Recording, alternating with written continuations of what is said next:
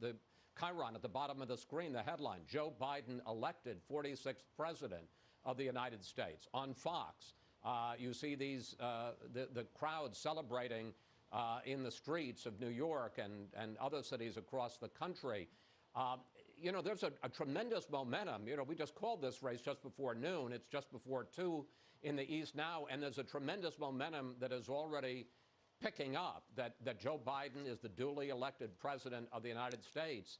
The President Trump may be digging in his heels, and he may have his lawyers out.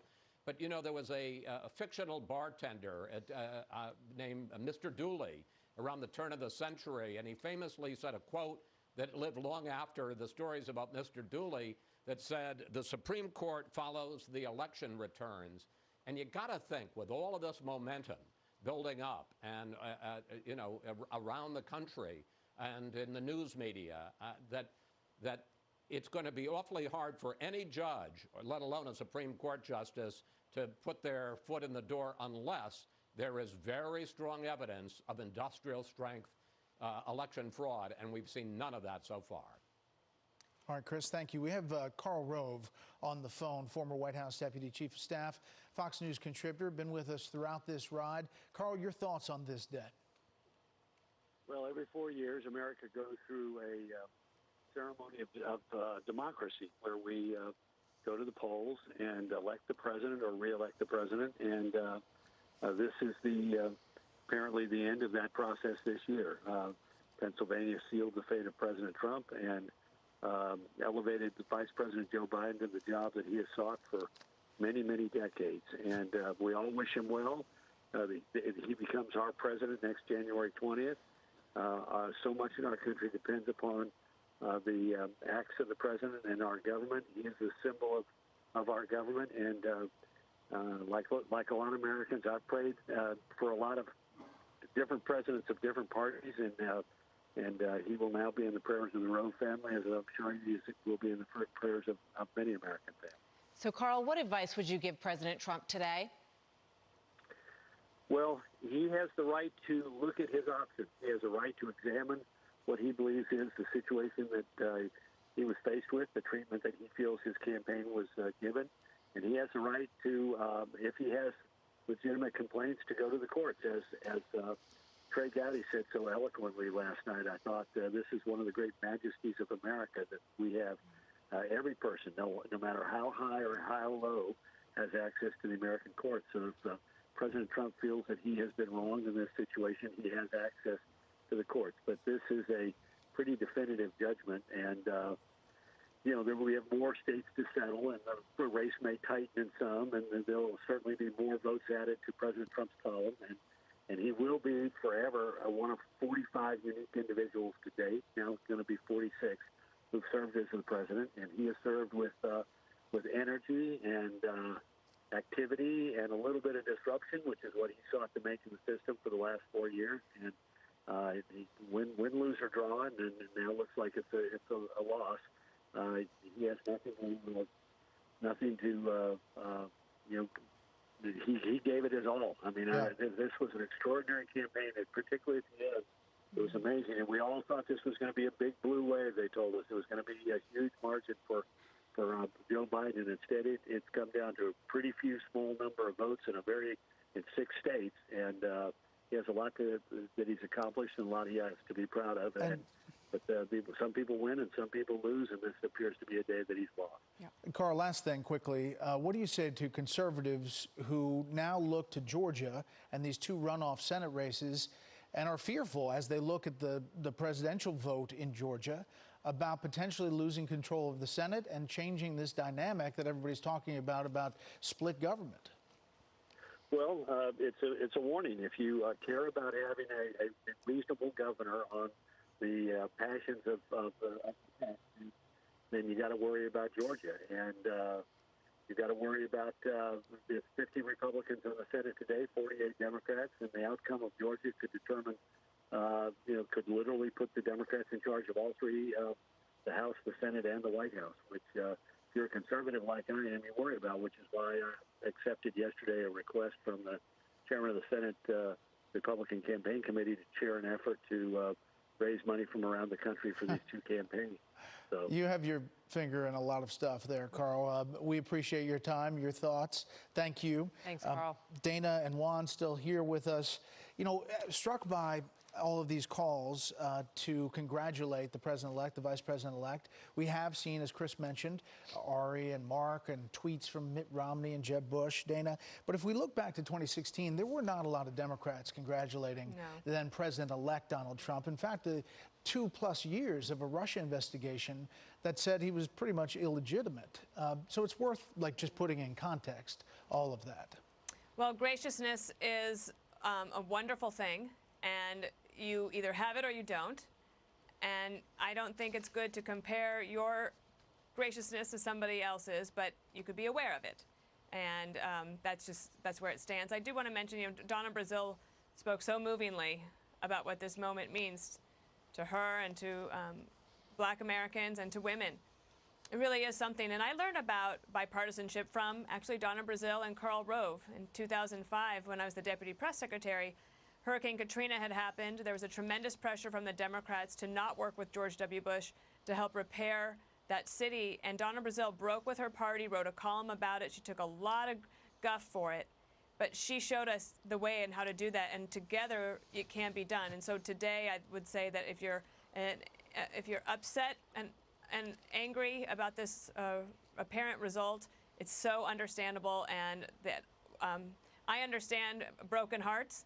And I just pray that everybody can feel a little bit better about where we stand in America at the end of this day.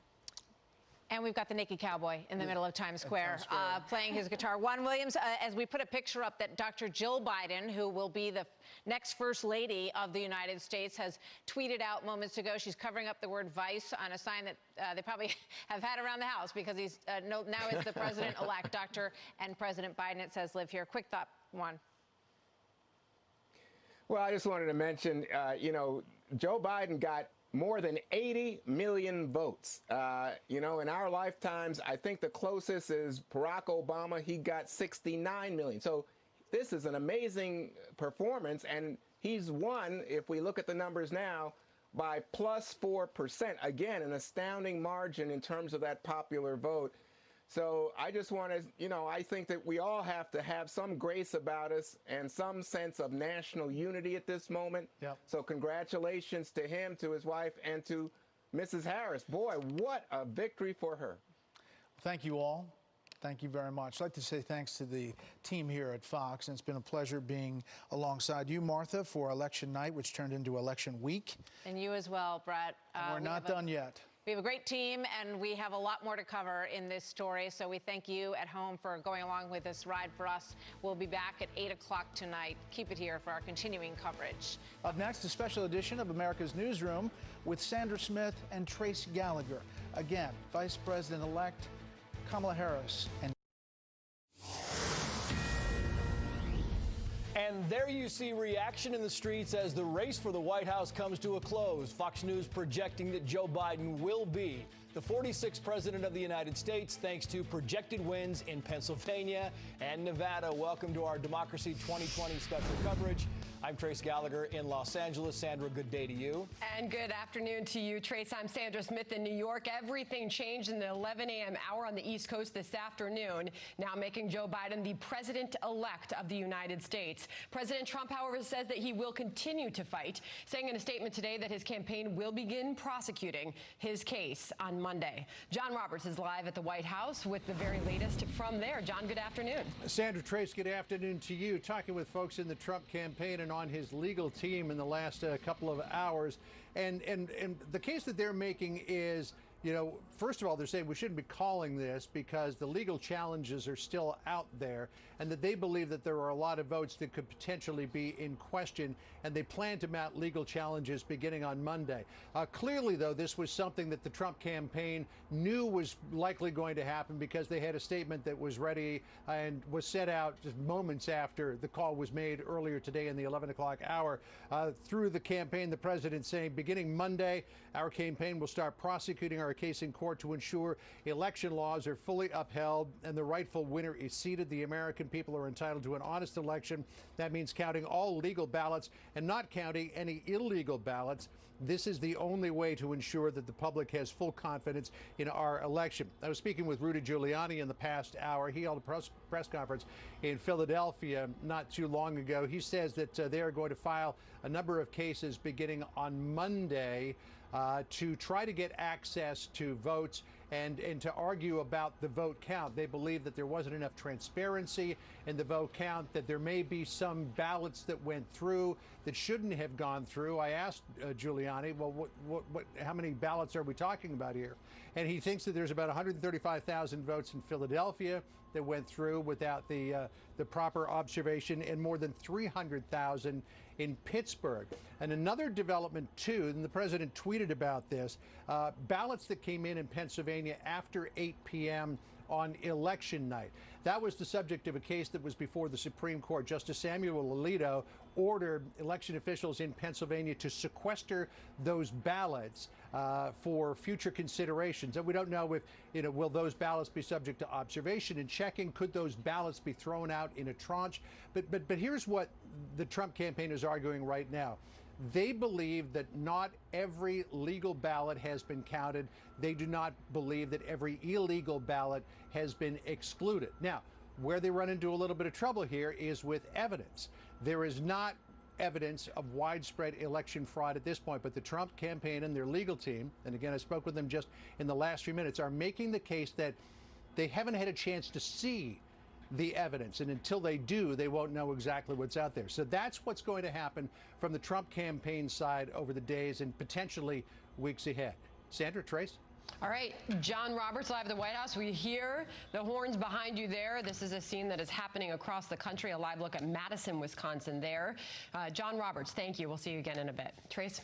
Meantime, President-elect Biden and Vice President-elect Harris will be speaking to the nation tonight. Peter Ducey, who's been following the Biden campaign from the start, is live in Wilmington, Delaware with the latest. Peter.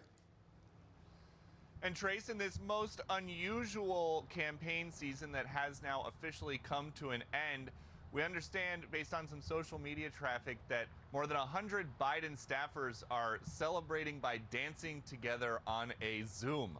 We have also now seen a photo on Dr. Jill Biden's Twitter page where it shows the president-elect and the first lady-elect standing there holding up a sign that says, President Biden lives here, and he's wearing a hat that says, we just did 46. We've also heard a little bit more from him today. He put out a statement. I'm going to read it to you in full. It says, I'm honored and humbled by the trust the American people have placed in me and Vice President-elect Harris. In the face of unprecedented obstacles, a record number of Americans voted, proving once again that democracy beats deep in the heart of America. With the campaign over, it's time to put the anger and the harsh rhetoric behind us and come together as a nation. It's time for America to unite and to heal. We are the United States of America, and there's nothing we can't do if we do it together. The campaign obviously did not have a heads up, really, that the calls were going to start coming in for them when they did, because the campaign manager, Jen O'Malley Dillon, was on a jog on an unseasonably warm day here in the Wilmington area when her mom called her and told her that she just saw on TV that they had won. There was another phone call that we've seen a clip of that is Kamala Harris and Joe Biden right when it happened. We did it, Joe. You're going to be the next president of the United States. There are about 100, 150 Biden supporters who have showed up. They are as close as they can get to this location that's been locked down by the Secret Service. They've got blue balloons. They've got Biden and Harris signs. Cars are driving by and honking and being waved along by the Secret Service and by the Wilmington police as they try to keep this area as locked down as they can ahead of remarks tonight. We understand at around 8 p.m., the Biden campaign is going to invite 400 cars filled with supporters in for a drive-in style event. The stage is surrounded by some preset vehicles, a couple of Jeeps. Who's my Secretary of Treasury is going made big trucks that have seats either on the top or in the flatbeds of the truck. That's where the Biden special guests are going to be when Kamala Harris speaks. And as for the first time as the vice president-elect, and then Joe Biden for the first time as president-elect. We think that's going to go off around 8 p.m. Trace? Peter Ducey, we will be watching live for us in Wilmington, Delaware. Peter, thank you for more insight. Let's bring in Fox News Sunday anchor Chris Wallace. Chris, it is great to see you. You watch, and while you're on one side of the screen, we've got the celebration in the streets, Biden supporters on the other side of the screen, and then you have at the White House, far from conceding, the Trump campaign saying it's going to prosecute this case in court beginning on Monday. Clearly, it's a heavy lift, Chris. You had law professor Jonathan Turley equating it to hunting elephants with a derringer, saying the Trump campaign needs a bit higher caliber to go after this. What do you think?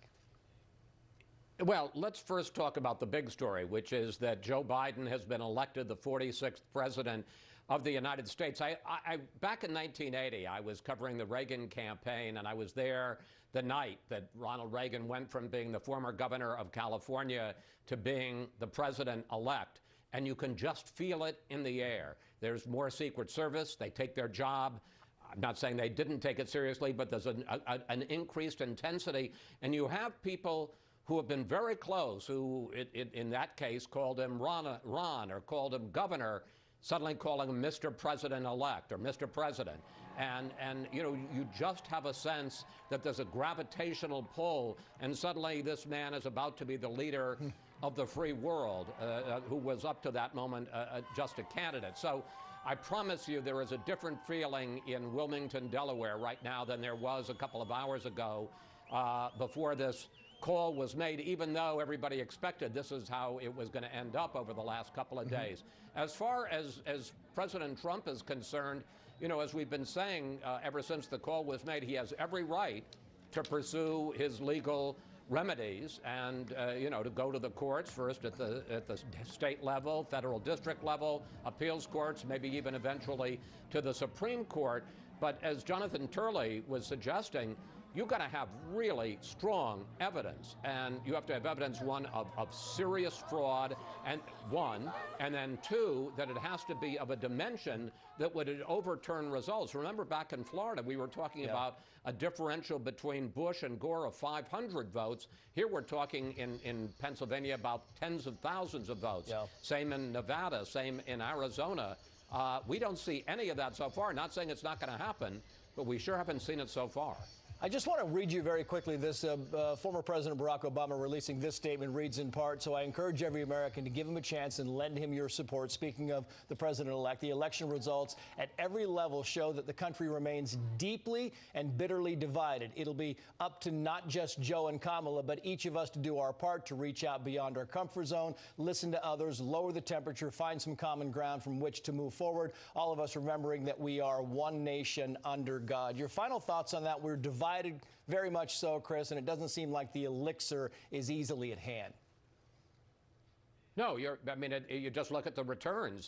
Donald Trump, as the losing candidate, will have gotten more votes, and the Trump supporters feel just as passionately as the people out in the street supporting celebrating Joe Biden's victory, feel just as passionately. He will have gotten more votes than anybody in the history of this country, except for Joe Biden, in this election. So 70 million Americans supported Donald Trump, and they're going to take his loss very bitterly. They feel just as passionately for him as these people do for Biden. How do you bridge that divide? I think former President Obama is right. It takes Joe Biden reaching out when hopes that Donald Trump will help in that reconciliation as well, and people in the halls of power in Congress and in the streets of America, because, it's a cliche, but there's so much more that unites us than divides us, and you just hope everybody on both sides will remember that. Chris Wallace, great to see you, sir. Thank you. Good insight. Be sure to tune in Fox News Sunday tomorrow. Chris will talk to Utah Senator Mitt Romney. Check your local listings for time and channel. Sandra. All right, thank you, Trace. Joining us now to talk about all this is the Trump campaign's legal strategist, Trump 2020 advisory board member and member of President Trump's legal team, Harmeet Dillon. Good afternoon to you. Thanks for being here. First of all, have you spoken with the president today?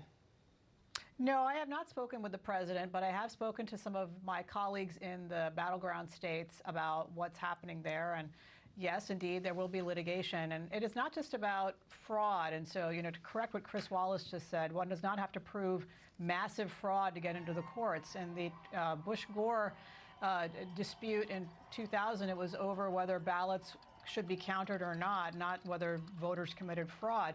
That's the issue in Pennsylvania. In Pennsylvania, there is a violation of our constitutional definition of who decides whether certain ballots that are received after the fact are counted or not. And that is indeed tens of thousands. And so whether those ballots are counted or not remains a crucial issue in that state.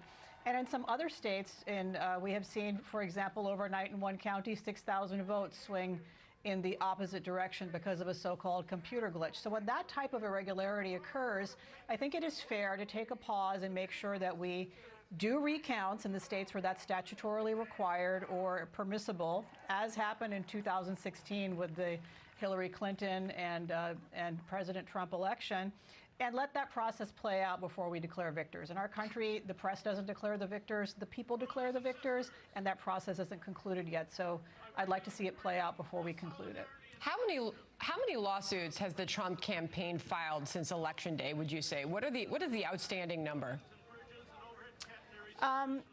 They're flying fast and furious, but it isn't that many. It's in the handful of states that are remaining. And so there have been multiple litigations, a couple of which we won in Pennsylvania already over the counting in Philadelphia. There was a lawsuit filed in Nevada. There may be other lawsuits filed in Pennsylvania concerning equal protection or other types of issues. There may be litigation in Georgia. There already has been litigation in Georgia. And in Georgia, there are some issues concerning so-called curing of the ballots and curing of the ballots by one party but not the other. That is an issue in some states as well. So, of course, look, at the end of the day, these will all play out. The courts will have a say one way or the other, and then I think people need to accept the outcome. As you've just pointed out on your show, a huge number of Americans voted for Donald Trump and Mike Pence, and I want people on both sides to accept this outcome. That's not going to happen if it looks like there's a cover-up or a rush to judgment. Right now, obviously, the case, the point is that there's not evidence of that voter fraud, or at least widespread evidence of voter fraud. And there is a new Trump campaign statement that came out in just the last couple of hours. And it says what this means is counting all legal ballots and not counting any illegal ballots. So you're making the case that you haven't even been provided the opportunity to find evidence of voter fraud. So how do you plan to do that, to prove this in courts? That's actually not what I said. There actually is evidence of fraud. There are individual affidavits that are being filed or will be filed in court together with these lawsuits. Where have you found that? I don't telegraph my legal strategy in advance. When they are filed in court, you can read them. And as you've already said on your show just a few minutes ago, lawsuits will be filed on Monday. And so where you have affidavits from voters saying that somebody voted in their name already, or that they were excluded, or that their ballot was discarded wrongfully, that's the type of evidence. And it's not for the media to judge that, it's for a court to judge it, and we'll get a judgment from courts one way or the other, and then there will be more finality around this election. All right, Harmeet, we appreciate your time this afternoon. Thank you for joining us. My pleasure. All right.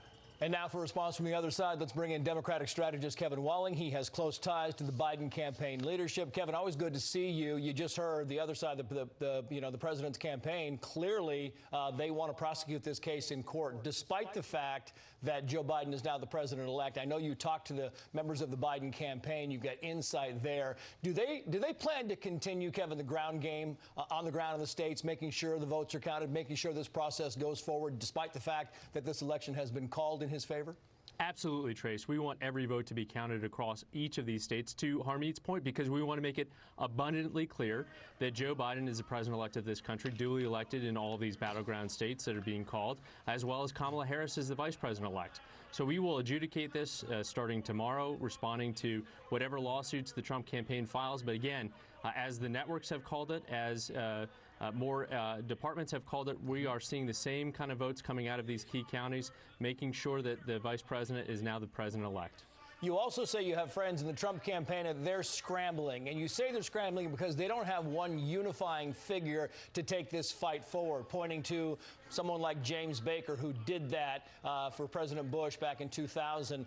Baker, by the way, says this, James Baker quoting here, there are huge differences between then and now. For one thing, our whole argument was that the voters have been counted and they've been counted and they've been counted and it's time to end the process. That's not exactly the message that I heard on election night. And so I think it's pretty hard to be against counting the votes there. What are your thoughts on that, Kevin?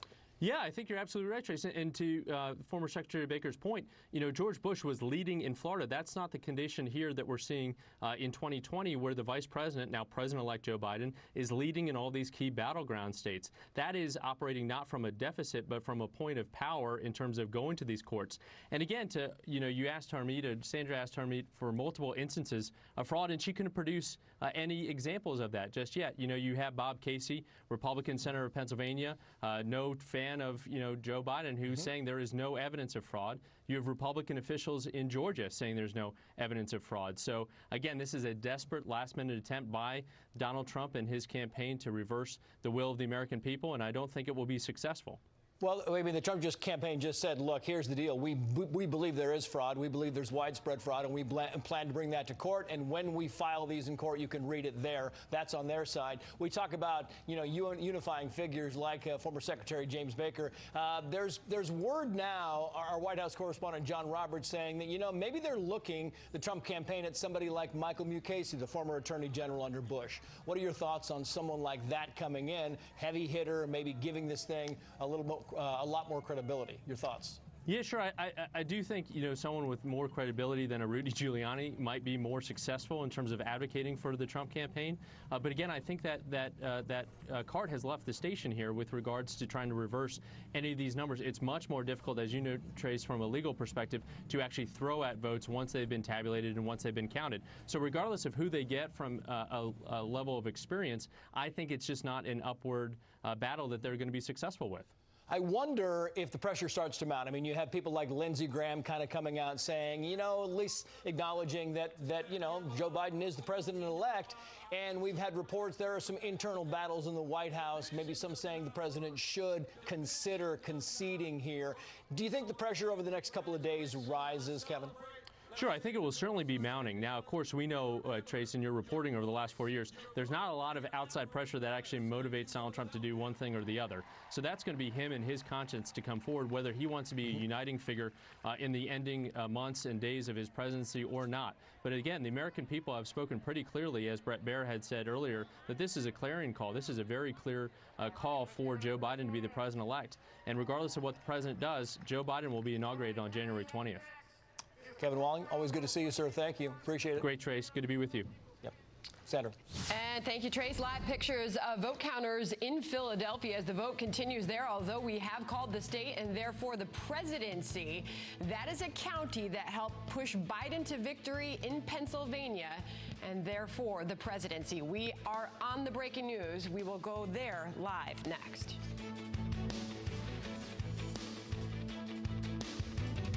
Is it go time for gold? With inflation fears rising, consider physical gold as a hedge. New Gold Rush pushes price to record highs. Gold prices could hit $3,500 in 2 years. Call Lear Capital now for the Gold Breakout Report. See why the Fed's new inflation targets, low interest rates, and unlimited money printing could drive gold prices higher. When could this happen? Call now. Get the report. See who's hedging their wealth with gold. And why gold has become an investment choice for many Americans trying to retire comfortably. Yes, gold is already near an all-time high, but there's still a ways to go from here, and a breakout to new all-time highs will lead to even higher highs ultimately. Get your special report and ask how you can receive up to $5,000 in bonus gold. Lear Capital, over 20 years in business and more than 85,000 customers. Give us a call today, 800-885-4000, 800-885-4000.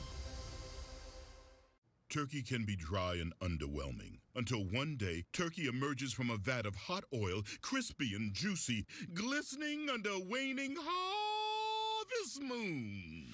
Arby's, we have the meats. Things are really uncertain in the world right now, and it just gives me an extra sense of security and peace of mind to know that I'm protected. When it really matters, trust ADT.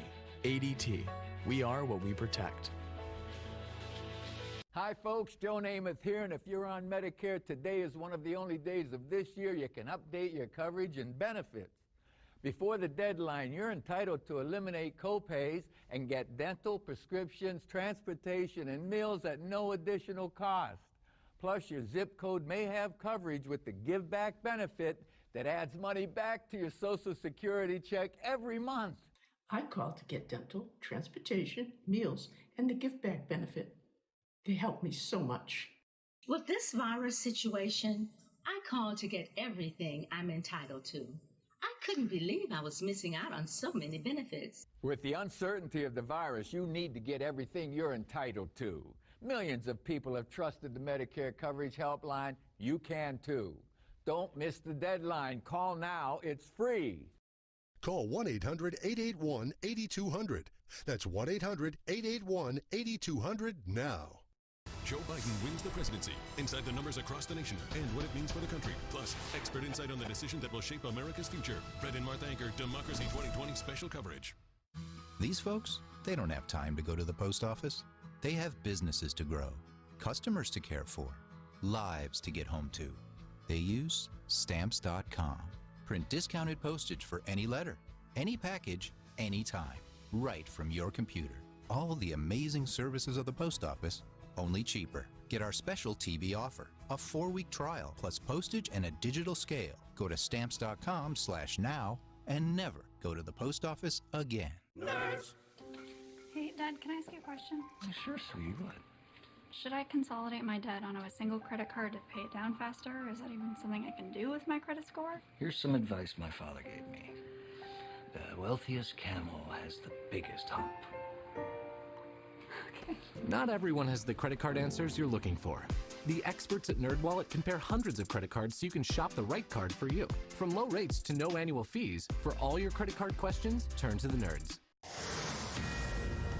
Fox News alert, little split screen action now. You can see right there on the left-hand side of your screen, that is people in the streets of the nation's capital celebrating the victory of Joe Biden, reacting to the news that he is now the president-elect. Let's get to Leland Vittert. He's live with the latest. Leland. Hey, Trace, just in the past couple of hours since the announcement, the crowd in downtown D.C. right in front of the White House has swelled to in the thousands. We're going to pan over, show you just how close we are. This is what was renamed Black Lives Matter Plaza, where the protests were back a couple of months ago in June. Certainly now, not any kind of protest. It's much more along the lines of a street fair. You've got people popping champagne bottles, the distinct smell of pot in the air at various times. We've had Sweet Caroline sing-alongs and Na Na Na Goodbye sing-alongs. Everybody's sort of generally kind of happy and enjoying the day on a beautiful Saturday out here, but there is a distinct feeling of relief mixed with anger, mixed with wishing that President Trump would just leave now is the general sentiment. But it's amazing how different the feel is out here than what it was like during the protests back in June. Certainly not any of the kind of violence or the difficulties that the Secret Service and others were planning for when the result of the election was announced, at least so far. Whether that changes as the hours go by out here, to be seen, but I'm right now looking at 3 or 4 champagne bottles that people had popped and sprayed the crowd with. So there's not the kind of idea of violence or difficulties that people had boarded up all of their stores for, Trace. Yeah, Leland Vittert, back to you, of course, as the news breaks. Leland, thank you. Sandra.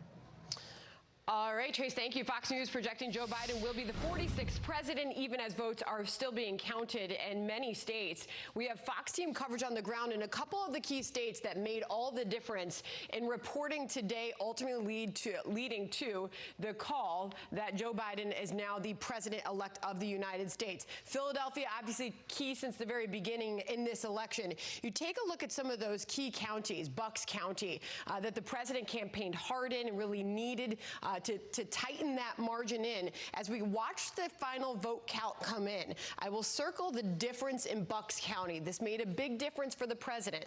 The difference, 15,509 votes in Bucks County. You can see Joe Biden winning by 51.5% in that county. You go back to the results of the 2016 election, and you can see that Joe Biden did lead the president by a greater margin in that county. That made a big difference in this election. You go to some of those other key blue counties, Allegheny County, home to Pittsburgh, where Hillary Clinton back in 2016 garnered 58.5% of the vote there. This time around, Joe Biden gained as far as votes counted in that county that were blue. That helped Joe Biden in this election. So we were watching Pennsylvania. This made the big difference in the call when that state was finally called earlier today. Jonathan Hunt is on the ground in North Las Vegas, but we're going to begin with Eric Shawn in Philadelphia because Eric, obviously, as we watch Philadelphia, this was a key county. So far, 432,000 is the difference in votes there. Joe Biden securing 81% of the votes in Philadelphia County. It made all the difference. Eric, good afternoon. Yeah. Good afternoon, Sandra, and hello, everyone. Yes, right, you are there, chanting in the streets, cheering, horn honking, shouting, chanting, a lot of joy and relief among many of these people here, especially in the rally that's being held behind me. Right now, we're at the Philadelphia Convention Center where the counting is going on inside. You know, that's where the focus has been on this election over the past 4 days. But on Monday, that focus will shift from the Convention Center to the federal and state courthouse here in Philadelphia because the president's legal team says that they have a slew of allegations involving voter fraud that they will present in court. Within the last few hours, Pam Bondi, Corey Lewandowski, and Rudy Giuliani held a news conference presenting some of what they say is evidence of this. They allege that some of the ballots were tampered with. They say dead people could have been voting in this election. And they continue to say that Republican monitors in the convention hall were not close enough to see the ballots. They at first were 25 feet away, then a federal judge cut that to 6 feet. But the Republican monitors were standing right alongside the Democratic monitors, so that rule affected the Democrats too. Here is Rudy Giuliani from earlier today. Those mail-in ballots could have been for anybody. Those mail-in ballots could have been for anybody they wrote in. Those mail-in ballots could have been written the day before by the Democratic Party hacks that were all over the convention center. What I'm saying to you is not a single one was inspected, as the law required. Well, multiple people who worked in the convention center as counters, I've talked to them today. They were counting the vote, and then in response to that, they told me fraud here inside this room was, they said, quote, impossible. They say there have been strict protocols and oversight at the counting room. Security, in fact, is so strict, they told me that officials search all the garbage, and they would not even allow pens on the floor here. The counters could not have pens in case there was any issue. Heather Cronin spent 5 days counting here. I couldn't have done it if I wanted to. There were too many people watching us. There was the poll work, the supervisors, there's the live stream, there was the monitors. It just wouldn't have happened. Could you take a Trump ballot and then crumple it up and throw it in the waste paper basket? Well, there were no trash cans. So no, you couldn't do that. Well, meanwhile, the Philadelphia District Attorney has set up a task force to investigate any allegations of voter fraud. They say they will do that. We've reached out to them to see if they have any active cases yet. We're waiting to hear back from them. Meanwhile, the two top Republicans here in the Commonwealth, the Speaker of the House and the Senate Majority Leader, both say that they have not seen any evidence of the voter fraud that the president's team has been talking about. But to be continued, this will land in court sometime next week. Sandra, back to you. Eric Shawn live on the ground there in Philadelphia, where, as you can see, the supporters of Joe Biden's victory are gathering. A reminder, with the two states called today, Pennsylvania and Nevada, where that put Joe Biden on the electoral map. 290 is the number to President Trump's 214, one of those key states that came in today. Projected win for Joe Biden in Nevada, 88% of the vote tally there. Take a look at the difference, 25,699 votes separated President Trump from Joe Biden. And you look at the 2016 election, and you do see that Joe Biden garnered a bigger percentage of the vote in that state. Clark County was the one we were watching. There's been obviously huge shutdowns that have hit the tourism industry. Las Vegas greatly affected by the coronavirus. And this is the result in 2016. Clark County, you can see Joe Biden did not get as much of the vote in that county as Hillary Clinton, but still it was enough to secure victory, and that led to a victory in the state. Ultimately, Fox News projecting earlier today that Joe Biden will win the state of Nevada, as the Trump campaign in that state is vowing legal action. Jonathan Hunt is live on the ground in Clark County, on the ground in Las Vegas for us this afternoon. Jonathan, what are you seeing and hearing there? Well, Sandra, worth remembering as well that we're not done counting here in Nevada, and given that the vast majority, around 90% of the outstanding votes to come are coming from Clark County, heavily Democratic, the numbers for Joe Biden appear on track to continue rising, and he appears set to continue to stretch that lead. So it's not done by any means, and he may well surpass the sort of margins Hillary Clinton saw in 2016. That is why, obviously, our decision desk has called Nevada for former Vice President, now President-elect Joe Biden. Meantime, you have the Republican lawsuit that was filed and got a hearing yesterday, late yesterday, in district court here. There were two planks of that lawsuit that were ruled on yesterday. One of them about the transparency of the members of the public and media being able to witness the counting. One of them on whether signature verification was adequate. In both instances, Republican lawyers only offered one individual as their evidence of their problems with both of those issues. So District Judge Andrew Gordon gave the Republican lawyers pretty short shrift and dismissed both of those claims for emergency relief. You might also remember that a couple of days ago, when this lawsuit was first announced, the former acting director of national intelligence, Rick Grenell, speaking on behalf of the Trump campaign, said the major plank of this is the claims that they were making that thousands of people who were not actually residents of Nevada had voted in the Nevada election. Well, that was barely mentioned in the court documents, and in fact didn't come up in the hearing at all yesterday.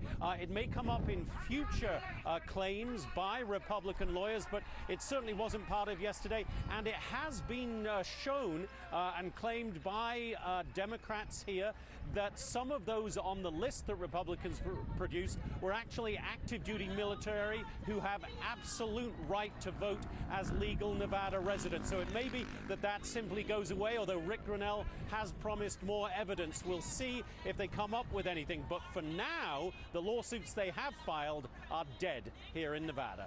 Sandra? Okay, Jonathan Hunt, live there in Las Vegas for us. Jonathan, thank you. Trace? Meantime, from Philadelphia, let's go now to New York and take a live look there. Clearly, that went heavily in Joe Biden's favor. We got protests in New York reacting to today's election news. Let's bring in Alex Hogan. She's live with what they're saying on the ground. Alex. Hi, Trace. Well, this is quite the celebration here in Times Square. If you take a look around me, I'm standing with about 8,000 people now crowding the streets. About 5 streets are blocked off these crossroads to make sure that there are no vehicles passing through these masses of crowds now overwhelming the streets. And if you look at New York, 55% of the vote went to Biden, whereas 43% of the vote went to Trump. But in Manhattan alone, 85.4% of the city voted for Biden, and only 14.5% went red. A lot of responses today from elected officials. The mayor of the city tweeting, "This is what democracy looks like." Chuck Schumer tweeted a video of himself congratulating Joe Biden. He also held up his phone so Biden could hear crowds cheering for him. Back here in New York City, a lot of cheering for this new victory that they say is something that they have long been waiting for. One person I spoke with here, this is David. David has been standing here for about 2 hours.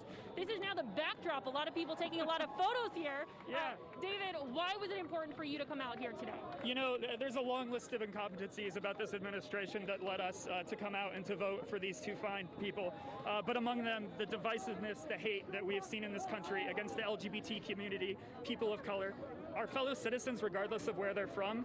That American carnage, it stops right here and it stops right now. That's exactly the message we've been hearing from a lot of people. You'll see a lot of people chanting, cheering. It's almost like a dance party. There was one instance of someone climbing this telephone pole over here, this light pole, I should say. Eventually, that person was taken down. But again, if you look around me here, the streets are just swarmed with people. This is something that is drastically different from what we have seen in Times Square throughout the pandemic. This area has been basically a skeleton of what it once was. Now crowded with people cheering, saying this is the moment they were waiting for. Trace? Scenes like that across the country. Alex Hogan live for us in Times Square, New York. Alex, thank you. All right, and by the way, a reminder that Joe Biden will be addressing the nation tonight. That is planned at 8 p.m. Eastern time. Of course, we'll all be watching and listening for that. And as far as the president's movements, we are told he just departed. He was playing golf today when all this was coming in, that he has departed Trump National. The motorcade has left, and we should see that shortly. Joining us now to discuss the election results and what we could see next is Axios co-founder Mike Allen. Mike, good afternoon. Thanks for being here. I'm looking at the front page of Axios right now. The headline, Biden era begins. What does a Biden administration look like? Yeah, we got a taste of it last night when Joe Biden came out and he was trying to hold back on the celebration, but he used the phrase mandate for action. And Axios has some new reporting for your Fox viewers about what he means by mandate for action. We're told that on Monday, before he announces his senior staff, which was the original plan, before he announces any cabinet members, he's going to announce a coronavirus task force. That's what his way of signaling. That's going to be job one for him. Of course, that is what he's going to be judged on. How do you get the country past the pandemic? How do you bring back the economy? He's leaning into that. Mike, it's a great point because while this transition takes place, there's no guesses out there that the coronavirus is just going to go away. So what do we know about Joe Biden and his plans, the president-elect's plans, as far as administration officials, task force members? There's been a lot of different reporting and names floated out there. Have you been able to do any further reporting on who he may be choosing to work with him? Yes, so I have some reporting for you on that. Mandate for action. So we're told that he's going to be very aggressive. He's, of course, had to revise his plans. They're reconfiguring on the fly because having a likely Republican majority Senate vastly constrains what he's able to do. The whole Build Back Better that we've seen his speeches on Fox over these weeks and months, all of that is much more difficult if you have a Republican majority Senate. So here's the new reporting. There's going to be much more of an emphasis on the executive branch. What can he do without Congress? What can he do through executive orders? You can undo a lot of what Trump did there. What can you do through regulations? And the interesting twist here is he actually has a little running room with his left. If he controlled all of government, if you had a blue White House, a Democratic Senate, and of course keeping a Democratic House, the rising part of the Democratic Party, the younger progressive wing, would have been constant pressure on Biden. Now, he, with his more centrist instincts, knowing that's where the country war is, he's able to hold that off a little bit because having to work with the Republican Senate says, I can only do so much. So he will buy time with his left through these executive orders, and we're told appointments. One quick thing about the who that you asked there, I would look for the more traditional Biden centrist people in the sort of national security world and more progressive and more liberal appointees in the other parts of the government. Mike, you know, right now watching, if we can get that off the screen, some profanity on a sign there. We're watching his supporters there in Philadelphia. And they have been making the case, his supporters, Joe Biden's campaign all along made it this. It was attacks on President Trump's character, and they have put out a message of unity that they are going to bring this country together. The economy is on the voters' minds. We saw it this time around. We saw it last time around. There have been vague details at times coming from the Biden campaign as to how they plan to proceed. He's been pressed on taxes. He has talked about not raising taxes for anyone making under $400,000 a year. One could make the case we saw a very strong economy under President Trump pre-pandemic. So what does this economy look like when Joe Biden gets a hold of it? Obviously pointing out what you are pointing out, Republicans likely keeping the majority in the Senate. Yeah, it's going to mean more limits to what he can do. Like the original plan, the plan until Tuesday was to do a massive coronavirus package and put as much under that banner as you could. Maybe even try and do some of your infrastructure spending. Do everything that you could there. That's harder now. And the Biden administration is facing the reality that going in, that despite the president saying that we're rounding the beautiful curve, of course we're not. And so they recognize that they could go in with a very, very difficult coronavirus situation and something that's going to use up a lot of their bandwidth. Like we're all praying for a vaccine. Once we get a vaccine or vaccines, getting the public to adopt it, the logistics of distribution, all that is going to be a massive lift for the administration. So I think it's possible that changes in taxes don't come to till year 2. There's so much to be done. Bandwidth is going to be their issue. You have the complication that I've got to leave it there. You're going to be negotiating with the other party. That's going to constrain what can be done. They're going to have to use their bandwidth very wisely. Mike, appreciate your time. We continue to see supporters for the president-elect gathering there in Washington as the day rolls on that we now know Joe Biden has topped President Trump and is now the president-elect of the United States. Mike, thank you. Trace? And now we move from Washington to Georgia, where the election results remain too close to call as mail-in ballots are still being tallied in that state, and it could happen maybe sometime early next week. Steve Harrigan is live from Atlanta with the latest there. Steve.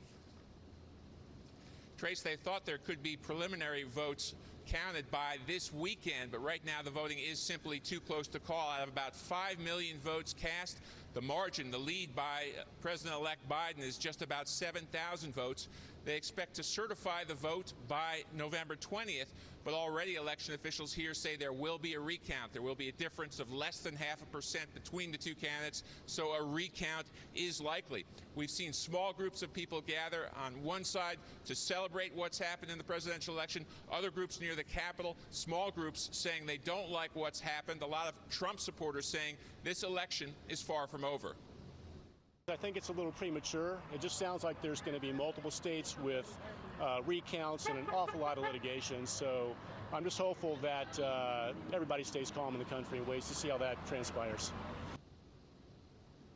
One thing that's clearly not over in Georgia are the Senate races. 2 Republican incumbents failed to reach 50% in the vote, so we're going to see 2 races in runoffs on January 5th, and those races could have major implications for who controls the Senate. One thing that is clear, though, at this point already is that Georgia has changed. It's been a reliable Republican state since 1992. That is certainly different now because of 1 million new voters, because of tremendous outreach by the Democrats to bring in new voters.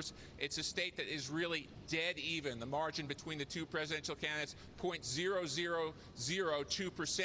And that even split comes at a time when the entire nation now will turn to Georgia to watch an incredible battle over 2 Senate races that could determine who controls the Senate.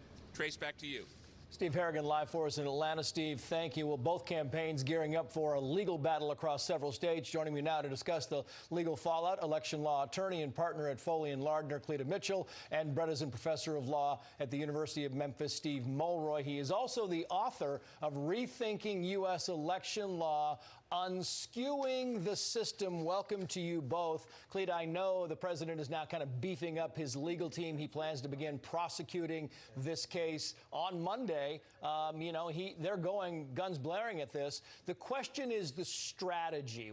They keep saying we're going to go after, widespread fraud and some irregularities. What's the strategy in your estimation going forward? Well, in order to do an election law challenge, you have to gather evidence, and that's what we're in the process of doing in Georgia. We're looking at anomalies in terms of vote projections versus vote results. We do not have yet from the Secretary of State's office the list of who actually voted. We only have that list through Monday.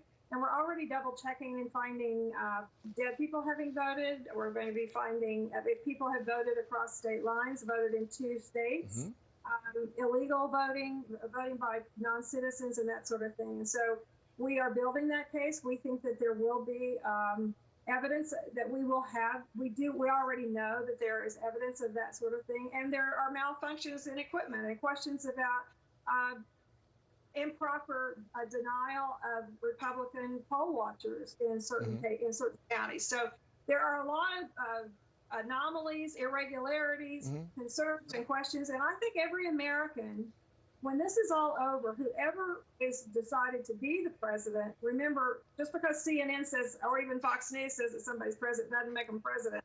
So I think everybody wants to know that this was done properly and legally, and that we can trust the results. And I think we have to look into every one of these concerns. Yeah, and I think. Yeah, and I think Cleta makes a very good point there, Steve. Look, the news media doesn't, just anoint the next president. The question becomes here, is this legal fight enough? Are there enough votes out there? Is there enough momentum and enough fraud to overturn some of the numbers that we have seen in these states that have been projected for Joe Biden, Steve?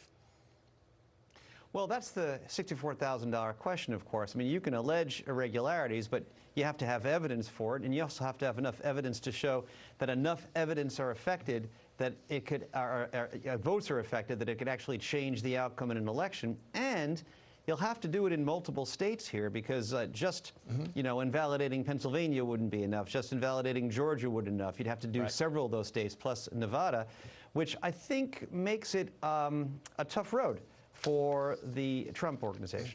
Yeah, and I want to put up, this is Trump's statement number 2, if I can, in the booth. And the president says this, Cleta, let me get your opinion. It says, it remains shocking, the Trump campaign, it remains shocking that the Biden campaign refuses to agree with this basic principle and wants ballots counted, even if they are fraudulent, manufactured, or cast by ineligible or deceased voters. We really haven't seen any contention by the Biden campaign that they want these votes counted. What's the mode there? I mean, are we trying to cast just skepticism on the entire process, Cleta, or what's the goal? Well, the goal is exactly what the president says. We want every legal vote counted.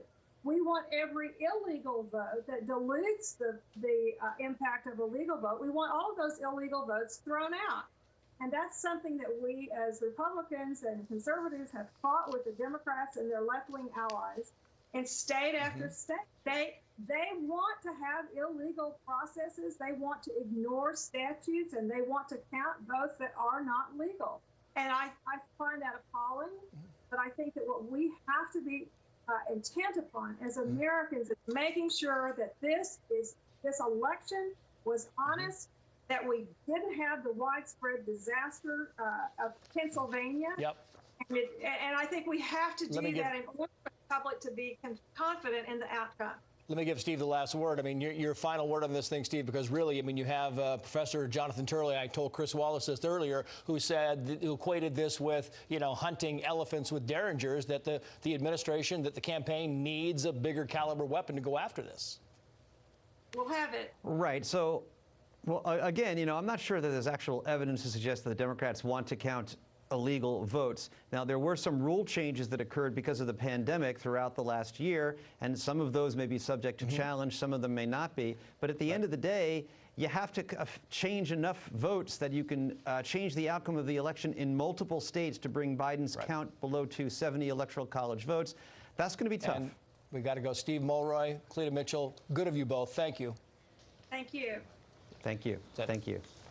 Thank you, Trace. Joe Biden's victory coming, of course, after a hotly contested election, but President Trump is still vowing to fight the results in court. And here with us now is anchor of the Daily Briefing and co-host of The Five, Dana Perino. And Dana, thanks for being here. I know you're going to be live coming up, I believe, with Bill Hemmer a short time from now as this day continues. Dana, I think it was such a great point that you made. It was a couple hours ago, just moments after the big news was made that it had been called that Joe Biden won the presidency. And you said, let's stop and take this moment in, because the country just elected the first woman and woman of color as the vice president of the United States. And this is a moment in history that we are all witnessing together. Well, it is true, right? And there will be so many firsts now with her there. And I know people have strong feelings of support or not supporting her. But regardless, this is a very historical moment. And I liked the viral video that they put out where she was out with her husband. They were out for a walk and she gets the call from Joe Biden. And she just seemed very at ease, you know, with herself, not in full hair and makeup for this moment, out on her walk. The other thing that I've come to appreciate is the relationship between Kamala Harris and her husband, Doug Emdorf. He is her best friend, and as many people in a marriage would say the same, but I think that it's just such a great example of him supporting her in this moment, and he'll be there for whatever she needs. I mean, we've seen movies or television shows about this kind of a arrangement, but this is the first time that we are seeing it in real life, and it is a moment worth pausing to reflect on. However, I would say that anybody who was watching when we had Donna Brazil, our colleague, on a couple of hours ago, when she was asked for her reflections on this moment, it was extremely moving for women everywhere, and especially black women. Dana, we were listening to the crowds in the streets there at Philadelphia as you were speaking, and I believe they're saying na na na na, hey hey hey, goodbye is what they're singing as they walk down the street. Everyone's trying to imagine what a Joe Biden presidency looks like, knowing what we saw throughout both of these campaigns, the attacks they leveled on each other. You know, in some cases, you could make the case, Dana, that there was a lack of real policy dispute and a lack of a light shine on really what Joe Biden plans to do with this presidency. So from what we heard from him throughout his campaign and Kamala Harris, what are the expectations? I think they're still trying to figure that out as well, because even though they won the presidency, the executive branch, they did not do well in the House of Representatives or in the Senate. I mean, obviously, Speaker Pelosi is still Speaker, but she has a much smaller margin. And I think that, you know, we have heard that the progressive left, right, would try to pull Joe Biden that way. He's going to probably try to resist that, but he's going to have some backup, because he'll say, that's not realistic, that we'll never get through a Republican Senate if the Republicans do hold on to that Senate. We have 2 runoffs that will happen in Georgia. And, you know, I know people have election fatigue, but Katie barred the door. Those are 2 very important elections, and everybody is going to be trying to win them. And now, of course, big questions over what this legal battle looks like. We were told that the president just left the golf course a short time ago. The motorcade was heading back to the White House. We probably will get a look at that shortly. But he's been pretty quiet today, Dana, as all this is going on. Perhaps we'll hear more from him later, but we know we will hear from Joe Biden. He's planning to speak at 8 o'clock tonight. He is. I think that the president is also letting his lawyers and his spokespeople speak for him today. I think that's absolutely appropriate, responsible, mature, the right thing to do at this moment. And I think that it was good that he was out getting some recreation, one of the things that he loves to do, just to have a moment to process things. And he says that they're going to go forward with these legal challenges. The thing is, I just feel like the PR train and the court of public opinion is moving much faster than the actual court system. And Cleta Mitchell makes some very good points. She was the guest that you just had on, talking about how every legal vote should be counted and anything that was illegal should be discounted. That's absolutely right. It's just, are there enough to overcome what looks to be the win for Joe Biden here? Absolutely. Unlikely. Dana, thank you. And as I just mentioned, Dana will be joining. Yeah, any tips on dealing with Hemmer? Nice nicest guy. It's going to be great. The day will continue, as I mentioned, with Dana joining Bill Hemmer to continue our special coverage coming up 4 p.m. Eastern Time. And you can always catch Dana on the Daily Briefing weekdays at 2 p.m. Eastern Time. So our coverage continues throughout the day. Stay with Trace and me as we take you through the next hour here on the Fox News Channel. Meantime, as news of Joe Biden's election win sweeps across the country, people are taking to the streets in cities coast to coast, including right outside the White House. That's a live look. We'll take you around the country. More breaking news. Big day next.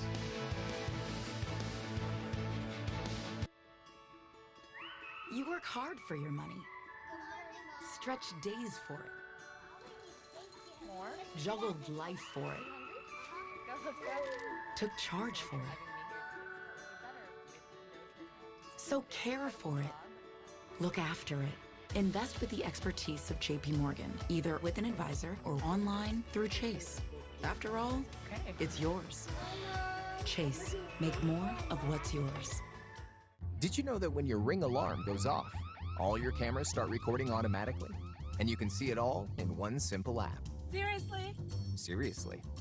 Smart security made simple. Learn more at ring.com. I'm Sebastian Gorka. I'm the host of the newest national radio show in America, 3 to 6 Eastern, Monday to Friday. If you think about what you spend money on, I think about coffee. We've become a coffee culture. You know, people like their lattes, their spiced cappuccinos, whatever it is. If you think of the price of Balance of Nature, it's probably the equivalent of 10 coffees. For a month, 10 coffees, you'll pay that money in a week. And instead of spending money on overpriced coffee for a week, you're getting health for a month. How does that math not make sense on anybody's budget? I don't care who you are. If health is important to you, I can't think of no cheaper way to get healthy than Balance of Nature. Balance of Nature is now offering 35% off on any new preferred order. Call 1-800-2468-751 or go to balanceofnature.com and use discount code FOXNEWS.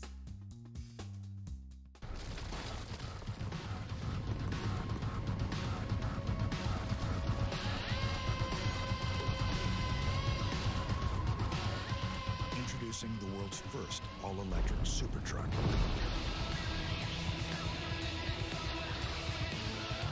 The revolutionary GMC Hummer EV. Reserve your all-electric super truck now at gmc.com. Be among the first to own the revolutionary Hummer EV.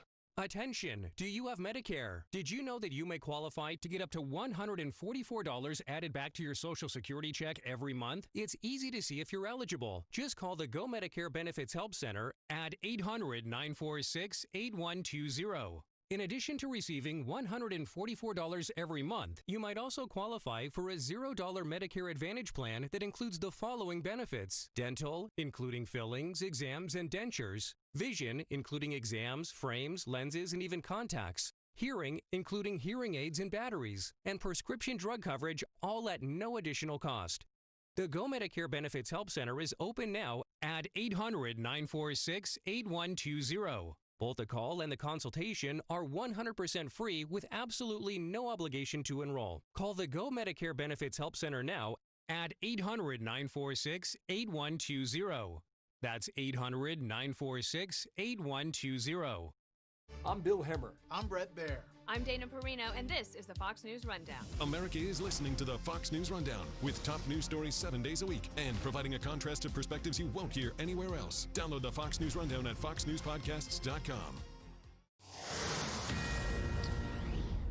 It is 3 o'clock on the East Coast. People gathering on the streets of Washington, D.C., Philadelphia, and around the country as news spreads of Joe Biden being elected as the 46th president of the United States. Welcome to our Democracy 2020 special coverage on this Saturday afternoon. I'm Sandra Smith in New York. Hello, Trace. Sandra, good day to you. Good day, everyone. I'm Trace Gallagher in Los Angeles. President Trump is back at the White House after playing a round of golf, and he vows that his campaign will be taking legal action beginning Monday. The chief White House correspondent, John Roberts, is live for us at the White House with the latest on the president's plans. John. Trace, Sandra, good afternoon to you. We do not know if we're going to hear from the president today or not. I would suspect that we likely won't. We heard from him through his campaign earlier, and the message from the president was that for him at least, and at least for the moment, this is not over. The president saying, quote, beginning Monday, our campaign will start prosecuting our case in court to ensure election laws are fully upheld and the rightful winner is seated. The American people are entitled to an honest election. That means counting all legal ballots and not counting any illegal ballots. This is the only way to ensure the public has full confidence in our election. It remains shocking that the Biden campaign refuses to agree with this basic principle and wants ballots counted even if they are fraudulent, manufactured, or cast by ineligible or deceased voters. There are going to be a number of suits that will be filed on Monday. I was speaking to Rudy Giuliani about this a little more than an hour ago. They claim that there are tens of thousands of ballots, particularly in Pennsylvania, that went through without being properly inspected. What they're trying to do is get a look at these ballots to see whether or not the postmarks were correct, whether or not the signatures match, whether or not the ballots were filled out correctly or not. The president believes that he's got a lot riding on this. In a tweet that was flagged by Twitter this morning, the president saying, I won this election by a lot. In another tweet, which was actually censored by Twitter, the president said people were screaming, stop the count, we demand transparency, as legal observers were refused admittance to count rooms. And then another one that was censored by Twitter, tens of thousands of votes were illegally received after 8 p.m. on Tuesday, Election Day, totally and easily changing the results in Pennsylvania and certain other razor-thin states. To that point, this idea of the 8 p.m. Tuesday deadline, in Pennsylvania at least, that was the subject of a case that was before the Supreme Court. And yesterday, Justice Samuel Alito ordered the state of Pennsylvania to sequester any ballots that came in after 8 p.m. on election night. Unclear at this point what is going to happen with those ballots, whether they will be inspected, whether they will be disallowed. It's too early to tell. Sources tell Fox News that, obviously the president wants to fight this, but that he is really being encouraged by members of his family to keep fighting this. At this point, it's unclear how far he's going to take it. Trace and Sandra, he'll probably give it a few days to see how the legal process unfolds. If it looks like the legal process is going somewhere, the president may decide to continue to pursue it. Don't forget, we've got until December the 14th when the electors meet to anoint the new president, to make some ground on the legal front. And if there is some ground made, you could always delay that December 14th vote as well. Or if he sees in the next few days, after digesting the loss for a while, mourning it, if you will, that he chooses to gracefully bow out. We do not know that yet. But what the immediate goal is with the president and the Trump campaign is to try to get a court to agree to grant access to those mail-in ballots so that they can be examined for any possible irregularities. Trace, Sandra? John, back to you. If the president decides to speak, John Roberts live at the White House. John, thank you. Sandra. Thank you, Trace. President-elect Joe Biden and Vice President-elect Kamala Harris will address the nation 8 p.m. Eastern time tonight. Peter Ducey is live from Wilmington, Delaware, with more on that. So, Peter, what do we expect from this address? Will Joe Biden and Kamala Harris appear together tonight? They will, Sandra, socially distanced, of course. First, though, the mood here at Biden Campaign HQ in Wilmington isn't just excited because the election has been decided. Two women just got engaged right outside the security checkpoint in a crowd that has been steadily growing since the networks all called this election for Joe Biden. Joe Biden right now, the president-elect, remains at home in Wilmington, about 15 minutes away from the stage where he will make the biggest address of his entire political career. He's wearing a hat that says, "We just did 46," and he posed with his wife, the future First Lady. There you see the photo, holding a sign that says Dr. and Vice President Biden lived here, and you can see they've crossed out the Vice and covered it, so it just says President Biden lives here. His first statement as the victor reads like this in full: "I am honored and humbled by the trust the American people have placed in me and Vice President-elect Harris. In the face of unprecedented obstacles, a number of Americans voted, proving once again that democracy beats deep in the heart of America. With the campaign over, it's time to put the anger and harsh rhetoric behind us and come together as a nation. It's time for America to unite and to heal. We are the United States of America, and there's nothing we can't do if we do it together." Kamala Harris, the first ever female vice president-elect and the first ever black vice president-elect, was out on a walk in workout clothes when the calls came in for them, and she picked up the phone. We did it, Joe. You're gonna be the next president of the United States.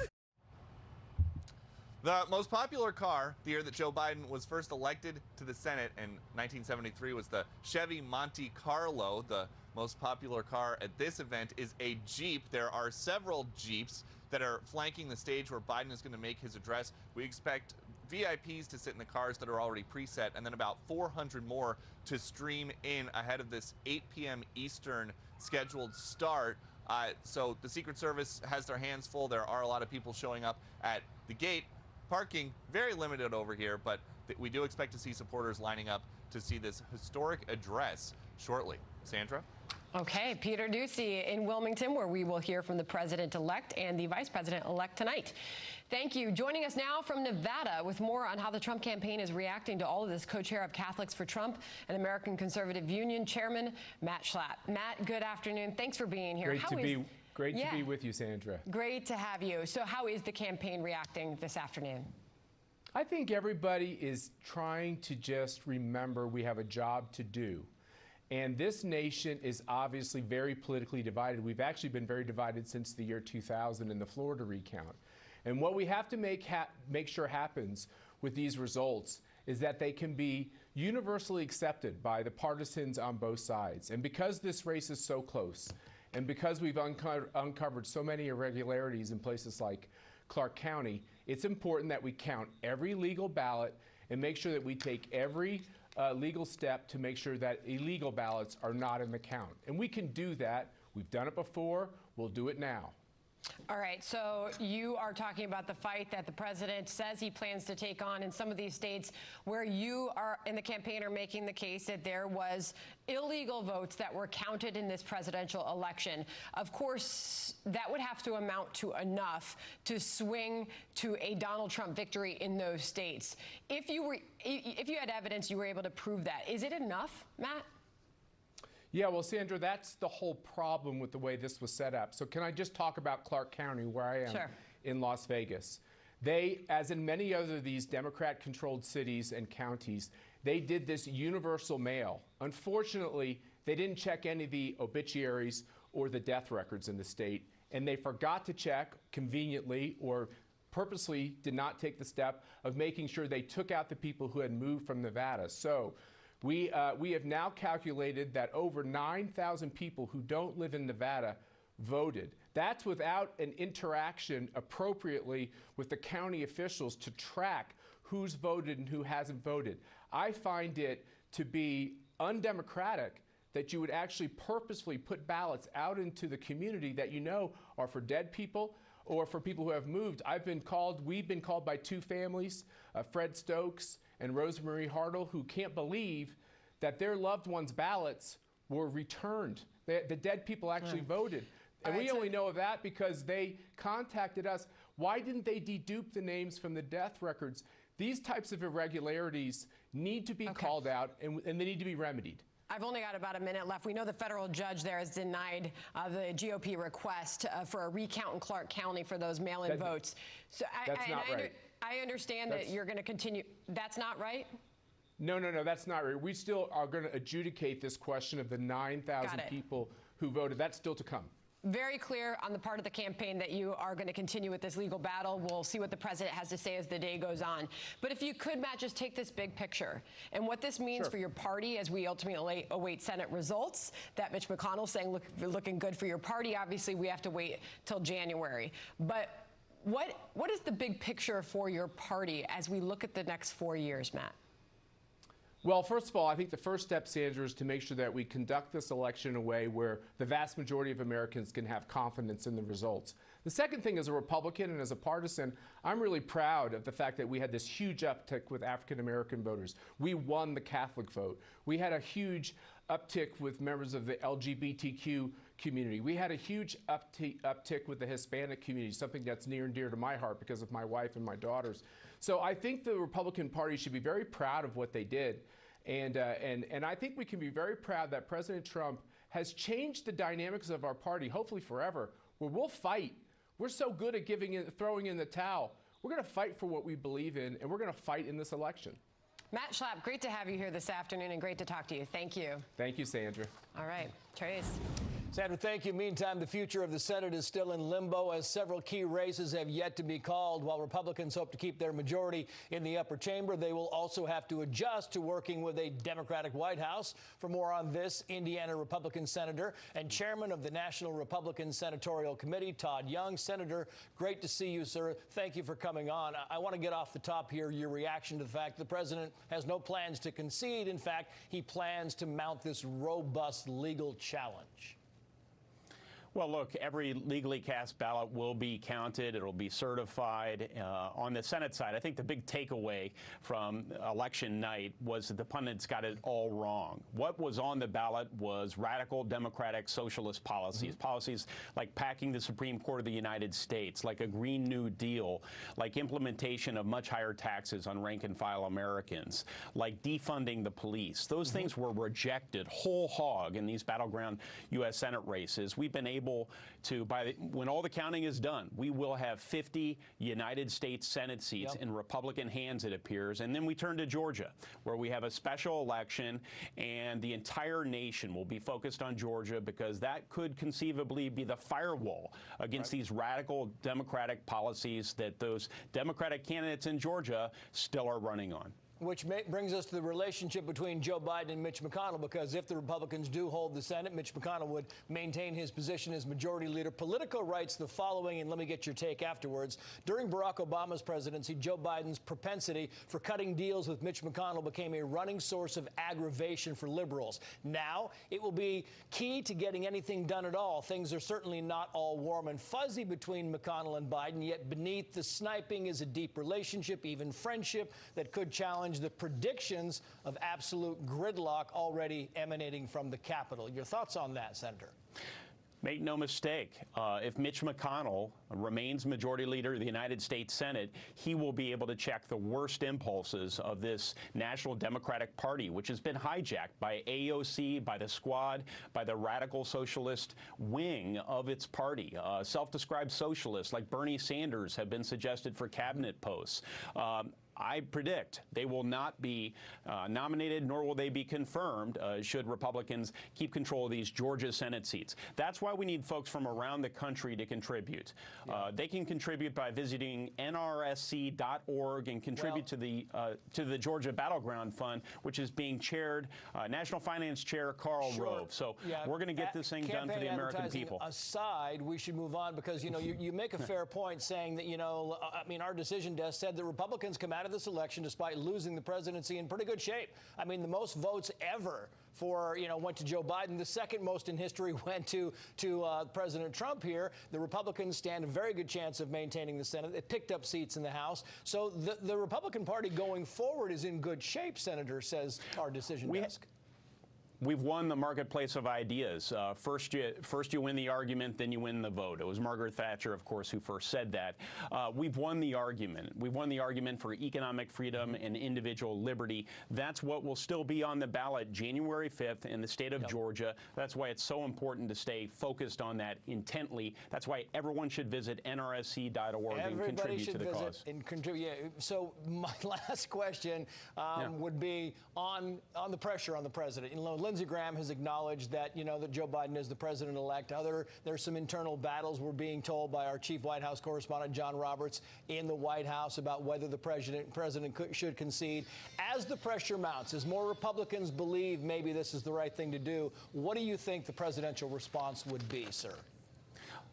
Look, all Americans just want to make sure that every legal vote is counted. I know that Trump camp, they share the same goal, and that's why these legal processes will play out. They'll play out soon. The American people need to show some patience, and all will be well. You didn't want to plug the fund one more time, son. I'm teasing you. But thank you. Oh, you mean at nrsc.org? Absolutely. The Georgia Battleground Fund to hold on to those 2 United States Senate seats. Sir, thank you for your time. We very much appreciate it. Thank you, Trace. Yep. And now for the Democratic response. Pennsylvania Senator Bob Casey joins us. Fox News projecting Joe Biden winning the Keystone State after a very tight race. That made all the difference in this election, ultimately electing Joe Biden to the 46th, to be the 46th president. Good afternoon to you. First, your reaction on this historic day. Oh, thanks very much. No, it's a great day, and it was especially significant that Pennsylvania was, in essence, the deciding state at the end. But just I think for a lot of Americans, and certainly for me and for Vice President Biden, now President-elect Biden, and Kamala Harris, I think it's a day to express gratitude. That's certainly what was on Joe Biden's mind from earlier today. When the celebrating in the streets comes to an end, which we continue to see throughout the day today in various cities across the nation, a live look there in Philadelphia. So it looks like there's a bit of a party there. Kamala Harris tweeting this out just moments ago, Senator. Joe Biden and I are ready to get to work on behalf of the American people. We are going to hear Joe Biden address the country tonight. What is necessary to hear from him as he addresses the American people? Well, I'm not going to tell him what to say, but I'm sure that that word gratitude will be part of his remarks. But he also, I think, will focus on the battle ahead, the challenges we have. We still have a raging virus. I'm just looking at the numbers: 9.6 million cases across the country, and 235,000 more than that deaths.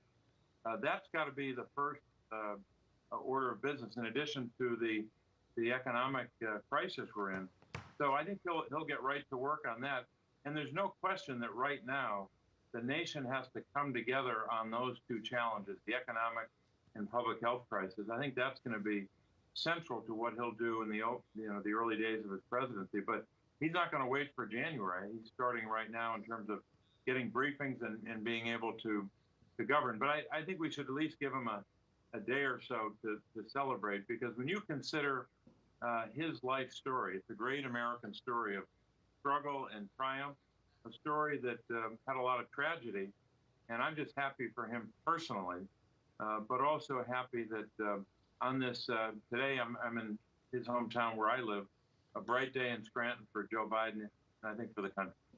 Senator, heading into this, of course, you know there was often a debate over a centrist Joe Biden, a Kamala Harris that could bring him farther to the left. You're seeing what's happening in the Senate, of course, waiting on January, but looking good for Republicans there.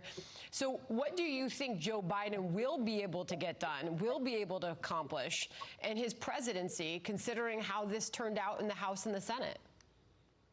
Well, I don't think there's any question that people in both parties in the Senate, despite what I heard from my friend Todd, who's a good guy, but was talking about, I know he wants to talk about that Senate race, I do as well. But I think the most important thing we've got to do in the Senate, no matter who is in the majority, is to focus on the crisis that is in front of us. We have record cases right now, well over 100,000 cases day after day after day. We had a record in Pennsylvania for one day. We've got to put this virus behind us. We've got to tackle it. What does that mean, Senator? When I hear that, and so many American people wonder, especially look what happened down there in Clark County, Nevada. The margin by which Joe Biden won was not what Hillary Clinton garnered in 2016, although they're still counting in that county. Of course, we'll watch that come in. But when you talk about that, you have to talk about the economy as well, and what Joe Biden would plan to do to ultimately, limit the spread of this virus. Is he willing to shut down the country again? No, what he's going to do is tackle the virus, and we got to help him do that. Everybody should wear, as they say, wear a mask. And I think it's going to be helpful to have a president who will model the behavior and have a strategy. We need a national testing strategy. We need to make sure that every frontline worker has the personal protective equipment they need. We can do this as a country. We can tackle the virus, and the faster we do that, the faster we can create the millions of good-paying jobs. Senator, I can't help but point out an obvious image on the screen right now of hundreds of supporters celebrating, gathering in streets and cities across the nation. Should that be addressed? Well, they're celebrating, but they have masks on. I was just outside, and everyone I saw had a mask on. Look, this is a crisis for the country, but I think we can tackle it with effective leadership. It is very true. This is something that we are dealing with in many states, still seeing spikes and record cases in some states. We will see how the next couple of months go. Senator, appreciate your time. Thank you. Thanks very much. All right. Well, we have seen celebrations in the nation's capital, in New York and Wilmington, Delaware. Up next, that's a live look in Los Angeles. And we'll go live to the streets there as the celebrations for Joe Biden becoming the president-elect go on. Next.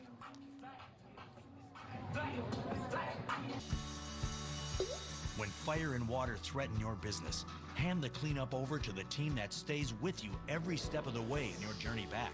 1-800-SERVPRO and ServPro.com, like it never even happened. Things are really uncertain in the world right now, and it just gives me an extra sense of security and peace of mind to know that I'm protected. When it really matters, trust ADT. ADT, we are what we protect. Hi folks, Joe Namath here, and if you're on Medicare, this is important. Today is one of the only days of this year you can update your coverage and benefits. Before the deadline, you're entitled to eliminate premiums and copays and get dental care, dentures, eyeglasses, in-home aids, prescription coverage, unlimited transportation, and home-delivered meals, all at no additional cost. Plus, your zip code may have coverage with the Give Back benefit that adds money back to your Social Security check every month. Look, with the uncertainty of the virus and vaccines, you need to get everything you're entitled to. Millions of people have trusted the Medicare Coverage Helpline. You can too. Don't miss the deadline. Call now. It's free. Call 1-800-881-8200.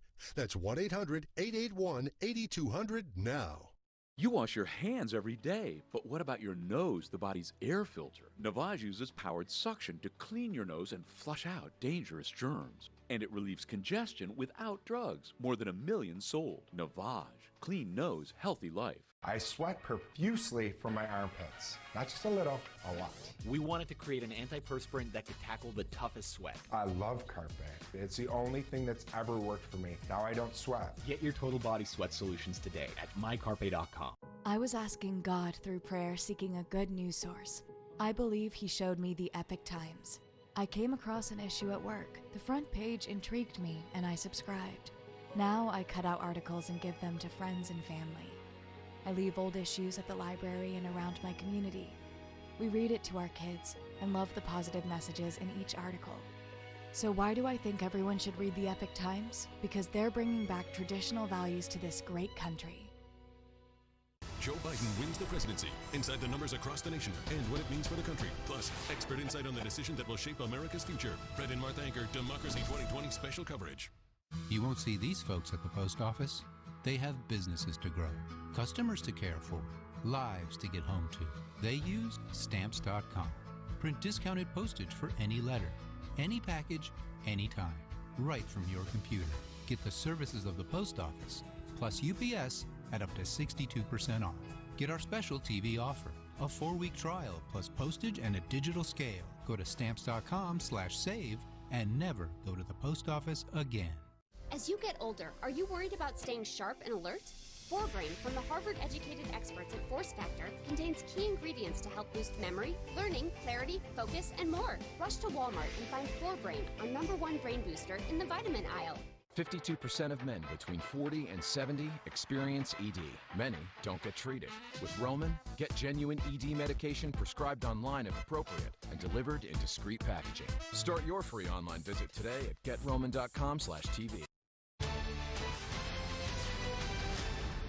Well, crowds of Biden supporters gathering in Los Angeles to mark his election win. Let's go live to Christina Coleman. She's in downtown Los Angeles with more. Christina, good afternoon. Hi, good afternoon. Yeah, it's a very lively situation out here. A lot of people, a lot of energy, a lot of excitement. I asked some people, how did you feel the second you heard this news today? And they just said, they were incredibly happy. California, a very Democrat state, and a lot of people here very excited. As you know, Senator Kamala Harris, this is her home state. So a lot of people excited, saying history is being made. They are also saying that they felt like the country needed to go into a different direction. So these people, there are a number, there's several thousand, but there's all kinds of groups out here, you know, and they've just been dancing and celebrating for hours now, marching throughout downtown LA. But I want to mention, you know, this is not the only place where these celebrations are going on. Around the country, other groups of Biden supporters turning out to demonstrate in favor of continuing the vote counts. Many of these, like here in Los Angeles, have turned into celebrations for the new president-elect. Some Trump supporters still turning out. Stop the Steal protests have popped up in downtown Atlanta, Colorado Springs, and Phoenix. But here in California, downtown LA, as you can see, a lot of people say, you know, they are excited with the way that this election has turned out. They don't believe that there are these massive cases of voter fraud, and they are just excited for the way that things are going, and they say they're very hopeful for the future. I'm hoping you're able to hear me. It's so incredibly loud. Yeah, we hear you fine. Christina Coleman live for us in downtown Los Angeles. Christina, thank you. Sandra. President Trump and the Trump campaign pushing back as the media, including Fox News, called the election for Joe Biden. Fox News media analyst and media buzz host Howard Kurtz joining us now to break it all down. So, Howie, as we continue to look at these live pictures of celebrations happening in the streets in many cities across the country, your thoughts on this big day? My thought, Sandra, is that once again it comes down to President Trump versus the media. These calls by the networks and projecting that Biden will win, they don't have any official status. Obviously, the states have to certify the votes, but they have broadcast to the world that Biden is the president-elect, and they are the reason, these decisions, why Biden is addressing the nation tonight and claiming victory. But listen to this Trump statement. The president saying, we all know why Joe Biden is rushing to falsely pose as the winner and why his media allies are trying so hard to help him. They don't want the truth to be exposed. Simple fact is this election is far from over. Trump casting this as another fake media narrative. Howie, you just wonder, as you see the celebrations, we'll hear from Joe Biden, Kamala Harris, they're set to speak at 8 o'clock tonight and address the nation. You wonder what the days and the weeks look like, knowing that the Trump campaign is making it very clear. We had one of their legal strategists on just a short time ago. That they still plan to fight this, the outcome of the election in many of these key states. Look, the president has every right to pursue legal challenges, as any candidate in a close contest would do, and it was a lot closer contest than most in the press expected. But his message is being undermined to some extent, Sandra, by leaks from the White House and the campaign, unnamed officials telling the Wall Street Journal, the Washington Post, and other news outlets that they're trying to calm the president down, trying to prepare him for what they see as the likelihood of defeat, and that they don't believe that these legal challenges have enough evidence of any massive fraud to overturn the results in these key states. So I think we'll have the legal battle, and we'll all cover it, of course, but at the same time, Biden has decided, and we'll see tonight, to act as the president-elect. You know, Howie, so many are already looking back at how the media covered the campaigns, how the pollsters may have gotten it right or not so right in some cases, Howie. And now we wonder what it looks like to have the media cover a Joe Biden presidency and how it may be covered by the various networks and newspapers and how different that may look. Well, I think because the former Vice President Biden gave relatively few interviews, and I think the press was pretty soft on him and gave him a pass on a whole lot of things, I think the press will have a responsibility to show that as president, they will be tough on him as on any president, but clearly it will be less frenetic. You won't have the Twitter wars. Biden has a more deliberative, calmer style. I don't think he'll be in the news as much. I don't think he wants to talk to reporters 5 times a day or make news 10 times a day.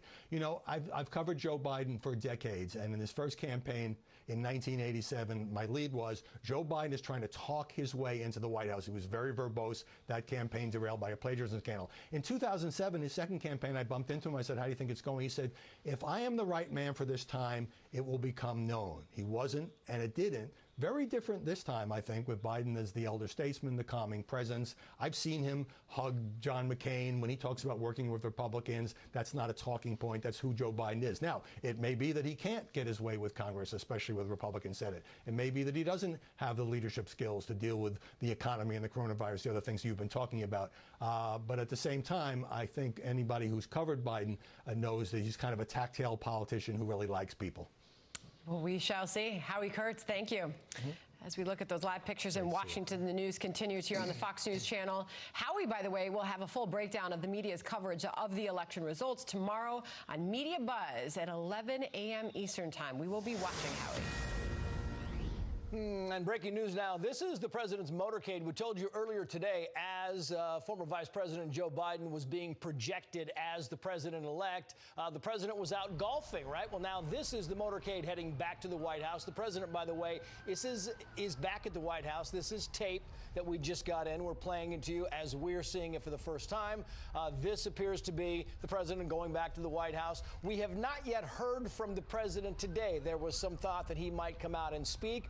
We know that President-elect Joe Biden and Vice President-elect Kamala Harris will be speaking tonight, 8 p.m. on the East Coast.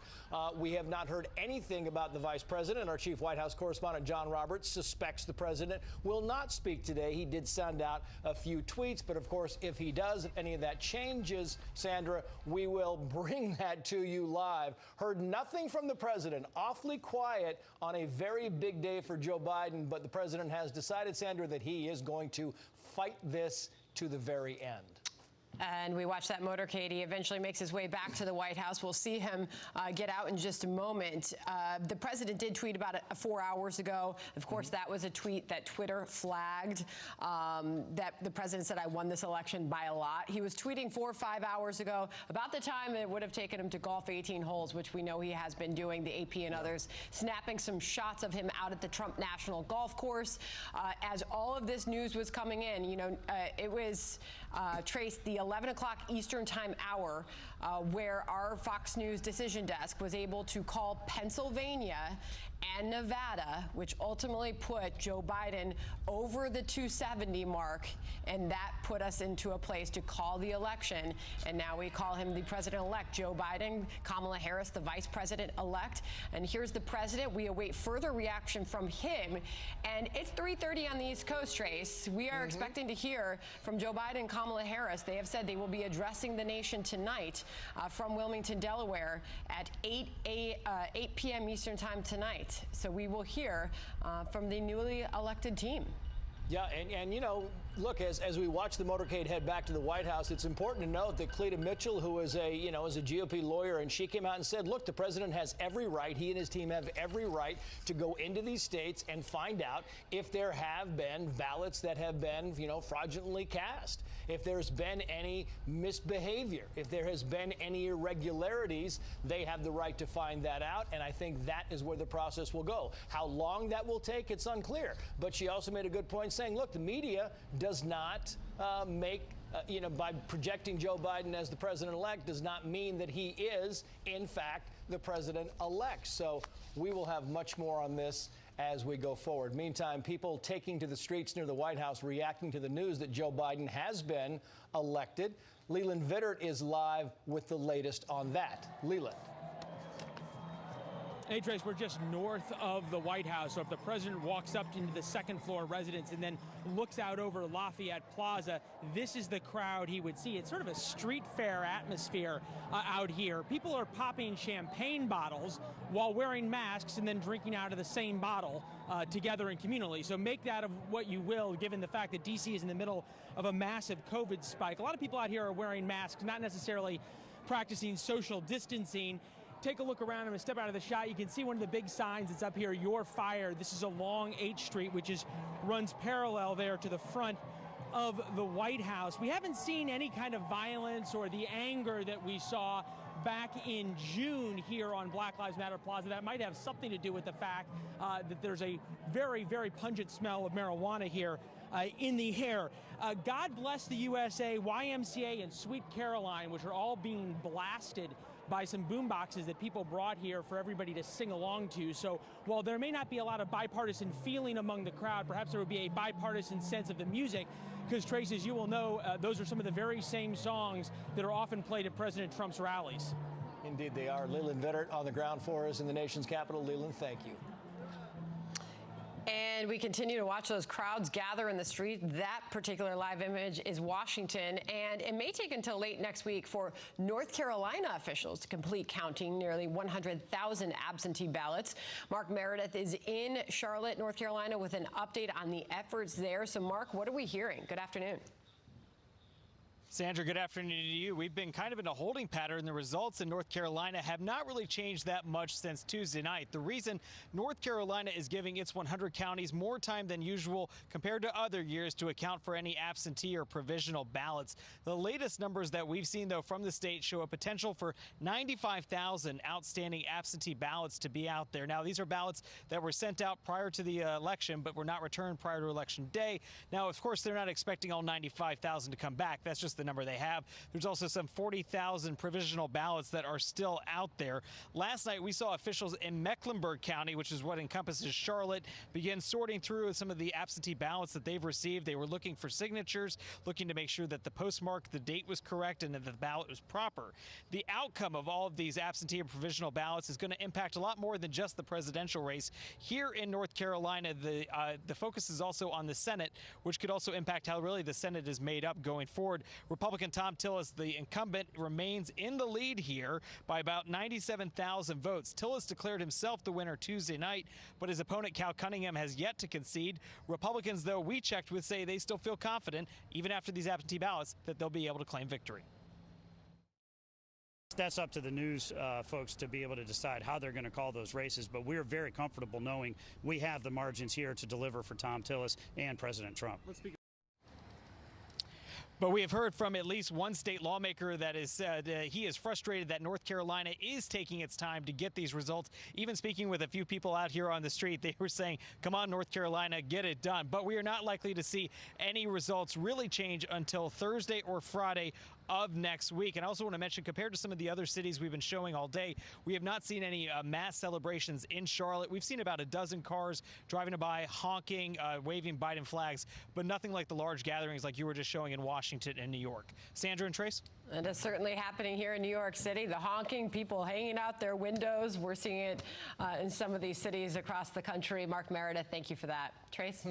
Sandra, thank you. Fox News projecting that Joe Biden will win the state of Nevada as the Trump campaign vows to keep fighting election results. For more insight, let's bring in Nevada Attorney General Aaron Ford. Mr. Attorney General, thank you so much for joining us. I want to get your take on allegations made on this show just a few minutes ago by Republicans saying that in Nevada, they know that 9,000 votes were cast by people who moved out of Nevada and died. Your thoughts? Well, not out and died, and moved out or died. Your thoughts? Well, first, let me say congratulations to President-elect Biden and Vice President-elect Harris. And I'm going to say it like my pastor used to say, God rest his soul, you ain't going to steal my joy today. Not ever, in fact. But to that particular question, they know nothing. In fact, what they're doing is continue hyperbole as they have been doing. They've been in court against us 4 times. We've defeated them every single time. This list they're talking about has been debunked as having, for example, military personnel on there who are serving overseas and have the right to vote. It could include Mormon missionaries on that list. It could also include college students on that list. And so I'm not hearing that it's nonsense. And at the end of the day, Nevadans know how to put on fair and free elections, and we did exactly that. But there have been a number of news stories in your state in the past, sir, saying that, you know, there have been in previous elections ballots who have been sent out to people who no longer live in Clark County and people who are no longer alive. So there is a bit of a precedent. It has happened before, according to numerous news agencies in Nevada. Now, I don't come on Fox News frequently, but when I do, I'm going to be certain to reject improper premises. There is not a history of that in this state. And in fact, it's entirely to the contrary. Our Secretary of State, who is a Republican, has said point blank that we do not have a history of widespread voter fraud. And by the way, one of the reasons why it's taken so long to count these ballots is because we are trying to prevent voter fraud. We have safeguards in place, such as signature verification, such as unique barcodes. And by the way, again, if someone does commit voter fraud, I prosecute, as I'm already doing, based on the one that we've seen from last election cycle. Where do the Nevada lawsuits stand as we sit right here today, sir? They've lost them all, including the one yesterday. My Solicitor General's team was able to go in and inform the federal judge that there was no leg to stand on, excuse the pun in that particular respect. But at the end of the day, again, they've come to us 4 different times trying to undermine the integrity of this election, trying to keep people from voting, trying to keep people who have voted from having the votes counted, and we have defeated them at every single turn. But do you, and finally, sir, do you say, look, bring it on if you want to come in here and you want to look for votes that may have been, may have had some fraud, that may have been inappropriate, that may have had some irregularities? Do you welcome that robust legal response from the Trump campaign? So I'll check my receipts and go back and look at my Twitter handle. On the election day, I said that no result comes until every lawful vote is counted. And so to the extent they want to come in and try to prove a point, they can do that. If they don't have the evidence, as they have not had at all, then they will be thrown out of court yet again. Nevada Attorney General Aaron Ford, thank you, sir, for your time. Thank you. And from Washington to Wisconsin, live pictures out of Madison, Wisconsin, a state that helped President-elect Joe Biden get to that 270 mark. More live election coverage continues after the break. When I started Cobra Kai, the lack of control over my business made me a little intense. But now QuickBooks helps me get paid, manage cash flow, and run payroll. And now I'm back on top with Koala Kai. Save over 30 hours a month with Intuit QuickBooks. Some things are good to know, like where to find the cheapest gas in town and which supermarket gives you the most bang for your buck. Something else that's good to know? If you have Medicare, you may be able to get more benefits without paying more through a Humana Medicare Advantage plan. Call now to request this free guide. Learn about plans that could give you more benefits. From Humana, a company with nearly 60 years of experience in the healthcare industry. Humana offers a wide range of all-in-one Medicare Advantage plans that include medical and prescription drug coverage, plus valuable extras that may include the Silver Sneakers Fitness Program and mail-order prescription coverage. With Humana, you'll have lots of doctors and specialists to choose from, and peace of mind, knowing you're covered for doctor visits and hospital stays, plus routine physicals and preventive care, all for an affordable plan premium, and in many areas, no plan premium.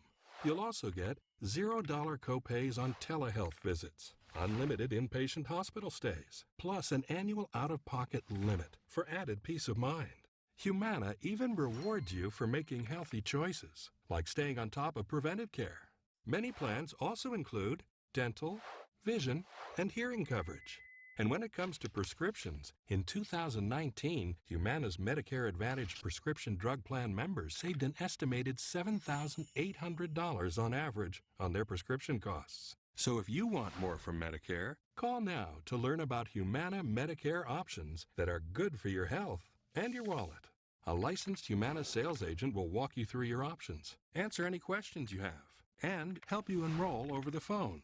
Plans with a $0 monthly plan premium are available in many areas. Call now and we'll also send this free guide. Humana, a more human way to healthcare.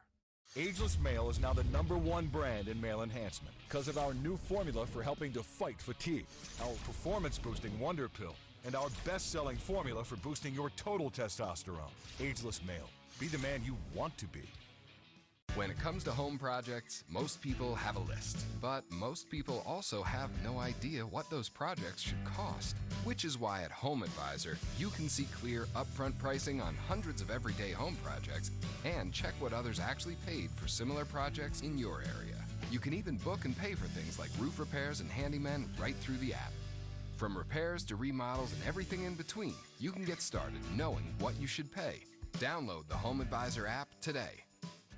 I would always try and kind of hide my face because you could see my spots. Stop suffering from melasma with Muesli Face RX. The spot cream is 10 times more potent than over-the-counter and prescription alternatives. Nothing has worked until Muesli. Want to eat better while staying in? Meet Freshly. We're here to help with chef-cooked meals ready in minutes. Skip the shopping, cooking, and cleaning, and get meals delivered fresh, not frozen, right to your door. Build your weekly menu today at freshly.com. Just at home, staying safe with my family, working hard.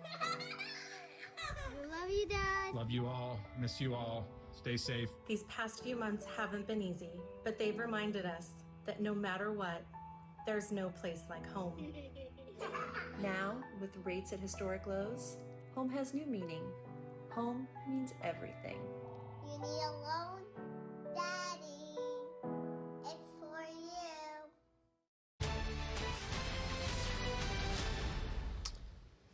All right, well, the Trump campaign is requesting a recount in Wisconsin as Biden is leading in that battleground state by a razor-thin margin, but the campaign will not be able to file that petition anytime soon. Trace, we've been watching these live pictures. We'll get to Wisconsin in just a second, but this is Chicago. As we look at some of these cities in the Midwest, Chicago is celebrating.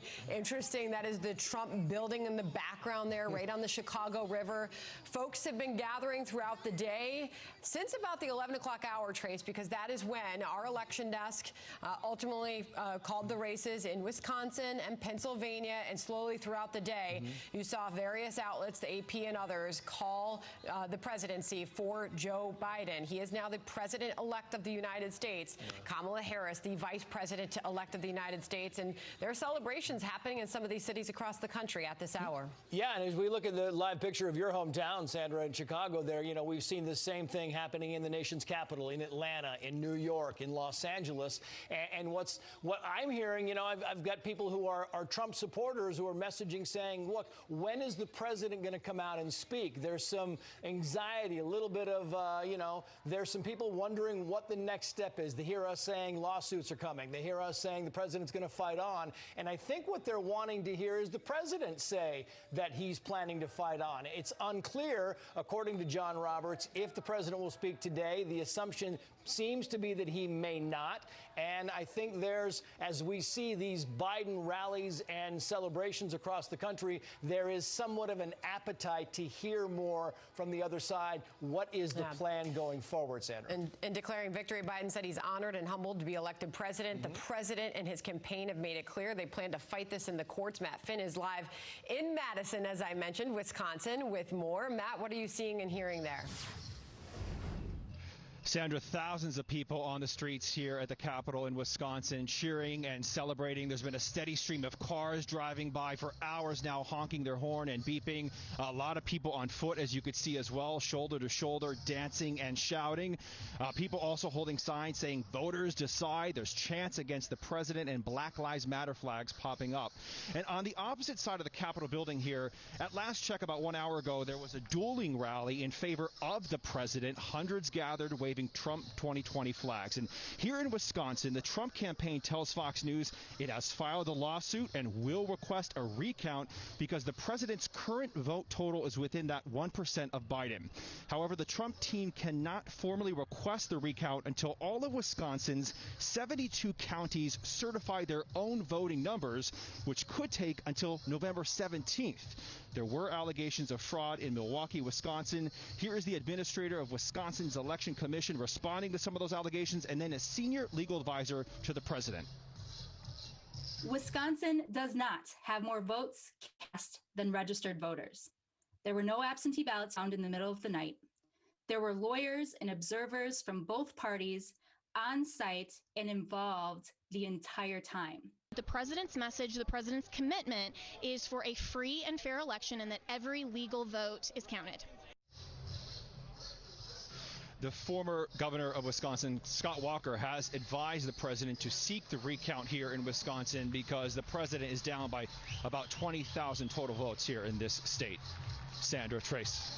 All right, Matt Finn on the ground in Madison for us. Matt, thank you. Trace. Joining us now is Democratic Delaware Senator Chris Coons. Senator, always good to see you, sir. I'd like your thoughts on the fact that we really could be in the midst of a weeks-long, robust legal battle being waged by the Trump campaign. Well, Trace, frankly, I think this is a day to celebrate the fact that the commitment to having every vote counted and to only moving forward when the election's been called. has led to this moment where Joe Biden and Kamala Harris have been declared the president-elect and the vice president-elect. Here on the riverfront in Wilmington, in just a few hours, we will hear from Joe Biden, and I expect from him a message of unity and trying to come together after this challenging and divisive campaign. Joe Biden is someone who has been committed to waiting patiently until the outcome is called. And it's not candidates who get to call this, but I think we now have an opportunity to turn the corner and to move forward with the transition to a new president. And the legal battle, sir? Look, in the end, it is certainly President Trump's right to seek legal redress if he's got any claims. They've filed many cases, several of which have already been thrown out, a few of which have already been settled. I have not seen legal claims presented by the Trump campaign that strike me as compelling or in any way being able to change the outcome of the election. But what matters is that every vote is counted legally and fairly. And in the end, the voters have spoken. And I believe Joe Biden will be the next president of the United States. I want to play this soundbite from Senate Minority Leader Chuck Schumer and then get your response on the other side. Watch. Donald Trump so blemished our democracy, so tried to destroy our democracy. But as the election showed, the American people never lost faith. And now, Donald Trump can go home to Florida. Still taking a few swipes at the president as he also congratulates Joe Biden on the other side. Your thoughts on that? Well, from the day he announced his candidacy, Joe Biden is someone who has focused on the importance of bringing our country together, as you know. He said just a few days ago that while he has run as a Democrat for president, he intends to govern, to lead as an American president. We need more of that. We need folks in national leadership who work across the aisle, who find ways to solve our problems.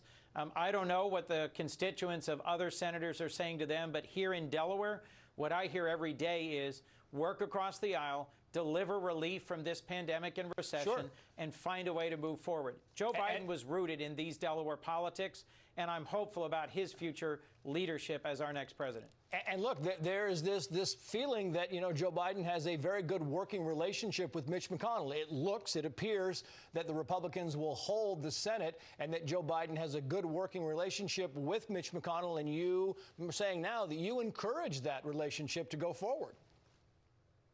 That's right. Look, the framers of our Constitution established a structure where without compromise, we can't get anything done.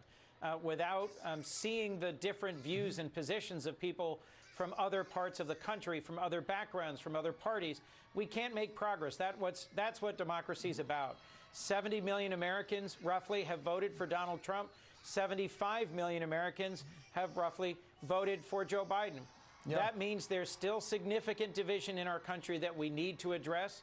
And my hope is that Mitch McConnell, whether he is the minority leader or the majority leader, after 4 more Senate races are resolved, will be able to work with Joe Biden as the next president of the United States. And, sir, I know you're not a fan of the president, but you look and you just said 70 million votes. I mean, you know, the most votes in the history of the country go to Joe Biden. The second most votes in the history of our country go to Donald Trump.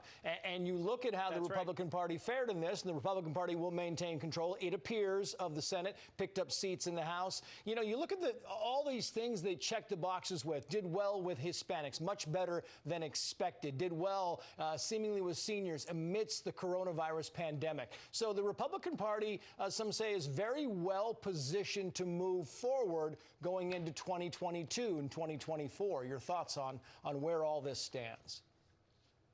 So in the decade that I've spent so far in the Senate, one of the most depressing features of the post-election period, almost every Congress, is that the fighting begins for the next election almost immediately. All I know, Trace, is that there are millions of people watching, hoping that what they will hear from Republicans and Democrats after this hard-fought and hard-won election is that we'll focus on them, that instead of continuing the fight and looking ahead to 2022, we'll look at them and the ways in which millions of Americans are late on their rent or mortgage, their small businesses struggling, their family members have been sickened or they've been laid off. There's a lot of suffering in our country, and if we work together, we can address it. about 6 months ago, the Senate unanimously passed the biggest relief package in modern history, the CARES Act. We know how to do this if we want to. I believe the American people want us to work together. Do you believe it'll happen? Coronavirus bill, another one. You know, I couldn't get on the train from Wilmington and go to Washington every week if I didn't have hope. Sometimes that's the triumph of hope over experience. But after all, that's what faith is for. One of the things I most admire about Joe Biden is his optimism. He's had some tragedies in his life. He's overcome great and significant challenges in his personal life in the losses he suffered. Yet he remains optimistic. He believes in us. He believes in our country. And I think if you listen to Republicans and Democrats who served in the Senate with Joe Biden, part of why they like him, they connect with him, is his simple decency, his civility, and his willingness to treat people for who they are. So I'm hopeful about this next chapter in our nation's history. Senator Coons, we appreciate your thoughts, sir. Thank you. Thank you, Trace. An historic moment indeed that we're all living through here, Trace, as Joe Biden is set to become the 46th president of the United States, 77 years old, after decades in Congress. And Kamala Harris becomes the first woman of color to helm the vice presidency. Celebrations are happening in streets and cities across the nation right now. A live look there in Philadelphia, where, as Senator Chris Coons, Joe Biden and his administration will have a big job to do as we are still living through the middle of a pandemic. As the AP puts it moments ago, the pandemic will soon be Biden's to tame, as he campaigned pledging a big government response to it. And as Coons also mentioned, you've still got millions unemployed as a result of that pandemic. There will be a big challenge ahead for a Biden presidency to continue to bring us out of that and recover this hard-hit U.S. economy as a result of the coronavirus. And there's Washington, a live look as the celebrations continue, Trace. And it's amazing because, you know, Sandra, Joe Biden largely campaigned on the fact that, you know, President Trump did not do a good job on coronavirus. And now you have, in the last, several days and weeks, you have the Biden campaign acknowledging, you know what, it's going to be a battle. And they're not quite sure how to get a handle on coronavirus, what to do. They're going to try a few things, but the truth is the answer has been somewhat elusive as cases continue to rise every day. But look, that's going to be the biggest thing, first and foremost, on their plate, Sandra. Trace, great to be with you for this special coverage on this Saturday afternoon. That is it for us. We'll see you tomorrow, live from America's Newsroom, I should say Monday morning and every Monday through Friday. The coverage continues with Bill Hemmer and Dana Perino. Dana, good luck. I'm Sandra Smith in New York. I'm Trace Gallagher in Los Angeles. Great to be with you, Sandra. Thanks for watching. Home is a place to share with the ones you love. And at Stanley Steamer, we love homes. However you choose to celebrate the season, we're here to make sure that your home is clean and safe for the holidays. Okay, everyone, our mission is to provide complete balanced nutrition for strength and energy. Great tasting and sure, with 9 grams of protein, 27 vitamins and minerals, and nutrients to support immune health. Hello, I'm Mike Lindell, inventor of MyPillow. Just like you, I had problems sleeping. I tried every pillow out there and nothing worked. 15 years ago, I invented MyPillow. It took me 2 years to develop because I wanted to have everything you would ever want in a pillow. I made sure that you could adjust my patented fill so you could have the exact support you need as an individual, regardless of your sleep position. I also wanted a pillow that would last, so I made MyPillow machine washable and dryable. I back MyPillow with a 10-year warranty and a 60-day money-back guarantee. Not only that, I do all my own manufacturing in my home state of Minnesota. I really like the fact that it was made in the USA. I think that USA products are a better quality product. I've tried a lot of other pillows and nothing's worked like MyPillow. I'm interrupting this commercial right now to give you deep discounts, not just on my pillows, but also my mattress toppers, sheets, and so much more. For example, you can get body pillows regularly $89.99, now only $29.99, or MyPillow dog beds for as low as $19.99 with your promo code. I used to think that sheets were just sheets. I got the Giza Dream sheets. They are the most comfortable sheets I've ever had. The Go Anywhere pillow is so easy to just roll up and take anywhere I want to go. Go Anywhere pillow is really comfortable, so that's what I really like. It's nice and supportive and it's nice and small.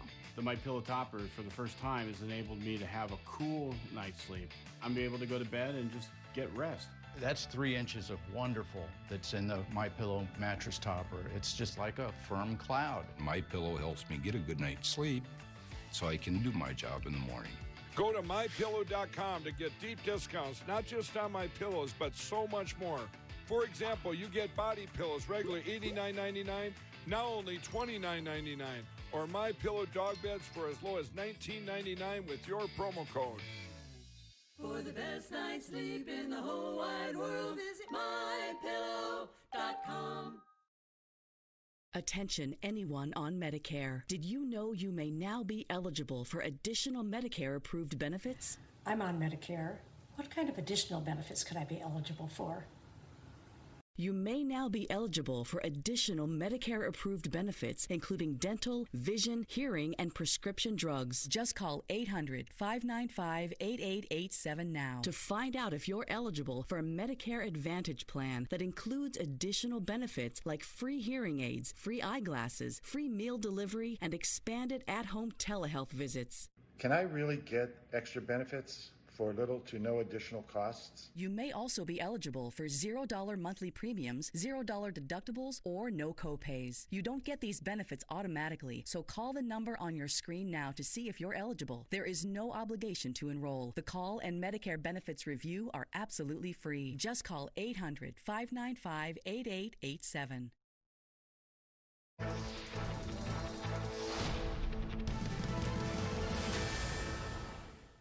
Fox News projects Joe Biden will become America's next president. Hello, everyone. I'm Dana Perino. I'm Bill Hemmer, Day of History. Nice to see you, Dana. It's been a long road here. Yep. Welcome to our ongoing special coverage of the 2020 election.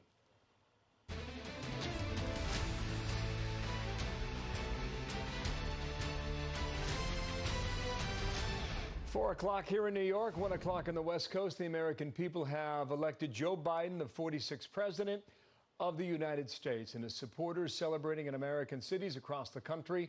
The campaign says the former vice president was home with his family when he learned about the news. Pennsylvania, where he was born, Nevada then handed him the win, boosting him past the mark of 270. His wife, Dr. Jill Biden, tweeting out this photo, crossing out the vice and vice president, the president-elect then wearing a hat with the number 46. Of course, Joe Biden is no stranger to Washington. He was first elected to the Senate exactly 48 years ago today. Wow. And he's making history with California Senator Kamala Harris on the ticket. Harris is set to become the first female vice president, the first Asian American vice president, and the first black vice president. Earlier, she tweeted, "We did it," along with this video. We did it. We did it, Joe. You're going to be the next president of the United States. President-elect Biden released a statement saying it's time for America to unite and to heal. So President Trump saying the election is far from over, that his team will keep fighting in court. When we begin with our colleagues, Martha McCallum, Juan Williams, Donna Brazil, and Carl Rove join our discussion, and good day to all of you. Carl, we heard from you a few hours ago on the phone. You were on the phone. We now see you live and in person here. Give us a sense of where you are, and I can report the following. Talking with some campaign officials a few hours ago. President Trump will, quote, see it through the recounts.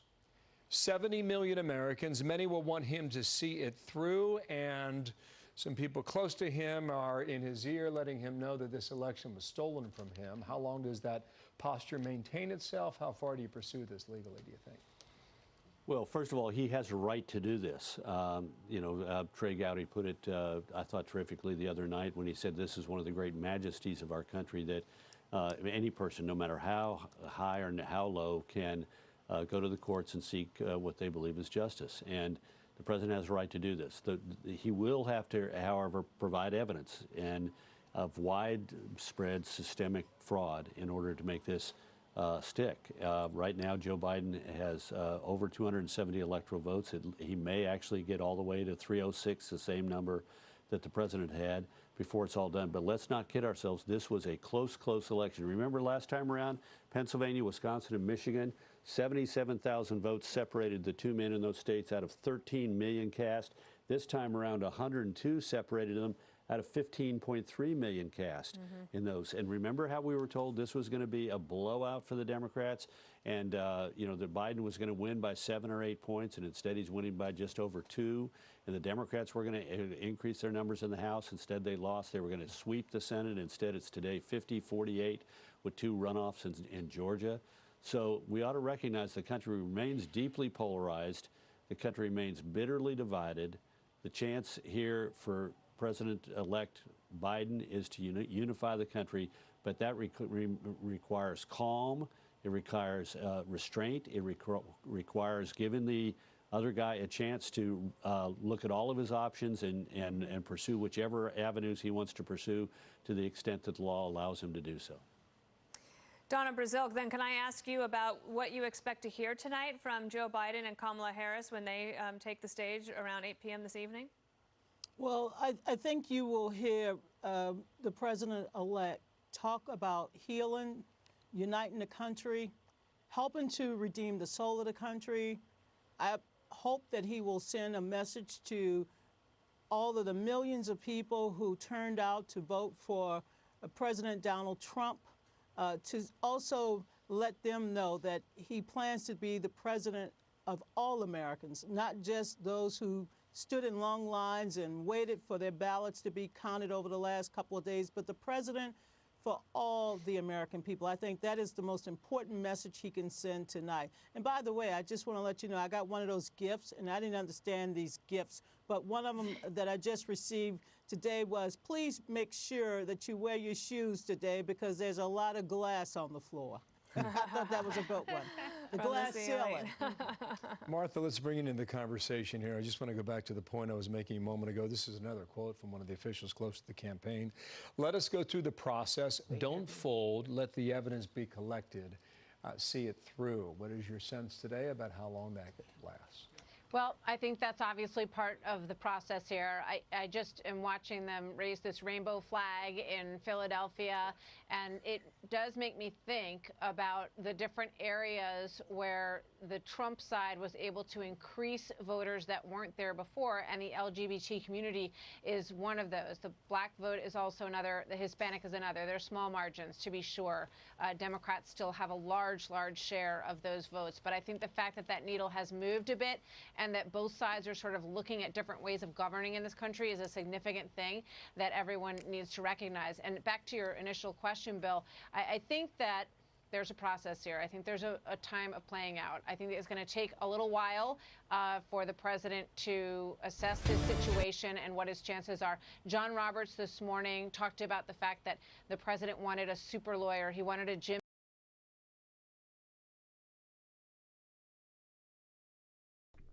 Y'all want to see something interesting?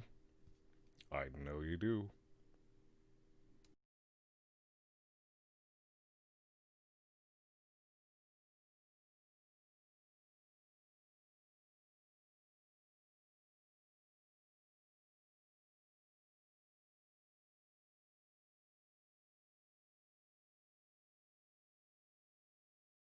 Michael Flynn's defense.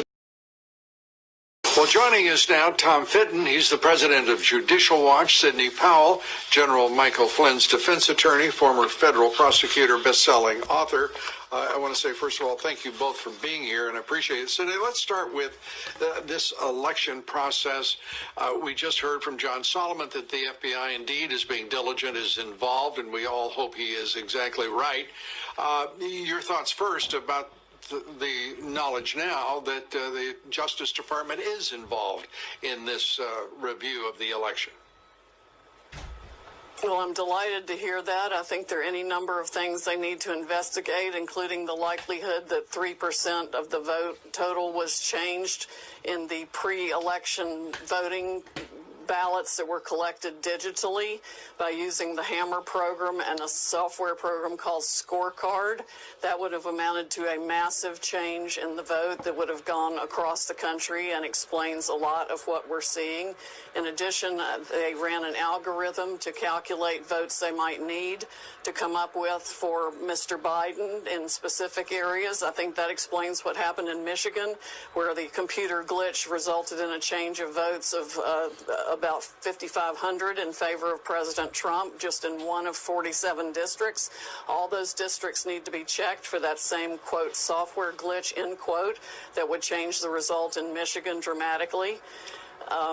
The same thing is happening in other states. We've had hundreds of thousands of ballots mysteriously appear solely for Mr. Biden, which is statistically impossible as a matter of mathematics. It can all be documented. We are putting it into materials that we will file in federal court, and we need to seek relief in multiple states to enjoin the certification of any election results. Well, joining us now, Tom Fitton. He's the president of Judicial Watch, Sydney. So there's that. And now, let me show you something else here.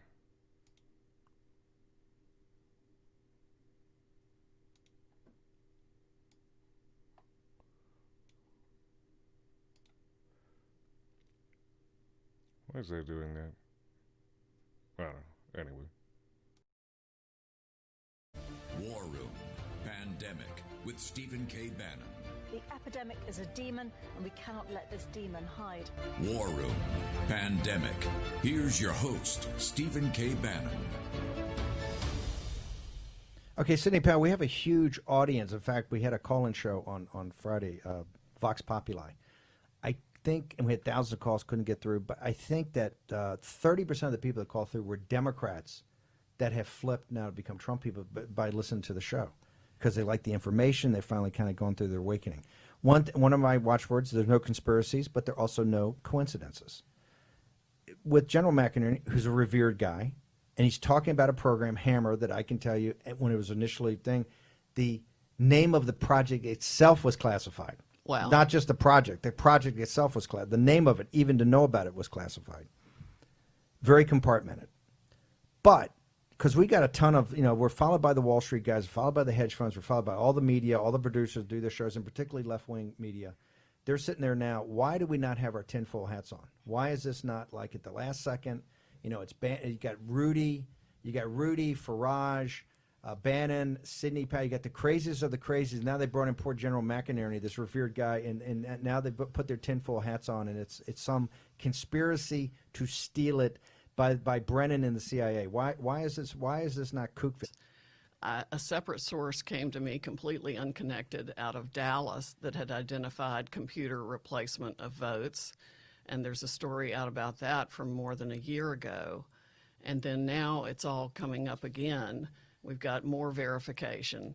The point is, and the reason this is all happening is because there are trillions of dollars at stake. The globalists, the communists, the Marxists, the Chinese Communist Party want to control the world and the power and the dollars that go with it.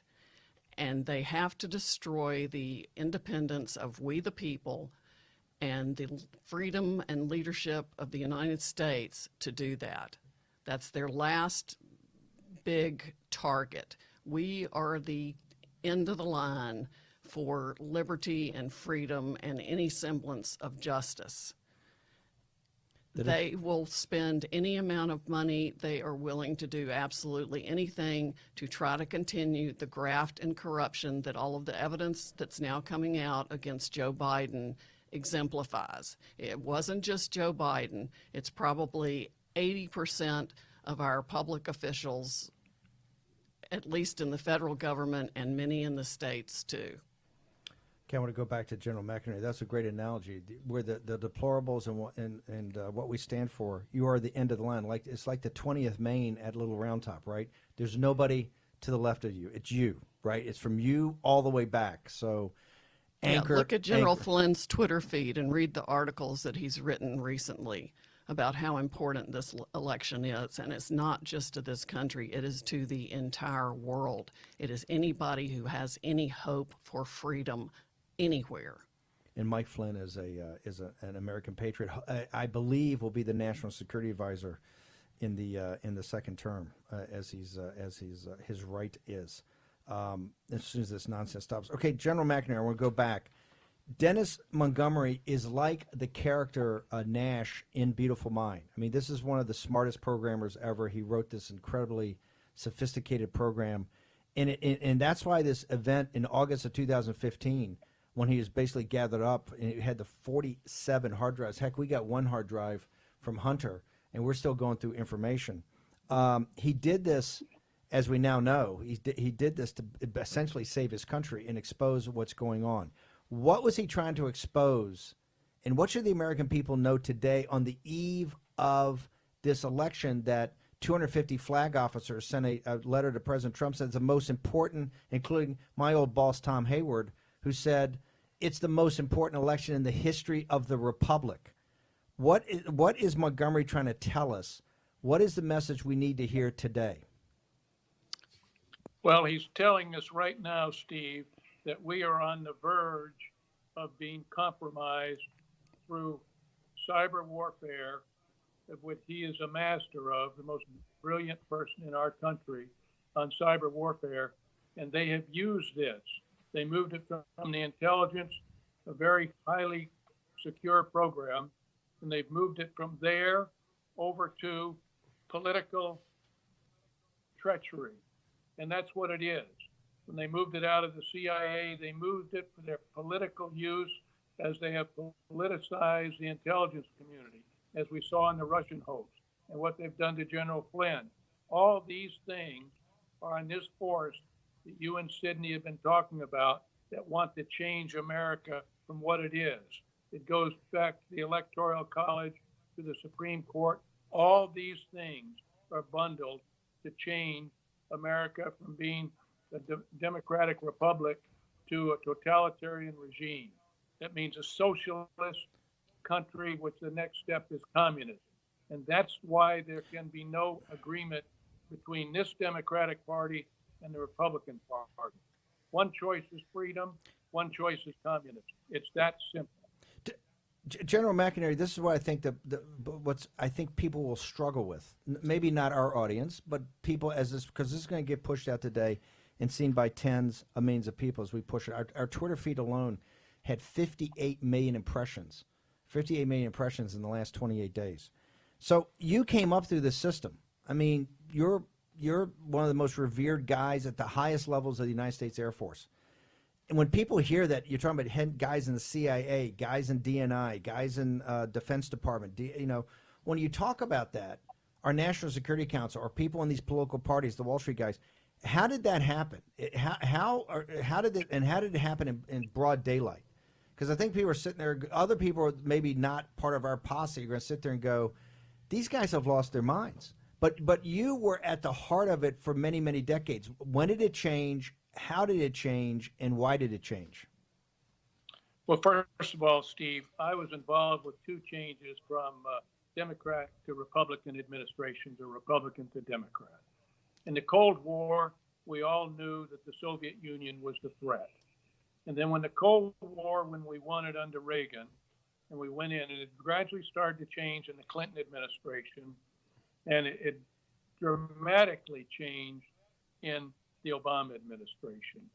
And for whatever his rationale was, he saw all this technology, a person that never really had a job.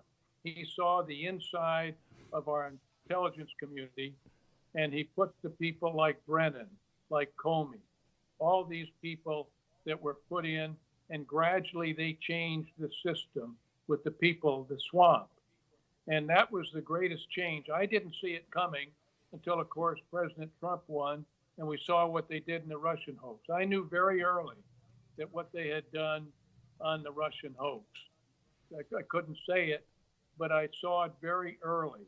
So you see what a chap like Mueller, who betrayed our nation with what he did, and all those people were doing it for personal benefit, and it came in the 8 years of the Obama administration. And unfortunately, President Trump has not been able to clean it out. We wonder why Wray is the FBI director when he was involved with all the things he was involved with. Well, that's because the name circulated, came up through Jeff Sessions and the bureaucracy and other outside people, you mentioned some of them, as recommending them. And they didn't understand what their goals were. We now do. It is a clear choice on Tuesday whether we vote to be a communist society endgame or we are a free democratic republic. It is an either or. If we don't win on this election, that will be the last free election this country ever has. General McInerney, do you have a Twitter handle, or is the way you have a website? How do people get to see more about it? We're going to follow this obviously quite intensely in the next 24, 48 hours, very intensely as we get the plug pulled on. Just want the DNC to know we're going to pull the plug on Hammer. We're going to pull the plug on Scorecard. You're not going to use cyber warfare to steal this election. American people are going to vote. Those votes that can be certified are going to count. Those votes that can't be certified are not going to count. And you're not going to be able to stuff the ballot box. Not going to happen. The people are going to vote, and it comes out, hey, if Trump loses on a fair vote, then Trump loses on a fair vote. Okay? That's not going to happen because we know he's going to, on a fair vote, he's going to win. You got two choices here. Trump wins or you steal it. You're not, and that stealing possibility, they had three options. Biden does a knockout punch tomorrow night. That's already off the table. We know that from the Hawkfish document. You can see up on National Pulse. They know they're not going to have a knockout punch. They had a chance to have that 3.5 weeks ago, didn't close. Okay? Number two, Trump wins, or they try to steal it. That's the options, right? And they're not going to steal it. And they're not going to steal it because you got patriots like General McInerney, Sidney Powell, and others that are on watch, on the ramparts 24/7, okay? And we're going to be relentless in this. You guys all laughed on the hard drive from hell. We know the hard drive from hell had a Maggie Haberman and Ruttenberg and all the Ken Vogel, all the guys wrote the front page of the New York Times story yesterday. Hey, tough break for swell guys, right? This thing had an impact. And you said, oh, it's just this crazy Russian intel. No, it was not. That's a lie. You knew it was a lie when you came up with it. All the mainstream media knew it was a lie. Had nothing to do with Russia. It's right off the hard drive. And you know who knew it? The Bidens knew it. And everybody out there. That's why did no surrogates? Why did Fast Eddie Rendell and all these guys never come forward and say he's wrong? You know why? They all knew it's right. They all knew it's right. And look, I'm not a conspiracy theory guy. No coincidence. But the FBI has had this since December. Also about coincidences, Jason Miller goes on TV yesterday on George Stephanopoulos and says the quiet part out loud. Hey, we're going to be ahead that night. He's going to claim victory, and then we're going to fight and not let you steal it, and they melt down. Who melted down the most? The next guest, Anita Dunn. What Stephanopoulos forgot to say is Anita Dunn is married to Bob Bauer. Bob Bauer is he's the chairman of the legal part of Perkins Coie. He's the professor now. Mark Elias reports to him. Bauer is the overall guy doing the law for part. Guess what Bauer's father? Bauer's father was lit up during the McCarthy hearings. By who? Roy Cohn, right? An anti-communist hunter, right? Hunted down Bob Bauer's dad, who never really answered the questions. All right, so I'm going to play something for you here because the initial video got removed. Fucking surprise, surprise. So I'm going to play you the audio that I saved here on my phone. Unfortunately, the whole video is like 9 minutes and 28 seconds, so I can't pull it up on the computer. But anyway, so I'll just play it here. Let's see.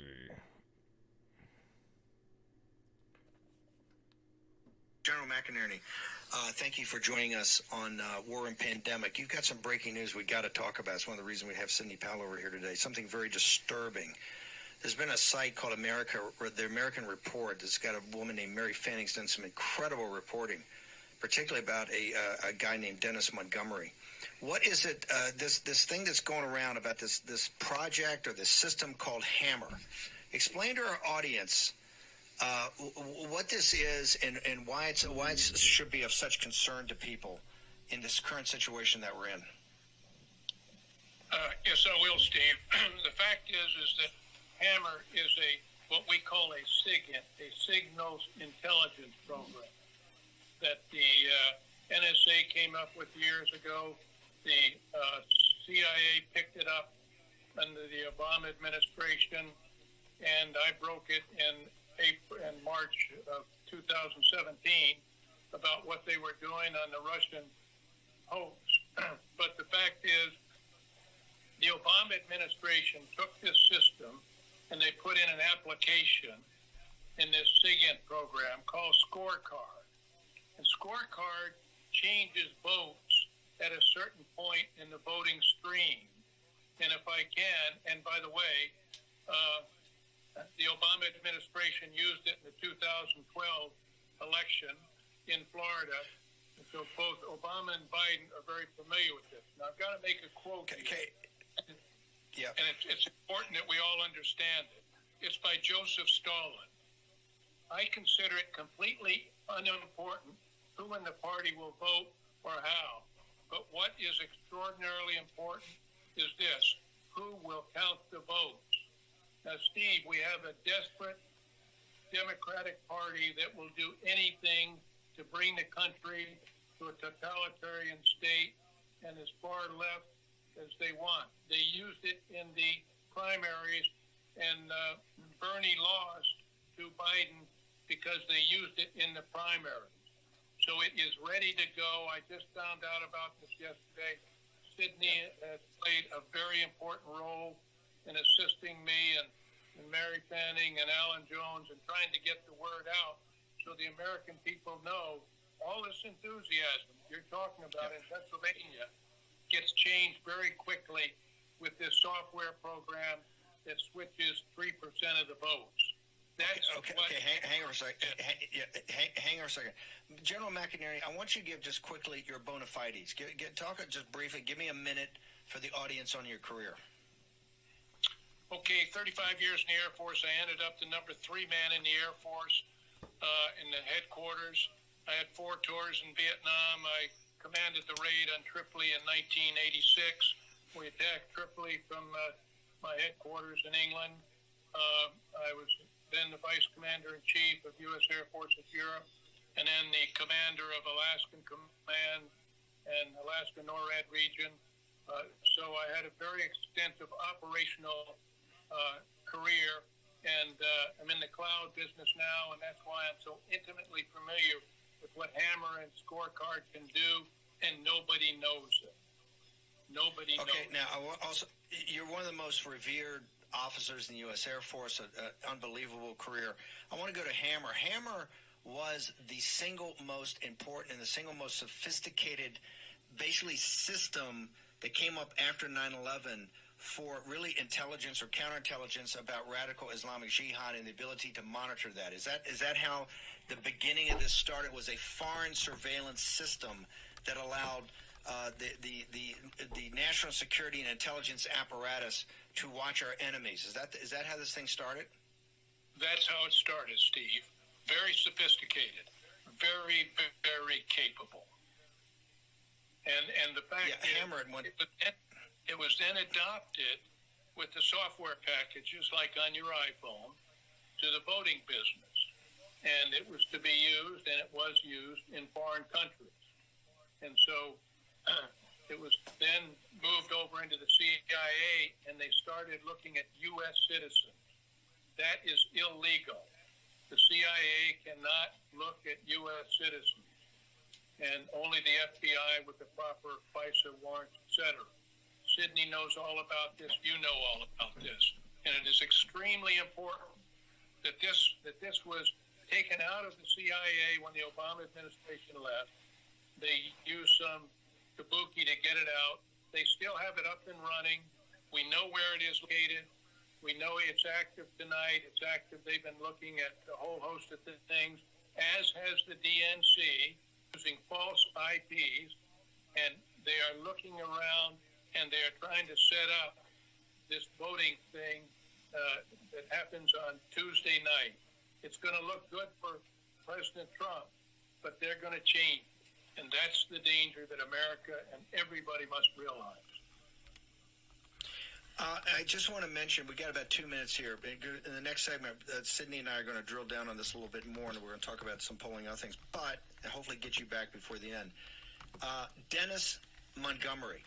The last time the audience heard about Dennis Montgomery, he was being rounded up at his house. He had 47 hard drives, I think he had taken from Fort Meade.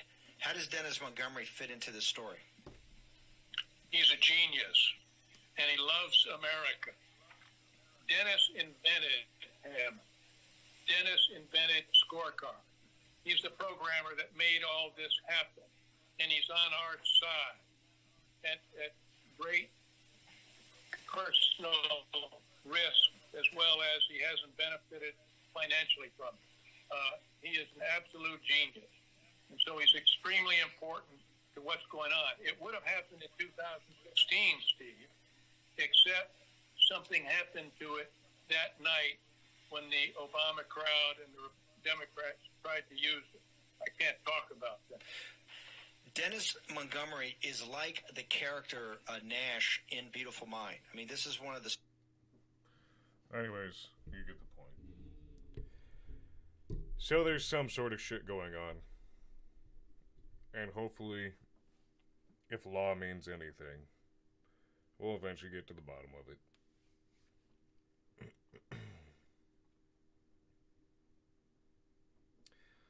Anyways, back to this shit.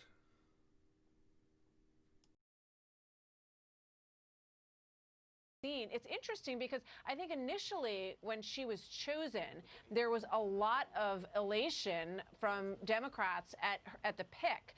But she did take sort of a back role during the last several weeks of the campaign, which I thought was very interesting. She was very out in front in some of the advertising that they put out, but not in a big role during the course of the campaign. And I wondered about that a lot and about the signal that that was sending and why that decision was made by the campaign. A few interviews, not many, over the course of that period. So I think that the role that she takes on is going to be very, very interesting to watch. You've had a lot of polls that show that, you know, because of Joe Biden's age, her role will be prominent and that she will be the last person in the room on every decision made, as he has clearly said. So, you know, it's going to be very interesting to watch what kind of partnership this develops into, Dana. It's so interesting you say that, because if you think about Joe Biden, who was the vice president to Barack Obama, and Barack Obama says, we have this huge financial crisis, and Joe, I'm putting you in charge. And then he was the one who went to Capitol Hill and negotiated with the members of Congress because he had all the relationships. Now you have a sitting senator who will now is vice president-elect. She doesn't really have the same kind of relationships with the Republicans that President-elect Biden has. And so how can he really delegate to her, and how she carves out that role, how she supports him? I don't know. There's lots of questions, not a ton of answers yet. We'll watch that play out. Thank you, Martha. Thank you, Martha. Just looking at a live picture from Philadelphia. I want to check in with Eric Shawn. He's at our post down there. Pennsylvania helped putting the president-elect over the top, just like it did at 2:30 in the morning on it was November 9th, right? 2016? Yes, November 9th. Just like it was today, November 7th at about 11:20 this morning. Eric, hello. Hello, Bill. Well, you know, our democracy was founded in this city, just blocks from where I'm standing, 233 years ago. People the truth.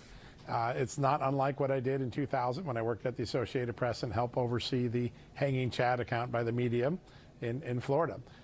There are enough irregularities reported. There are enough unusual data statistics in these key battleground states that we think it's worth going in and doing a full forensic exam like a reporter would and trying to examine election results. So Real America's Voice, the Star newspapers, which are in several states, Michigan being a key one, Ohio, and Just the News are going to work together, and we're going to do a full exam of 4 states right now. We're looking at Arizona, Michigan, Pennsylvania, and Wisconsin. And we're going to do 2 things. We're going to do a look at precinct by precinct reporting.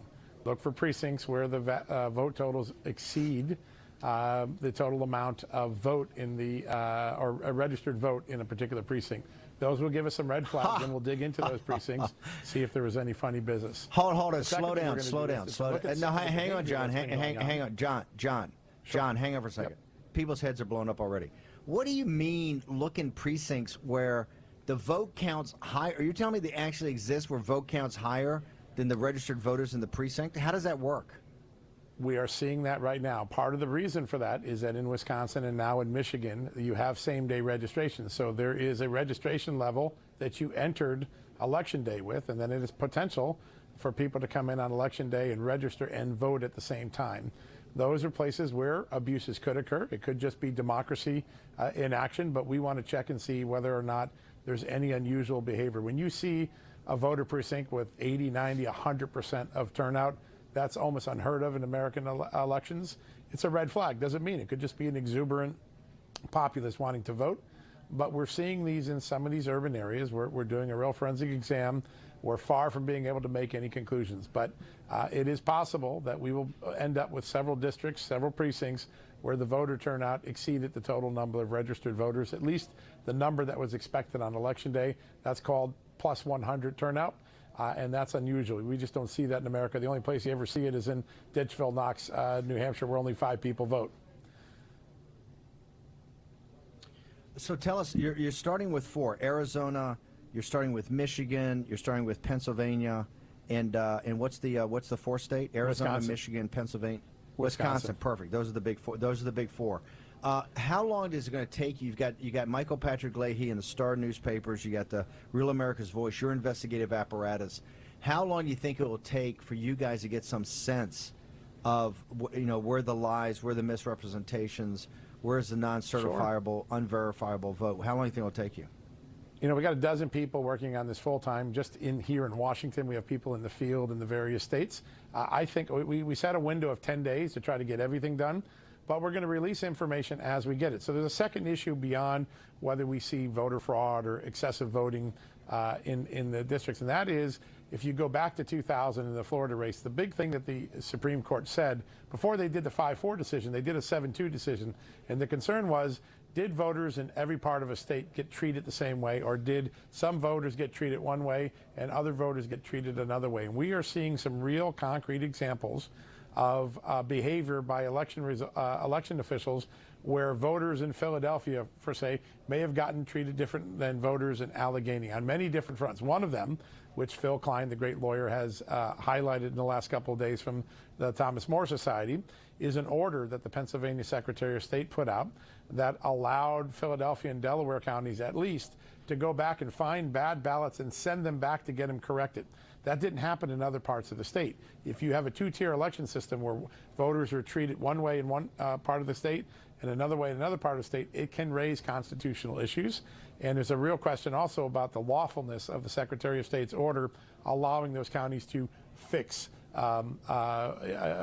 erroneous ballots. And so we're going to be looking at that issue as well. I think you'll see results from us every day from the review we do. We'll try to give a report every day on what we found at the end of the day.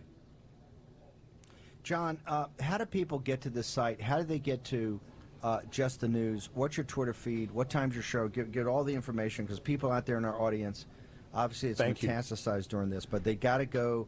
John Solomon is one of the toughest investigative reporters in the world. He's got a legendary career. He's now full-time partnership with Real America's Voice, got his entire apparatus. And when you get John Solomon on something, you see results. So how do people get to this site, and how do they get to the rest of you? That's great. So justthenews.com is our website. We have about 12 million readers a month right now, so welcome everybody to come by. We're breaking news all day long. All of our election results will be there in the election review. Jay Solomon Reports is my Twitter handle. You can follow us there. Just the News has a Twitter handle, just the News. And then we have 3 shows a day on Real America's Voice. We're so proud of Kerry Sheffield at 9 o'clock. David Brody at 4 o'clock, and Eric Greitens at 6 o'clock. And each of those shows will be getting updates on the ongoing vote review that we're doing in those 4 states. By the way, I just want to show you, I've got the Just the News app right here on my phone, and I got it on the right. I got Guardian, Financial. Now, I got the Guardian, the Financial Times, Just the News, and CNN. And the reason is, I got to break up and get some good news. I'm so depressed from reading the Guardian, the Financial Times, FT, and CNN. I got to get John Solomon's voice right in the middle. The fact checker. I need the fact check. I need my facts checked. Okay, John, fabulous job. You're a Thanks, patriot. Steve. Thank you so much for everything. Thank you. The Real America's We'll Voice guys, Howard Diamond, Rob Sigg, John Solomon. They got Eric Greitens, Dr. Gina Loudon, just an amazing team over there, and very proud to be associated with them, and will be more discussion about that later. We're going to have Raheem on the bottom of the hour. Midge, what do you got for us as breaking? Midge, Maggie Vandenberg is now the curator of all the nonsense that's going around the country. And this, some of this stuff sounds so bizarre, it sounds funny, but it's not funny. What they're trying to do the legacy of those kids at Normandy that couldn't vote, what they're trying to do is steal an election. And they're blatant about it. I mean, 750,000 votes just kind of appear in Pennsylvania, another 50,000. They're just in your face. You know why? They have no respect for you. Life in America isn't what it used to be. What liberal Democrats have planned for this country and your family would be devastating. At Mammoth Nation, we're committed to supporting conservative candidates. We also stand behind our police, military and veterans, the Second Amendment, and so much more. Just how many thoughts go through your head during a major change like this in American life? So many. I could talk about this for 24 hours straight. And like every time you hear Are you with me? Yeah, I'm with you.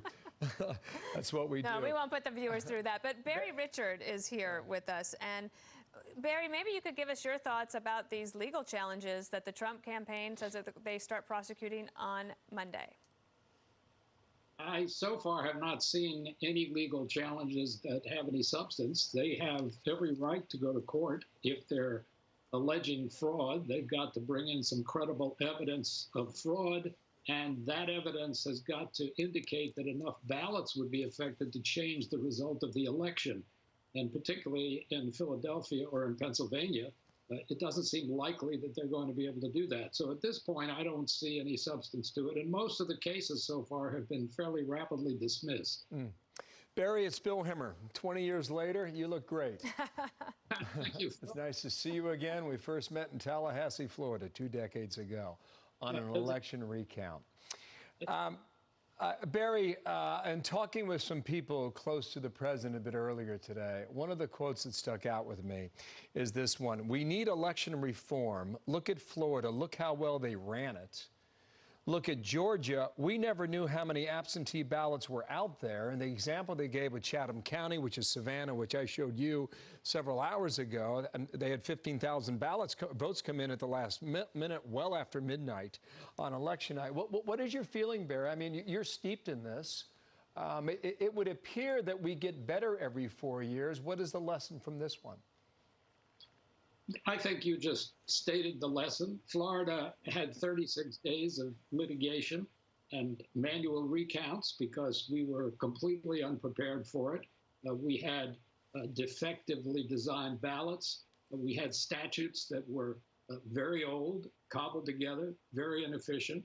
And the Florida legislature, to its credit, fixed both of those things. We now use the ballots that most jurisdictions do. We color in the bubble, and they're very reliable. We fixed our statutes, and it all went very smoothly. I think that's going to happen around the country. Everybody, as was said earlier on the show, is going to learn to deal with mail-in ballots, and they're going to do it more fluently. And so we're going to have more quickly decided elections, and it's going to be smoother. Barry, Richard, the other question I have is that, Rudy Giuliani, one of the president's lawyers, says that there's just widespread fraud and we don't know how much is there, so then how could we possibly have confidence in this election? He was saying that today in Philly. And for the president's supporters who hear that, I mean, I can understand that they think, well, yeah, what's the answer to that? But I'm not sure how you answer that without more concrete evidence that then has to be presented to a judge. That's true. And in addition to that, one of the things that we've learned over the decades is there's very rarely any widespread fraud. As a matter of fact, in my lifetime, I'm not aware of a situation with widespread fraud in any state or national election. And think about how difficult it would be to pull that off. One of the great advantages we have in this country, it causes things to go very slowly, but our elective process is so dispersed over so many different jurisdictions. There are so many different people in both parties who are working. How in the world would you pull off a widespread fraud? It's not like bribing a boxer to throw the fight. Think about the number of people who would have to be involved. It just doesn't happen.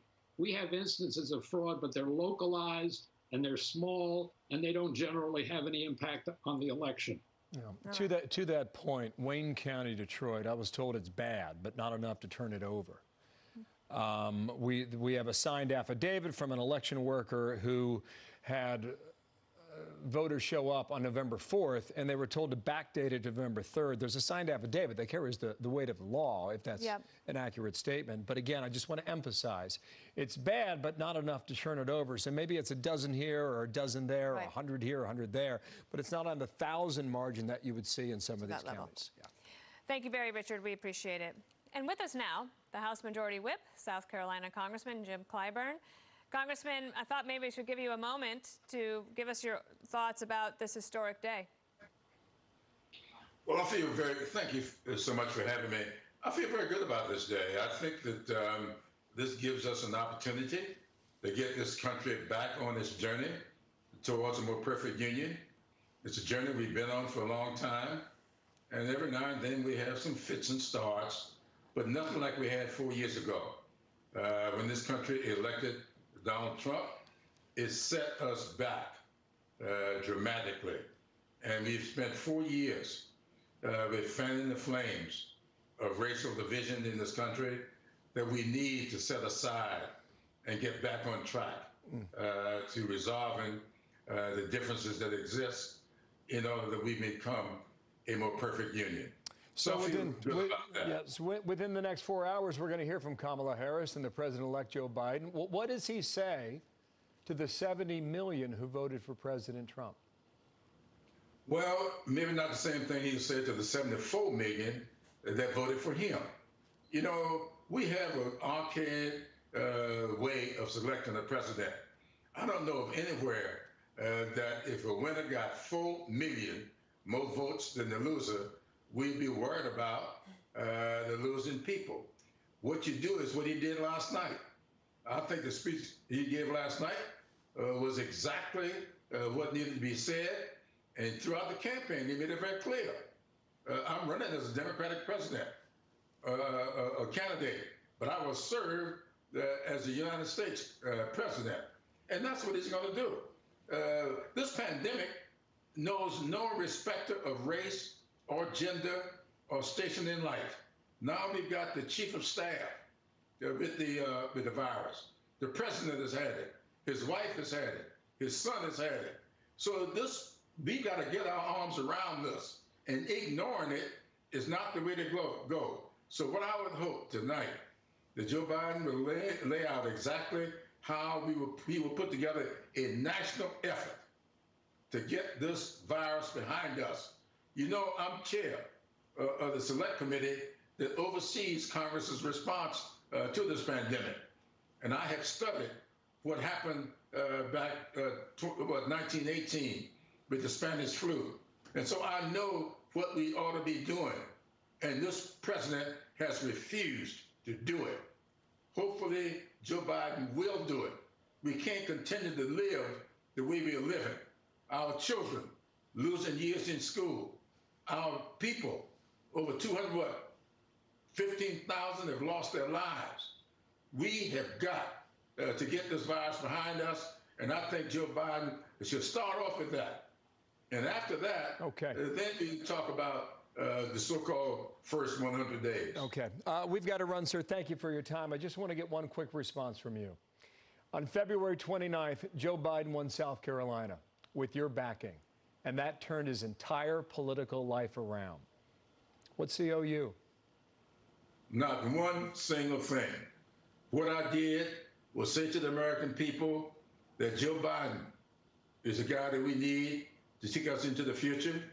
I said at the time, I know Joe, we know Joe. Yeah. But most importantly, Joe knows us. He knows this country, he loves this country, and he will do what is necessary to keep this country moving forward. That's all he owes me. Thank you for your time, Thank you, sir. Congressman. Thank you very much. You go back to this primary and the caucuses. That is such it's a really great point because he was the guy. He really turned it around. He put up the Biden Democratic firewall in South Carolina. And then the Biden team never looked back. In a COVID year, on a leap year on a Saturday night in South Carolina. It's 2020. Yeah. I want to bring in our panel, Tom Bevan, co-founder and president of Real Clear Politics, Michael Meehan, former senior advisor to John Kerry's campaign. That was 2004. And Carl and Juan are still here. And gentlemen, we are not done with you yet, so stand on by. Tom, you've been watching this. First time we've had a chance to hear from you. We're all over your website throughout this entire campaign. What are your thoughts at the moment? Well, look, I agree. Look, the media does not tell you who's president, right? The voters do. And so, the talk about Donald Trump coming out and giving some sort of concession speech just because Joe Biden's going to come out and say he was elected president tonight, I think this process is going to go on. But what's going to happen is the country's going to start moving in two different directions, right? The Biden campaign or the president-elect and their folks are going to start talking about transition and cabinet members and policy issues. The Trump campaign is going to be still saying, hey, hold on a second. We've got some stuff going on here. We've got these legal battles that we're fighting. So I think it's going to be very, very hard for the Trump campaign. They've got to have a lot of things go their way to have even any chance at this. And the pressure is going to mount for the president, I think, to concede at some point. But he's certainly not going to do it anytime soon, I think. Well, so Michael Meehan, let me ask you about that. I mean, 2004 is not a great example, I don't think, of this situation. But you've been through this before. How do you see it right now? Well, in 2004, we lost by 60,000 votes in Ohio, and we conceded the next morning. So 118,000. The state of Ohio, if we flipped 60,000 votes, we would have gone to the White House. But we didn't. But we folded our cards the next morning. So I'm not feeling much sympathy about this. I mean, this is the 7th out of the last 8 presidential elections the Democratic candidate has won. Joe Biden has set American history record by having the most Americans vote for him in an election. He took back 4 states that Donald Trump carried narrowly. He's carrying them by much greater margins this time. Joe Biden ran a flawless campaign, disciplined. He stayed on message. He never deviated. His team was a smart team. They put their resources in the right place. Yeah, he deserves the victory he got today. The smile on my 3 daughters' faces this morning when they learned that Kamala Harris is going to be the first woman in the history of our country ever to be vice president, they were blown away. I'll never forget this moment this morning for the rest of my life. Yeah, I can imagine that was a special moment indeed. And in fact, the last 2 winning presidential campaigns were the campaign managers were women. Think of Kellyanne Conway of the Trump campaign, and then Jen O'Malley Dillon. And Jen O'Malley Dillon is a woman I would love to interview. I know I hope she might not be watching. I mean, she might be doing other things, but she's kind of camera shy, I guess. Like, she doesn't do a lot of media. She is so focused and so strategic that at some point I would like to talk to her about that decision to never deviate from their plan, even though it felt at times, even for me, I was like, are you guys sure you don't want to get him out a little bit more? And they didn't, and here we have him in this result. Stand by, gentlemen. Juan Williams, may I ask you about what you know in regards to the transition planning? Because we've only been talking about the last 24 hours and the next 24 hours, but there's a big operation that has to go into place as they start to transition this administration. Well, they've had the advantage, Dana, of getting going over the last few days. They did not wait for today. They've been at work already in terms of transition. But I think the key point and the key issue they're going to address, and we just heard this from Congressman Clyburn, is coronavirus. So they have been talking about a coronavirus task force that may be announced tonight. It may be announced tomorrow or the next day to go at this #1 issue for the American people. I think that's going to be their focal point, and I think it's a way for them to suggest, again, that they are not working on partisan issues or partisan perspectives on issues, but working out of concern for all the American people. I just wanted to jump in on something that you guys had been discussing earlier with Carl, which was mail-in voting, because to me, this focus is really, well, I think it's very important, but I think there's another perspective that wasn't being presented, which is that mail-in voting really is an effort, I think, to make voting easier for Americans. Now, we've done it in the midst of this coronavirus because of so many people were worried about long lines at the polls, and they wanted to make sure that people could exercise their rights. But remember that President Trump discouraged Republicans from mail-in voting. Remember that you had 2 Republican legislatures in Michigan and Pennsylvania say you can't count mail-in votes that come in early. They told that to the elections boards. And again, I think this meant that the Republican vote was kind of backed up and saved for... Go ahead. Yeah, it might have been a mistake. And that's something that's going to have to be... Well, that's what I'm trying to say. No, I get it. I get it loud and clear. But I'll tell you, in the state of Pennsylvania... I don't think... I don't think that, therefore, that is something that is going to come as news. I think they're going to see more mail-in voting. I think both parties will adapt to the reality of mail-in voting. And it's going to be a big plus in terms of what we've heard about from Democrats who said they saw the Trump campaign putting in place efforts to suppress the vote, specifically the minority vote. I think that goes away. That argument goes away.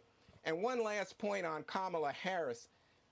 You know, when you see Kamala Harris tonight, I got to tell you, I've written a lot about American history, civil rights history, and the person who comes to my mind is not only the likes of Donna Brazile and her efforts in terms of American politics, you know, running the Gore campaign, all that, but going back to the early 60s and a woman named Fannie Lou Hamer, who was in what was then called the Mississippi Freedom Democratic Party. And for those of you unfamiliar with this history, Mississippi had an all-white delegation, black people not allowed to vote, not allowed to register, threatened, intimidated, houses burned, crosses burned, all the like.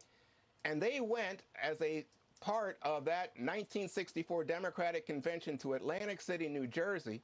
And Fannie Lou Hamer stood up and insisted that she be seated, gave a speech, had to be interrupted by President Johnson.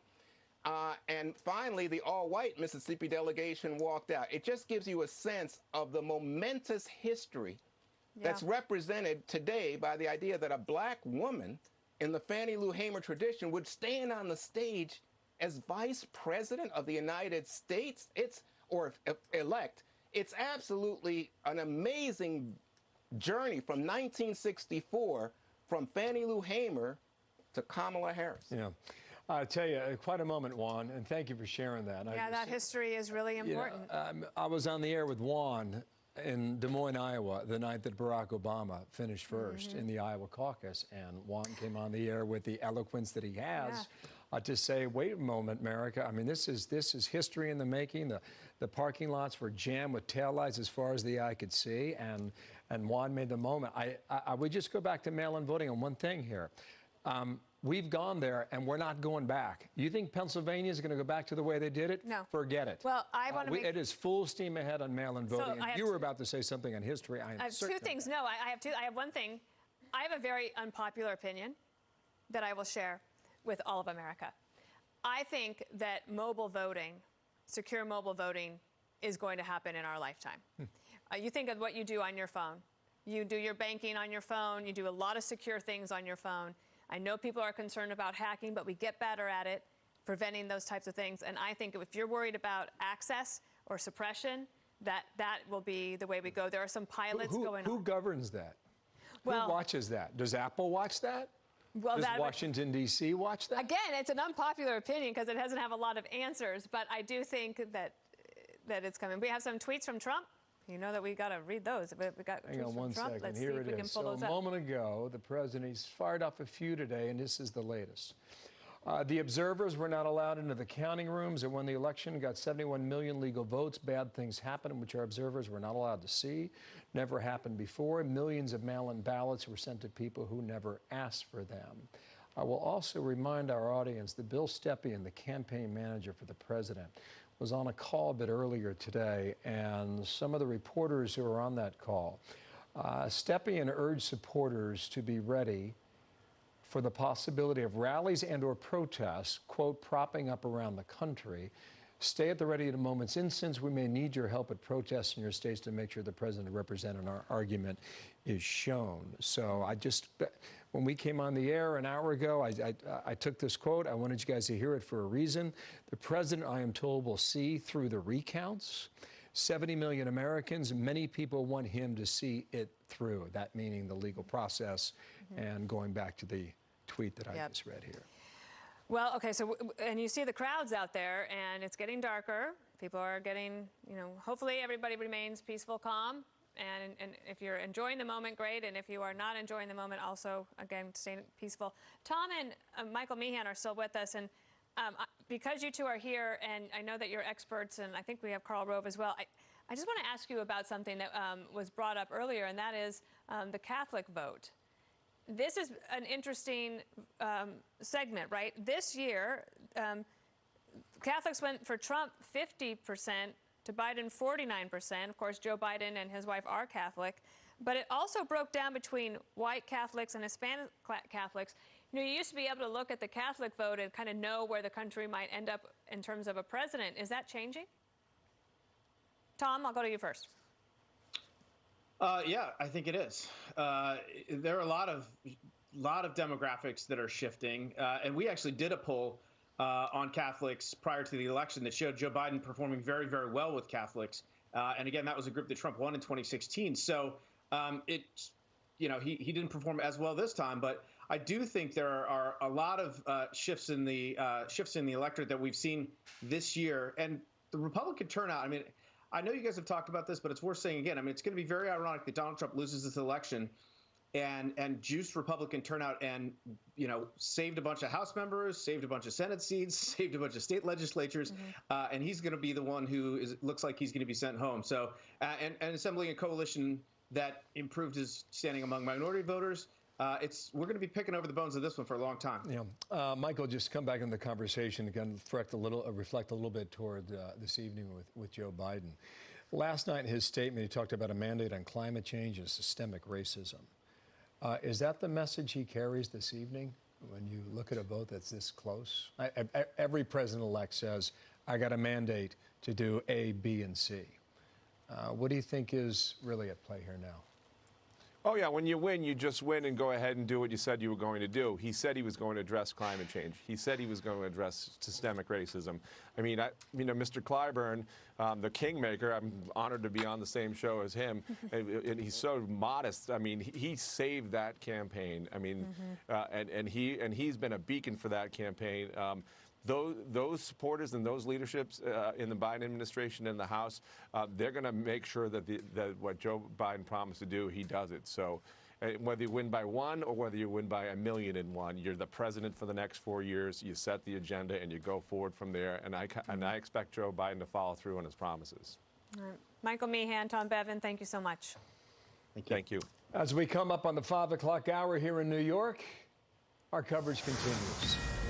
Welcome back, everyone. I'm Bill Hemmer. Our coverage rolling throughout the day on this election Saturday as Fox News projects Joe Biden will be our nation's next president. I'm Dana Perino, and race calls from Pennsylvania and Nevada pushing Biden over the 270 electoral vote threshold, his supporters breaking out in celebration across the country. President-elect Joe Biden and Vice President-elect Kamala Harris, they are set to address the nation just 3 hours from now. According to their campaign, and President Trump has promised to challenge the results in court. We have complete coverage throughout the hour. Karl Rove, Juan Williams, and Katie Pavlich are all standing by. And Peter Doocy has the latest from the Team Biden. But let's go back to the White House and Chief White House Correspondent John Roberts. He has the latest from the president. John? Dana, Bill, good afternoon to you again. And just to expand a little bit more on what I reported about 50 minutes ago, 3 sources now tell me that if at the end of this process of legal challenge, there doesn't appear to be a path for the president to get another 4 years in the Oval Office, he will graciously concede and commit to a peaceful and appropriate transfer of power. But there is a lot of real estate between there and where we are right now, because the president is committed to legal challenges, which will take a while. There's no doubt about that.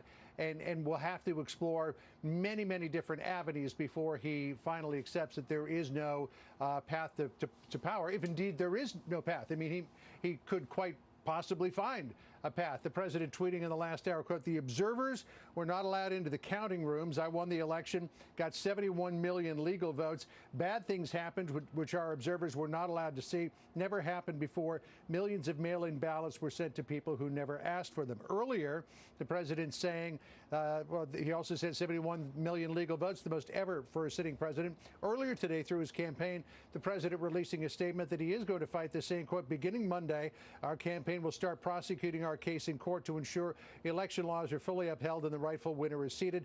The American people are entitled to an honest election. That means counting all legal ballots and not counting any illegal ballots. This is the only way to ensure the public has full confidence in our election." And on Monday, according to Rudy Giuliani, suits are going to be filed in Pennsylvania. They believe that in Philadelphia, There are 135,000 votes that went through the system without being inspected. In the Pittsburgh area, there are even more than that, more than 300,000 votes that went through the counting process without being inspected. And I'm told that a new suit is going to be filed in Nevada.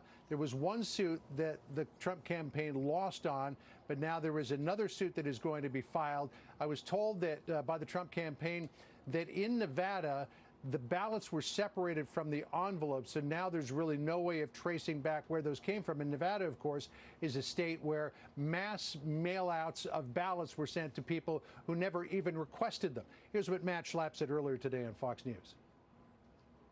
What we have to make sure happens with these results is that they can be universally accepted by the partisans on both sides. And because this race is so close, and because we've uncovered so many irregularities in places like Clark County, it's important that we count every legal ballot and make sure that we take every legal step to make sure that illegal ballots are not in the count. We don't know at this moment what the substance of that lawsuit is going to be. They're in the process of writing it, but we will find out about it soon. Chuck Schumer, the Senate Minority Leader, of course, as you would imagine, is saying that President Trump should concede and concede now. Listen here. So I say to Donald Trump, you lost. No more games. Go home. Go home to Florida. Stop delaying.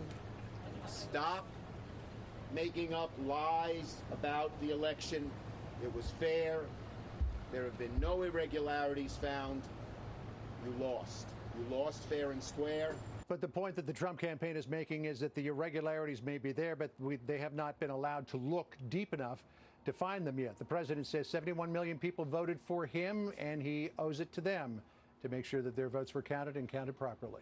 Okay, John, thank you for that. Just looking at one more tweet here. He says just a moment ago, well, 9 minutes ago, 71 million legal votes, the most ever for a sitting president. Yeah, it's a remarkable accomplishment. And Joe Biden then, of course, gets the most ever for any president, beat Barack Obama's record. So America turned out to vote for sure. John Roberts, we thank you. Let's bring in Peter Doocy. He's with the Biden campaign. He's in Wilmington, Delaware, as it gets a little bit darker there this evening. Peter. Dana, and as night falls, there has been a noticeable uptick in security. There is also a noticeable uptick in the amount of people here, both outside, just curious locals who are trying to get as close as they can to the action. They've started to congregate at a Secret Service checkpoint. And then behind me, you can see cars are starting to file in. I was just up there checking things out. A lot of people have their trunks open. There are coolers. Some people have snacks and drinks. It's like a tailgate to see the president-elect, Delaware's own Joe Biden, who is at home right now, about 15 minutes away, preparing for his remarks. We do expect to see him about 3 hours from right now, and the first time we lay eyes on him is likely going to be when he makes a trip down one of two long catwalks at the stage that end at the lectern. That is where he's going to make his address tonight. There are going to be 400 cars in total, and they are starting to park behind and around some preset vehicles that have been there with foldable chairs either put on the top or in the back of a truck bed, just so that some VIPs can get a closer look. The campaign tells us that since these calls came in, Joe Biden has spoken to Barack Obama, among others, and that Kamala Harris has spoken to Barack Obama, Hillary Clinton, and Nancy Pelosi. The first photo that we saw of the president-elect shows him and the future First Lady, Jill Biden, and it shows Joe Biden wearing a ball cap that says, "We just did," above a 46. He is, of course, going to be the 46th president. There has been some social media traffic that about 100 Biden campaign staffers celebrated mid-afternoon their win with a dance party on Zoom. We don't know how long that went for, but we have, in the time since, noticed a lot of hugs and pats on the back in and around this event space. And based on what Biden has put out so far today, we expect to hear him this evening call this a time to unite and a time to heal, and that is very consistent with what turned out to be a winning message that he started with on day one, that he believes that we are in a battle for the soul of the nation. Dana. All right, Peter Ducey, thank you. We'll be checking in with you before that speech. Thank you. I want to bring in our team now, right now. Carl Rove, Juan Williams, and Katie Pavlich, townhall.com editor, joins our conversation. And Katie, we have not heard from you in some time, so welcome here. What are your reflections as of this hour as you watch from your perch? Been about 24 hours, Bill, so thank you for noticing. I appreciate that. You know, there's questions now in this age of social media and the fast-paced political news environment about how long this is going to take, whether the president will concede, what Joe Biden will say tonight. But I do think it's very important to focus on what John Roberts touched on, which is the president's commitment to his voters. You know, 71 million people came out to vote for President Donald Trump. This is a group of people who've been told for 4 years that the first election of President Trump was illegitimate. They were told that a special counsel investigation needed to be launched to look into that same kind of accusation that he wasn't legitimately elected president. It was very partisan special counsel. They've been through impeachment. You had a number of Democrats refuse to go to his inauguration. So it's fair to say that they are skeptical of what has gone on here, and it is fair to say that they deserve some patience with going through the process, going through the legal avenues, and getting to the end of this and having those questions answered for the sake of moving forward with the party. In terms of where we go here and the Senate, you know, you had Chuck Schumer today out in a crowd in Brooklyn saying that he is focused now on the Georgia Senate runoffs. And he said that if you can switch and flip those Georgia seats, you can change America, and that's where the big fight is going to be. The Senate is where the court packing will happen. The Senate is where the far-left Green New Deal will happen if Republicans cannot hold on to the Senate and their majority. And so that is where most of the effort will be moving forward, as you've seen over the last couple of hours, and the focus being shifted there by a number of senators. Mitch McConnell is certainly focused there, and that is where I think the future of where that wall is going to be, should Joe Biden you know, eventually, as we have called it, be the president, the next president of the United States. That is where the battle is going to be in Washington, D.C. and in Georgia. Katie, I would just say, he was quoted as saying, now we take Georgia, then we change the world. Correct. We got 58 days, 58 some odd days before that vote. I mean, and Karl Rove, before we let you go, I did want to ask you a couple of questions. One, you know, how do you think that relationship between Mitch McConnell and Joe Biden has been over the last, you know, many years? And also maybe we've talked about the historical moment here for Kamala Harris, but for Joe Biden, you know, he's tried to run for president several times, and you know, this has happened in history, right? There have been people that have tried and tried again, and finally they get to this point. Yeah, third time's a charm for him. Richard Nixon, most famously in our lifetimes. You know, we had some like William Jennings Bryan who tried 4 times and never got there. So Biden, I think, is the most successful in that he tried 3 times and on the 3rd time got there. May I say something about Jim Clyburn? You certainly may. He was a remarkable individual, but I was taken aback by his comments. He said it in a jumbled fashion, so maybe I misheard it, but I thought I heard him say, what other kind of democracy is there where somebody who wins 74 million has to be concerned about the 70 million who voted against him? Well, that's what a democracy is about selecting someone who can represent all of us. And if he was suggesting that now that Joe Biden is the president-elect, that he can forget about the 70 million people. Why do you think those 70 million people rallied around a disruptor, a man who had no political involvement, who'd never run for political office or served in public office, and elected him president of the United States in 2016? It was exactly that feeling that the people in power, whether they were the powerful inside the Congress or the elites on the East Coast and West Coast in the media and in commerce and finance, looked down on the people in the middle of America. And if that's the attitude, I don't think that's going to permeate the Biden administration. But if Jim Clyburn makes that as a suggestion, don't worry about those people. Forget about those 71 million people. Big mistake. That's not what the country needs and not what the country wants. I don't think that's exactly what he meant. He did say that he thought that the president-elect should come out tonight and talk about how he's been campaigning, saying that he would be someone for all Americans. I think that in some ways for the Democrats today, they're thinking, well, yes, of course, there are 70 million people who are disappointed, but there are also 74 million or 71 million who are disappointed. There are 74 million who are also elated, and that you know, they deserve a message too.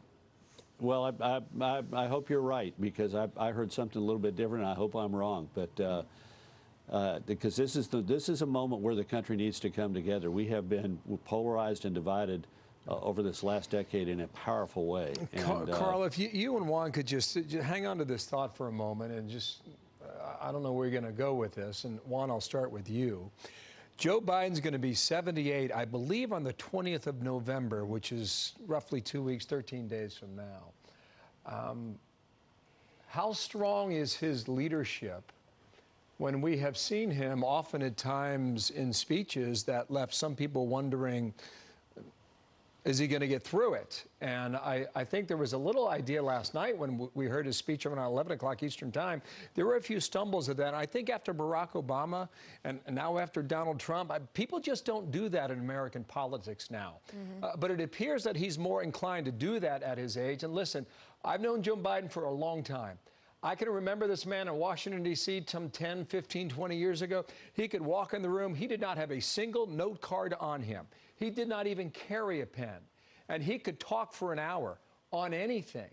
And it doesn't appear as if that same Joe Biden is the man who will walk into the White House on the 21st of January. I frame that in the following way. How strong of a leader will he be? Juan, you first.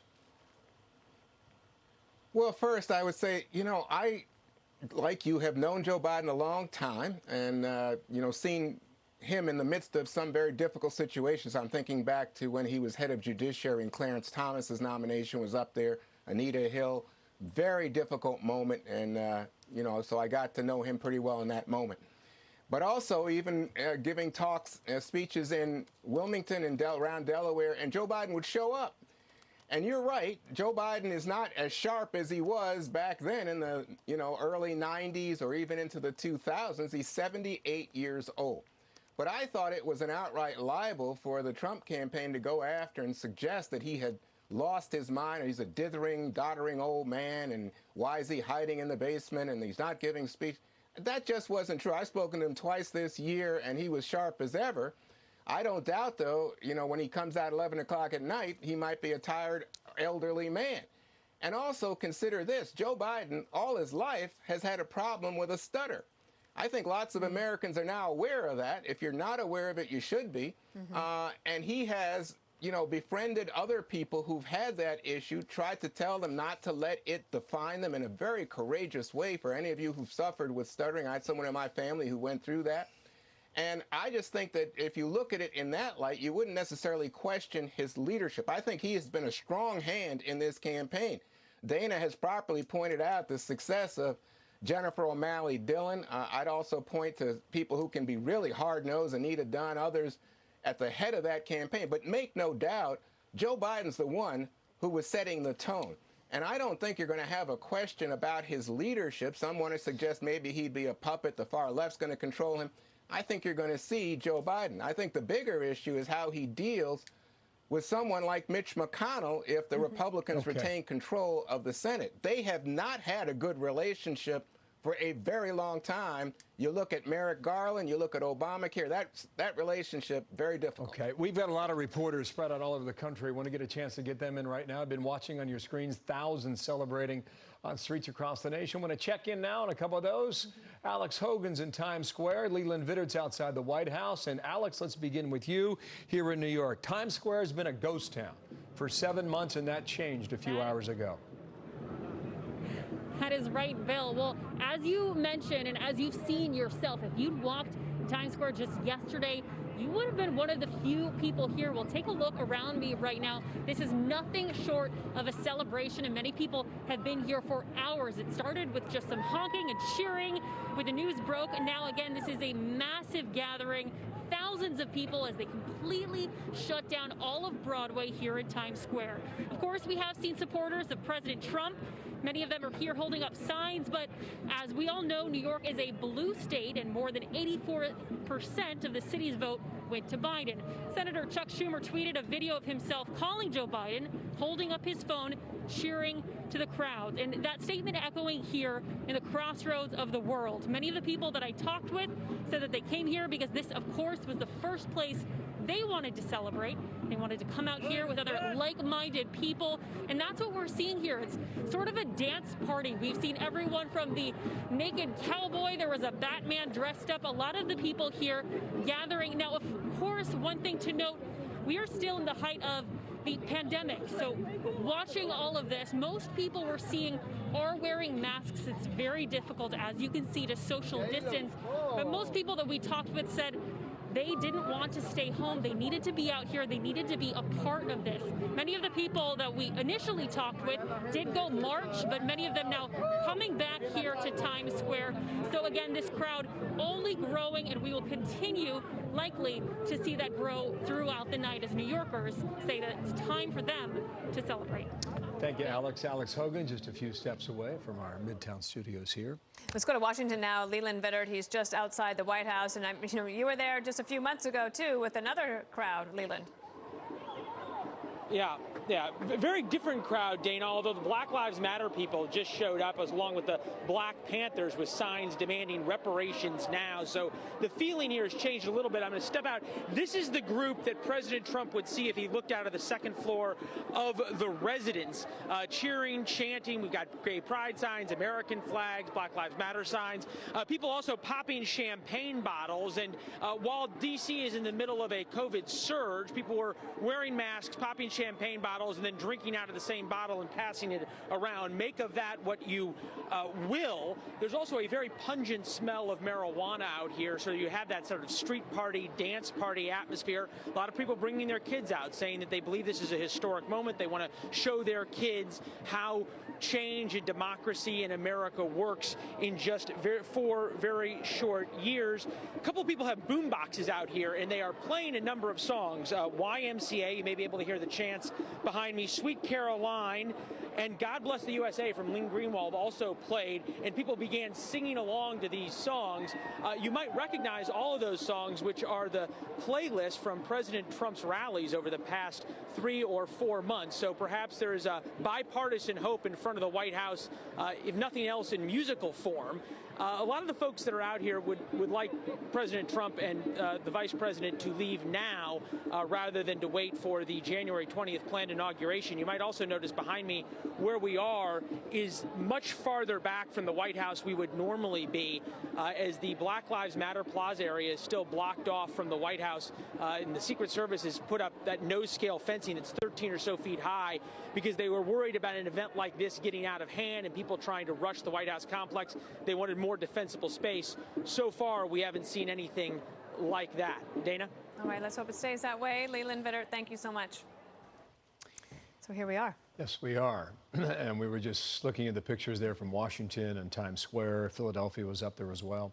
Saw Madison, Wisconsin, and you had a historical you were talking thought that about, popped into your head, my lady, and I thought I would give you the stage. Well, because I got off on my tangent about mobile voting, which we can talk about another time because it's the future. I just don't have any answers to all of your questions. Juan Williams talked about the historic moment in reference to something that happened in the 1960s, and now you have Kamala Harris following in those footsteps, and that feeling. And, he described it, Donna Brazil has described it on our air tonight. You're seeing it from Mr. Clyburn from South Carolina as well.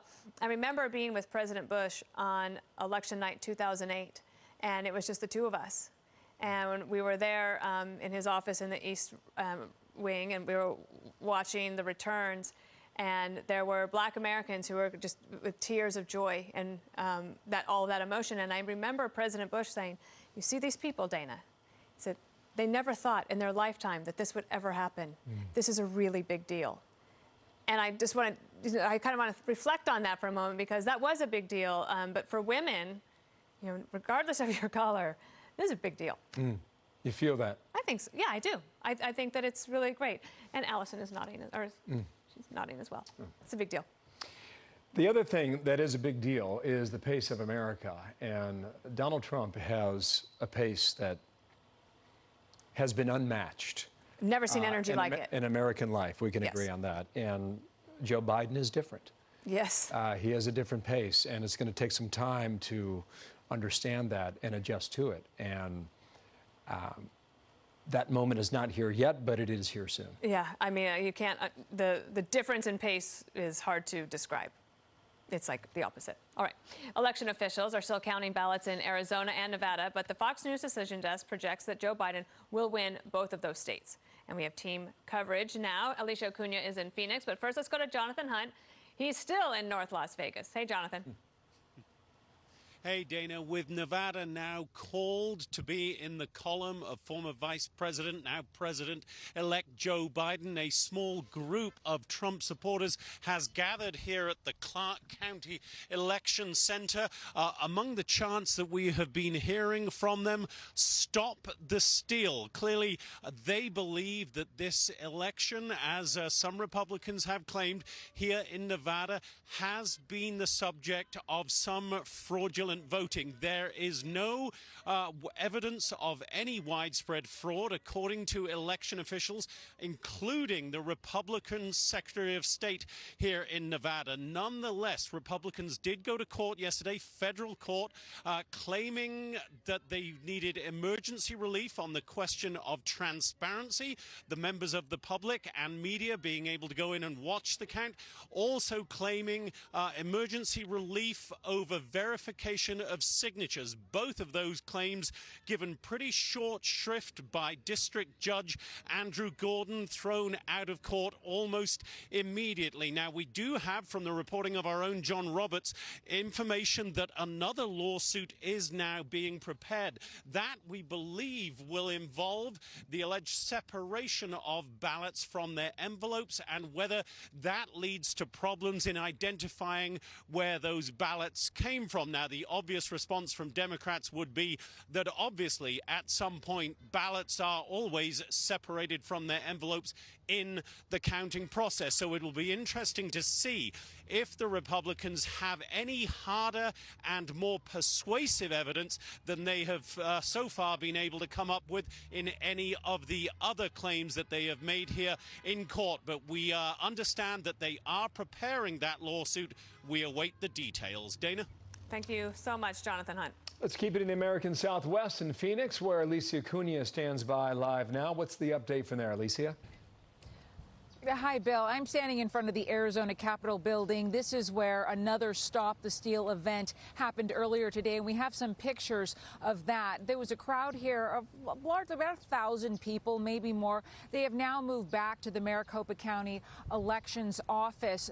The majority of the people in the crowd today were Trump supporters, very frustrated by the situation here, quite frankly, quite frustrated with us, with the Fox News Decision Desk, with the media in general. So many people here that there were people who came up from Tucson. Folks here were expressing the true belief. They believe that the president somehow will still pull this off and that he will, in fact, be the president for the next 4 years. I do want to show you something, though. This is a picture that we took today of the adjudication team. This is one of the adjudication teams at the Maricopa County Elections Office. These folks have been working almost around the clock.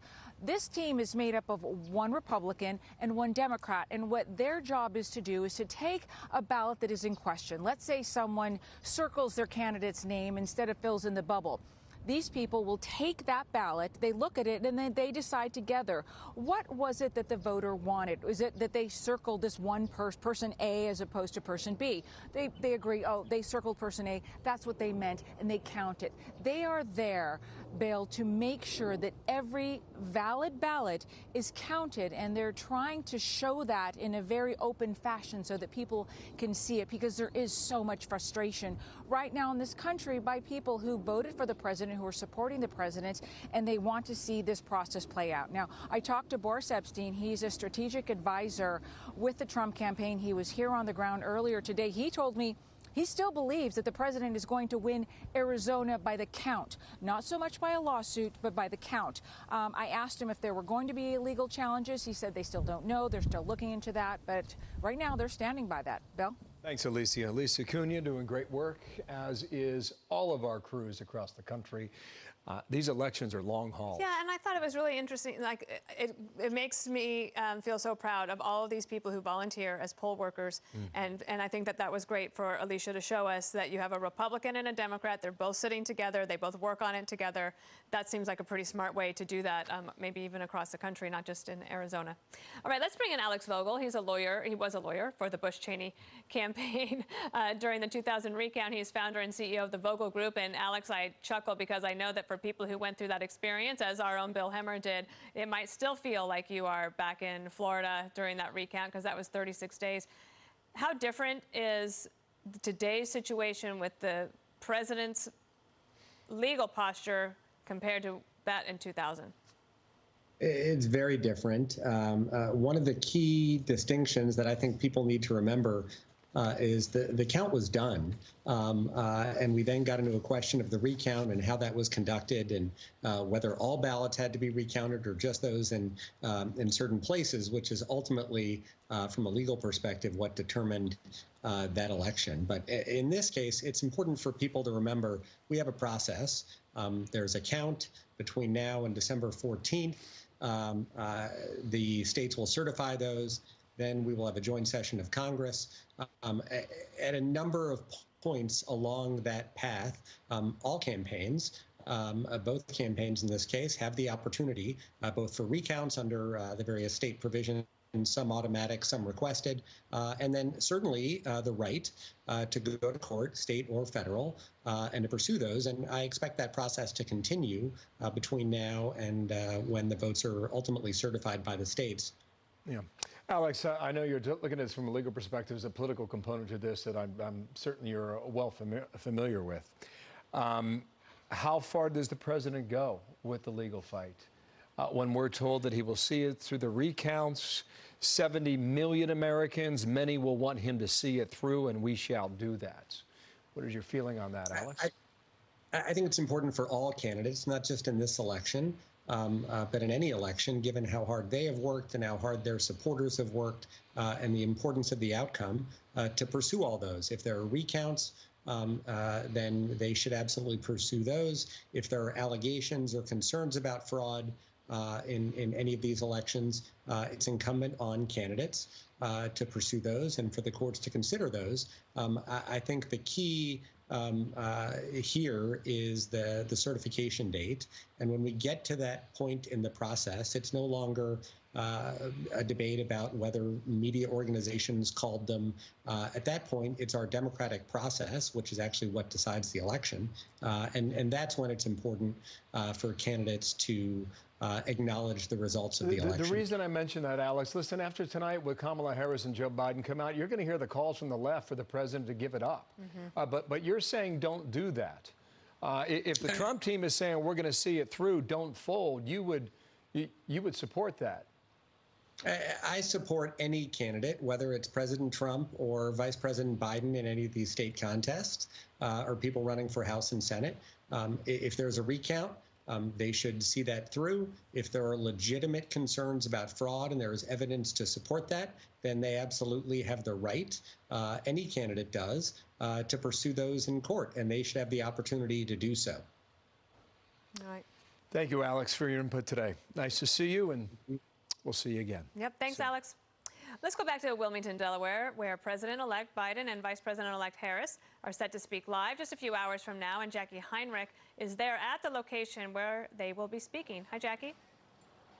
Hi there, Dana. Yeah, this parking lot behind me is beginning to fill up. The music is playing. It's finally going to have the celebration that the stage was set for on Tuesday, if you can believe it. They've had to do sound checks every day leading up to this moment, but tonight is finally the night. I've been talking to a few sources, and I have some information on what the two speeches are going to focus on tonight. They're going to have very different themes. We do expect the former Vice President, now President-elect Joe Biden, to focus on unity and healing themes. He has said over and over that he will work as hard for people who didn't vote for him as he will for those who did vote for him. And he's going to be making an appeal to this moment, similar to what he said last night, that the votes that have come in, they are a mandate that the country does not want to see more of this division, that his presidency will be about uniting people. Senator Harris is going to talk a lot about firsts. She has broken a lot of barriers. She's the first woman, first black woman, first woman of South Asian descent, and first HBCU graduate to now be the vice president-elect. And a frequent refrain in some of her speeches is, when we vote, things change. She hits that point very often when she was making her stump speeches campaigning around the country, talking about how important it is for people to come out and cast their ballots, because you would see this kind of transformational change within our politics, and that's what she's going to be talking about tonight. Both of them will focus on the issues that the country is facing, including the coronavirus, the public health crisis that the country is grappling with, the economic crisis, and the reckoning on race. Those are some of the top issues that the transition team will be focusing on in the coming days and weeks, but for now, the election and the celebration tonight is going to be the big focus. All of the work that comes after is happening behind the scenes, but staffers are taking a moment to celebrate and take in this moment, which, by the way, Joe Biden has chased now 3 times and becomes the president-elect 48 years to the day that he was first elected to the Senate, Dana. Yeah, amazing anniversary. Thank you so much, Jackie. Thanks, Jackie. I want to bring in Katie Pavlich back to the conversation alongside Mark Thiessen, former speechwriter for President Bush, and Mo Alithi, former DNC comms director. Andy McCarthy also joins the conversation, former assistant U.S. attorney.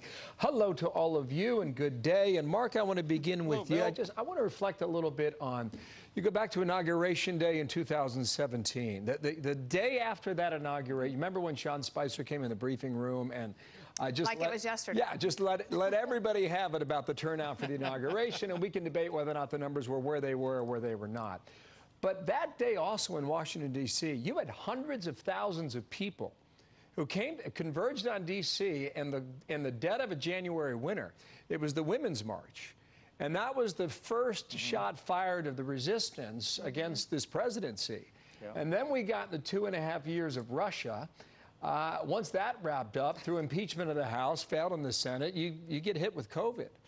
And during COVID, you have what I would consider now a significant change in the way American elections are carried out. Yeah. Not in places like Oregon and Utah and the state of Washington, but all 50 states when it comes to a mail-in ballot. That's where we're going. It's inevitable.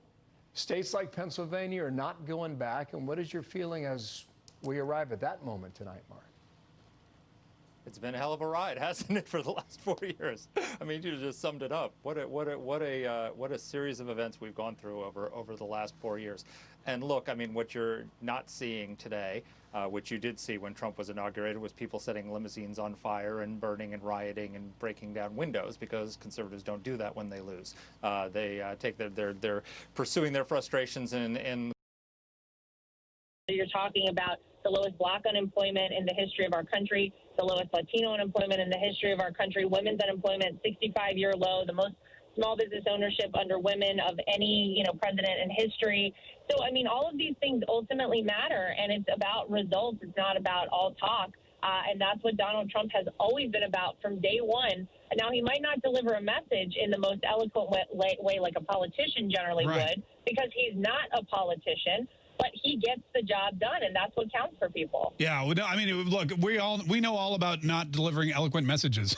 I'll play some of our gaffes, later on. Did you, back when you were on TV? By the way, you're very good at this campaigning thing, and I don't know if that was part of the reason you and Eric ended up together. But when you were back on TV, if someone told you, hey, 5-6 years down the road, you're going to be crisscrossing the country trying to get your father-in-law reelected, would you have believed them?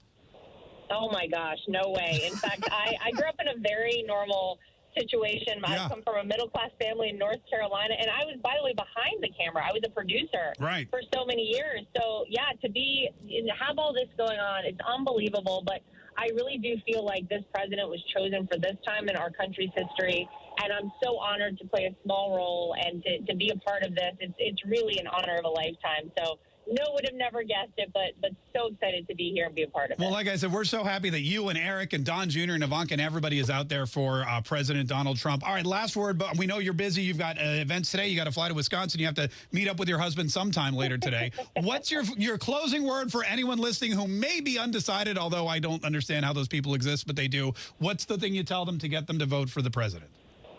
Well, if you love this country, if you believe in freedom, if you believe in opportunity, you believe in the American dream, there is one person that is standing strong for that. It is President Donald Trump. A vote for Donald Trump is a vote for the future of America and the American dream for every citizen of this country. A vote for Joe Biden is a vote for socialism and the destruction of America, period. Wow. Straight from the mouth of the third lady of the United States of America, Lara Trump. Joining us once again, just spoke to him last week, and I know he's exhausted, and we appreciate him taking the time. Ladies and gentlemen, please welcome back to the Marquez Show, Donald Trump Jr. Hey, guys. How are you? We're great. How are you? Where are you? Are you back in D.C., or are you still flying around the country somewhere? I'm in D.C., you know, sort of done with the in-person stuff. We want people, you know, listen to the radio today and go and vote. I don't want you coming to see me at a rally. I want you voting. Yeah. You know, and if we do that, we're going to keep this going.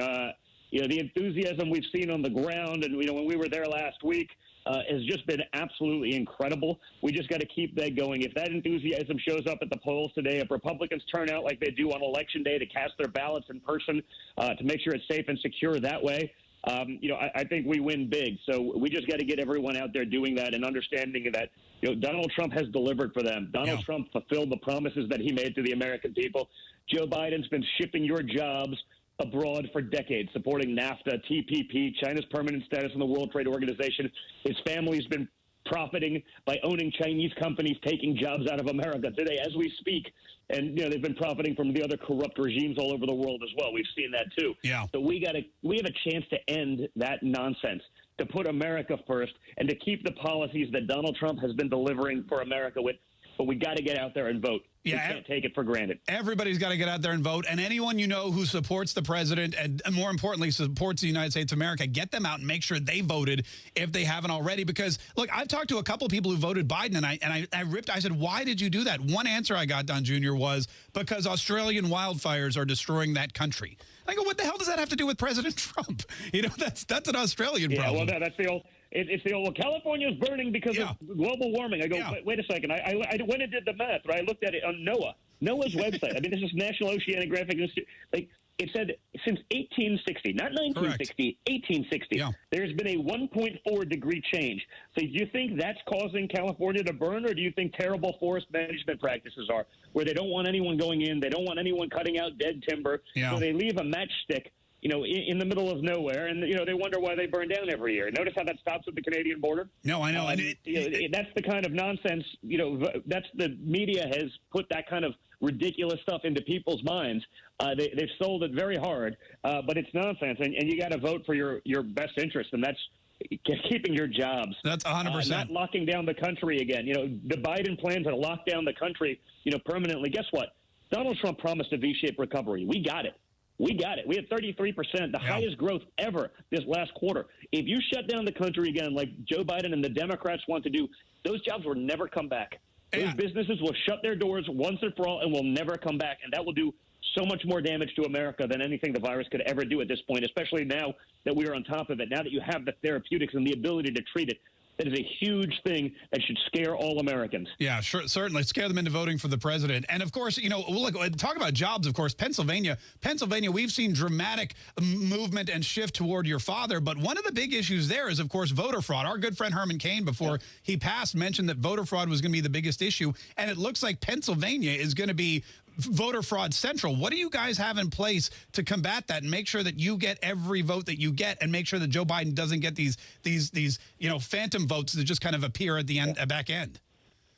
Well, we're doing whatever we can. I mean, you saw the Pennsylvania Attorney General now is out there basically saying, yeah, but it's close. Trump's going to lose. Like, they're not even hiding the corruption anymore. Right. That's why we need people to turn up everywhere. We just need to win big. We got to send that message so they can't play these games. You know, we do have teams, obviously, getting ready to deal with those legal battles and out there, but, like, let's win Florida. Let's win the other states. Let's win Wisconsin. Let's win Michigan. Let's win, you know, everything else that you don't actually need Pennsylvania.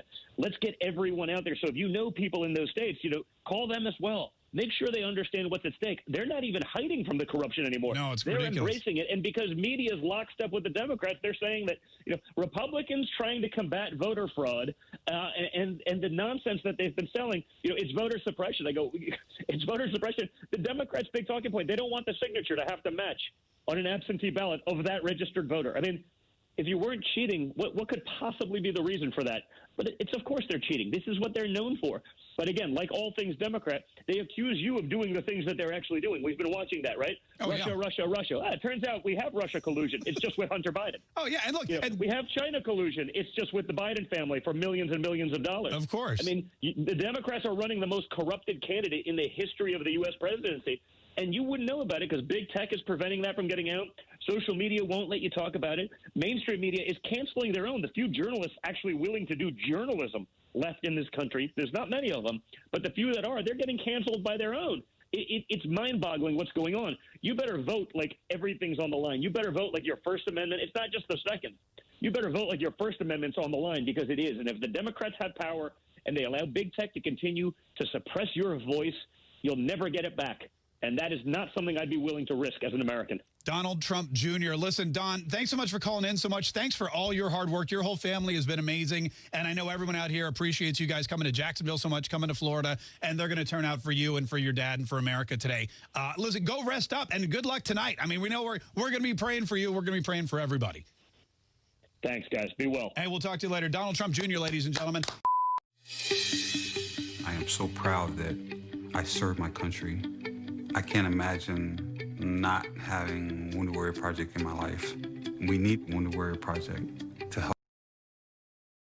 To change the face of the GOP. And you have people like her who are stepping up to the plate and really backing the president. She was in charge on impeachment in the House. She was right out in front and taking, Trump policies, conservative policies, and implementing them in districts where she felt like Republican women could really send a message, and they have. I mean, I don't think we'll see Republican women on the cover of Vogue like you've seen Democratic women put on the cover of those magazines, but it's really made a significant difference watching these players inside the party really put themselves out there in recruiting and, quote, community organizing for Republicans. All right, Annie McCarthy, you've been here and you're so patient, so let us get to you. The president has legal challenges that he wants to mount. These are apparently going to happen on Monday. Some of the charges they have are very serious, but they feel a little vague. Well, it's not just vague. It's that they don't seem to have, at least from what we've seen to this point, solid evidence. And the other problem with this, Dana, frankly, is any good appellate lawyer will tell you that if you want to win your legal case, don't go to the Court of Appeals or don't go to whatever court has to decide with 17 claims. Go with 3 or 1 if you have a good one. And the problem with a scattershot approach where you're raising a number of issues that don't seem to have any heft to them in the way of hard evidence is that if you do have 1 or 2 things that can get some traction, if you've raised frivolous things or raised things that seem like they were potential problems but you can't really prove them, you undermine the credibility of everything good that you may have in your arsenal. So I think they have to do a much better job than what we've seen up to this point in having a strategy going forward where they figure out what good evidence do we have here, what good issues of fraud do we have here, and you want to go with those, and you want to come flying out of the box with those. And I think if you continue with this idea of, a little something happened here, a little something happened there, under circumstances where you have to flip Pennsylvania and 2 other states, and you're actually tens of thousands of votes behind, and you're in a circumstance where the Democrats really didn't have a good night on Tuesday. The Senate, we'll see what happens in January, but they lost seats in the House. It's going to be hard for people to believe that there was a big scheme to steal the election, but that they forgot to make sure they kept control of the Senate and advanced their position in the House. So I think they have to have a better strategy. Quickly, do you think that former Attorney General Michael Mukasey will take on the Trump case? I don't know. I haven't talked to him about it, but I will say this: the judge is about as scrupulous a guy as I've ever encountered. Yeah. I had the honor of trying a case in front of him that was a very long case in the 1990s. if he's going to take a case, it'll be because there's real evidence. So He's keep an not eye going on to go that, into everybody. court with an empty bag. Indeed. Thank you, Andy. You've been writing some great pieces, too. Thanks for your insight again. Want to stick around with us? Check on the reporters right now. Two key battlegrounds. Steve Harrigan's live in Georgia. Aisha Hasni's live in Philadelphia. And Aisha, why don't we go to you now? What are you seeing in the streets there? Hey, Bill, you know what it feels like out here? It feels like the Eagles have just won the Super Bowl, and you really could say the home team won today because this Democratic stronghold of Philadelphia, the Biden supporters here, really feel like they have handed a victory to President-elect Biden. I want to just show you what's happening behind me. We're kind of losing this crowd here, so we're going to try to catch up. But thousands of people are gathering in Center City outside City Hall, shouting, "We did it. You're fired." Cars are honking horns. You're hearing the drums. People are dancing in the streets. A lot of drinking going on. They're throwing confetti. It's a major sigh of relief here because Biden has taken Pennsylvania by 0.6%. The vote is not certified yet. In fact, ballots are still being counted. 65,000 remaining ballots in Pennsylvania, 18,000 remaining in Philadelphia. But of course, you know, the Trump campaign and its legal team is alleging a lot of voter fraud. They say that dead people could have been voting, that their Republican observers were not allowed inside, or they weren't able to correctly, clearly see those ballots. They haven't really shown very much evidence yet, but Republicans and the Trump campaign waging a lot of legal battles in this state. But as of right now, as you just saw, and what's happening is they're moving, the crowd is moving all around Center City right now. A lot of the streets have been shut down. There's actually another crowd right in front of City Hall. Right now, though, it's not about the legal battles for these folks. It's about celebrating, taking the moment to just enjoy tonight. There's going to be a lot of drinking tonight, maybe some hangovers tomorrow, but they're just enjoying the moment right now, Bill. I should check back with you as the developments warrant there. Philadelphia we go. Thank you for that. Just for the record, yes, I loved her jacket. And Aisha, could let us know where you got that thing. That's amazing. All right, we want to head to Georgia now, where two Senate races could decide which party controls the chamber. Steve Harrigan reporting live from Atlanta. Steve, is Georgia ready to be descended upon even during the holidays? I think people are a little tired of nonstop political ads here, to tell you the truth, but they're going to get more for the next 2 months. It's going to be, the eyes of the nation are going to be on Georgia, the real focus here for 2 more months of politicking. The counting is actually still going on in Georgia. Joe Biden has just about a 7,000 vote lead, this after 5 million ballots cast. And because that lead is less than 0.5%, officials are already talking about a recount after the vote gets certified on November 20th. Now, because the shape of this race was so unusual, a huge Trump lead on Election Day of about 300,000 votes, and then that lead disappearing as more and more absentee ballots came in, there is a real sense of confusion, anger, and emotion among some Trump supporters here. If Joe Biden wins this election, He won't. Steal. If he steals it. there's going to be some payback. Not violence. Half of this country will believe that they cheated us out of this election. And as you mentioned, the two Senate races, neither Republican incumbent hitting that 50% mark, so there will be runoffs for both of those races on January 5th. Some intense politicking ahead here in Georgia. One thing that's clear, the state that has been reliably Republican, conservative for the past 28 years is almost a dead even split now between both sides. Back to you. Thank you, Steve. These are pivot points in our nation's history, clearly. I mean, you think about every 4 years. It feels like pirouette points. Which means more than, oh, I got you. Okay. So more than a pivot. Maybe it is a full circle, and maybe it's just an adjustment. I mean, we shall see together as we go through it. One of the questions I have, and Mark and Mo and Katie and Andy can rejoin our conversation, is if it continues to go this way and the court cases play out the way they do and the challenges and the recounts fail, and we move closer and closer toward January, what does President Trump do? What does he do if he is no longer president? What sort of mantle in American life does he assume? And a lot of people have talked about his future in television or in media, and I've talked about his future in politics. And I was just listening to Steve Harrigan talk about Atlanta, and you think about it, I was on the air the other night, and Laura Ingraham offered the first. I said, I bet you buck, Laura, if it goes this way, I think it was Monday night, if it goes this way, we're going to see the two most expensive Senate races by a mile. And she said, paraphrasing, I'll bet you $1 that Donald Trump campaigns in Georgia. And to Mark, I ask you, do the Republicans in Georgia stand a chance of winning if they do not have Donald Trump campaigning for them the first week in January or before? Well, they don't. They don't. They need the Trump coalition to come out, the Trump voters to come out. I mean, the people who showed up at those rallies, that's what's going to put him over the top. And look, this is an opportunity for redemption for Donald Trump. If he doesn't campaign in Georgia and leaves and Republicans lose the Senate and he wasn't there, then that's a sign that he's just not coming back and he's given up on politics, because he will never get elected in 2024 if he doesn't try. On the other hand, if he does go, he is still the leader of the Republican Party, and he has a responsibility, and I think he has an opportunity to go to Georgia and lead the campaign and campaign the way he did in the last few days of the election, holding rallies across the state, and he can deliver that state and save the Republican majority, and then he will leave the White House as the man who saved the Republican majority and prevented the Democrats from ending the filibuster and packing the court and doing all these things.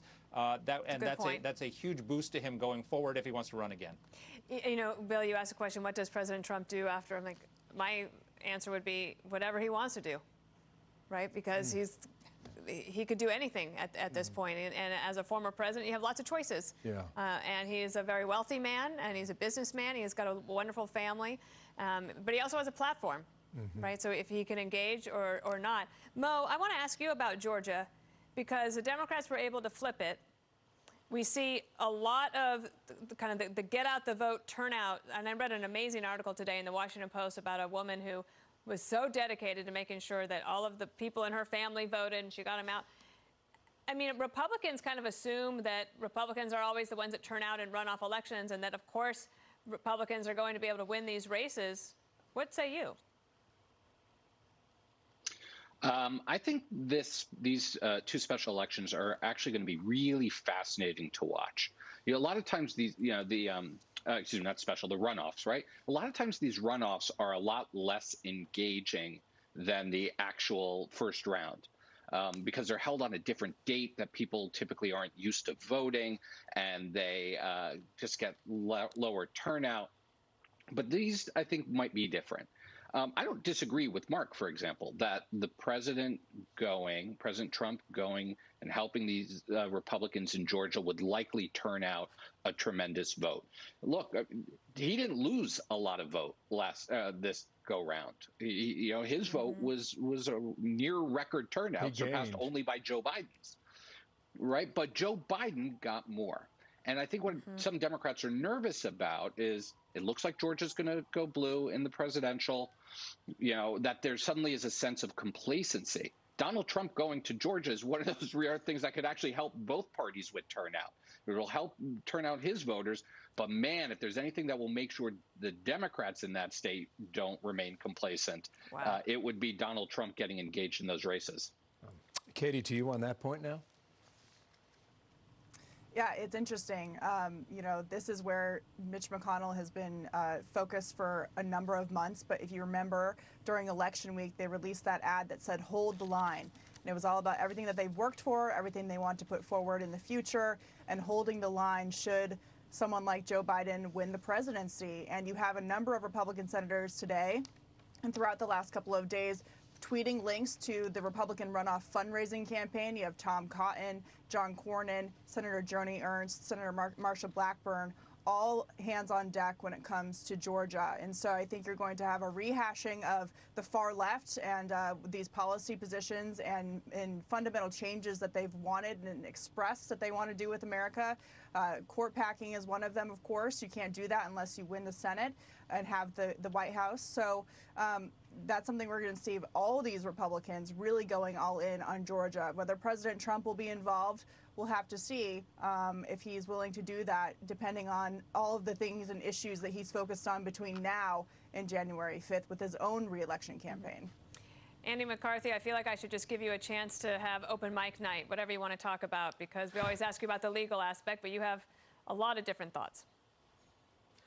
Well, I'm going to respectfully disagree with Mark, which means I should probably stop because I'll be wrong here. But I think that President Trump is going to find what President Obama found, President Clinton found, and this goes to something Mo said. There's a certain lightning rod effect. As many people as he galvanizes on one side, he galvanizes on the other side for a different reason. And I guess maybe I feel this way because this is how I've always sort of dealt with the Trump presidency, which is I try to support the president when I think he's right. I oppose him when I think he's wrong. But what I've always, to me, the thing that's been the driving factor is the Democratic agenda for the country, which I think is personally, I just think it's a terrible agenda for the country. And to me, what'll get out the vote and win this election or not for the Republicans is how effectively they make the case of what the Democrats want to do to the country, whether it's the Green New Deal or statehood for Washington and Puerto Rico to have a permanent Democratic governance in Washington, the whole list of things that they want to do, energy, et cetera. To me, that's a much stronger case, and it's really in terms of, President Trump just got 70 million votes. I think the reason he got 70 million votes is there's a lot of people like Trump, but there's a lot of people who came home because he was the difference between that agenda being enacted or not. Absolutely. So to me, it's the agenda, it's not the person. All right, Andy and Mo, Mark and Katie, thank you so much for joining us tonight. We've really appreciated your insight. Don't go far. You will be called very soon.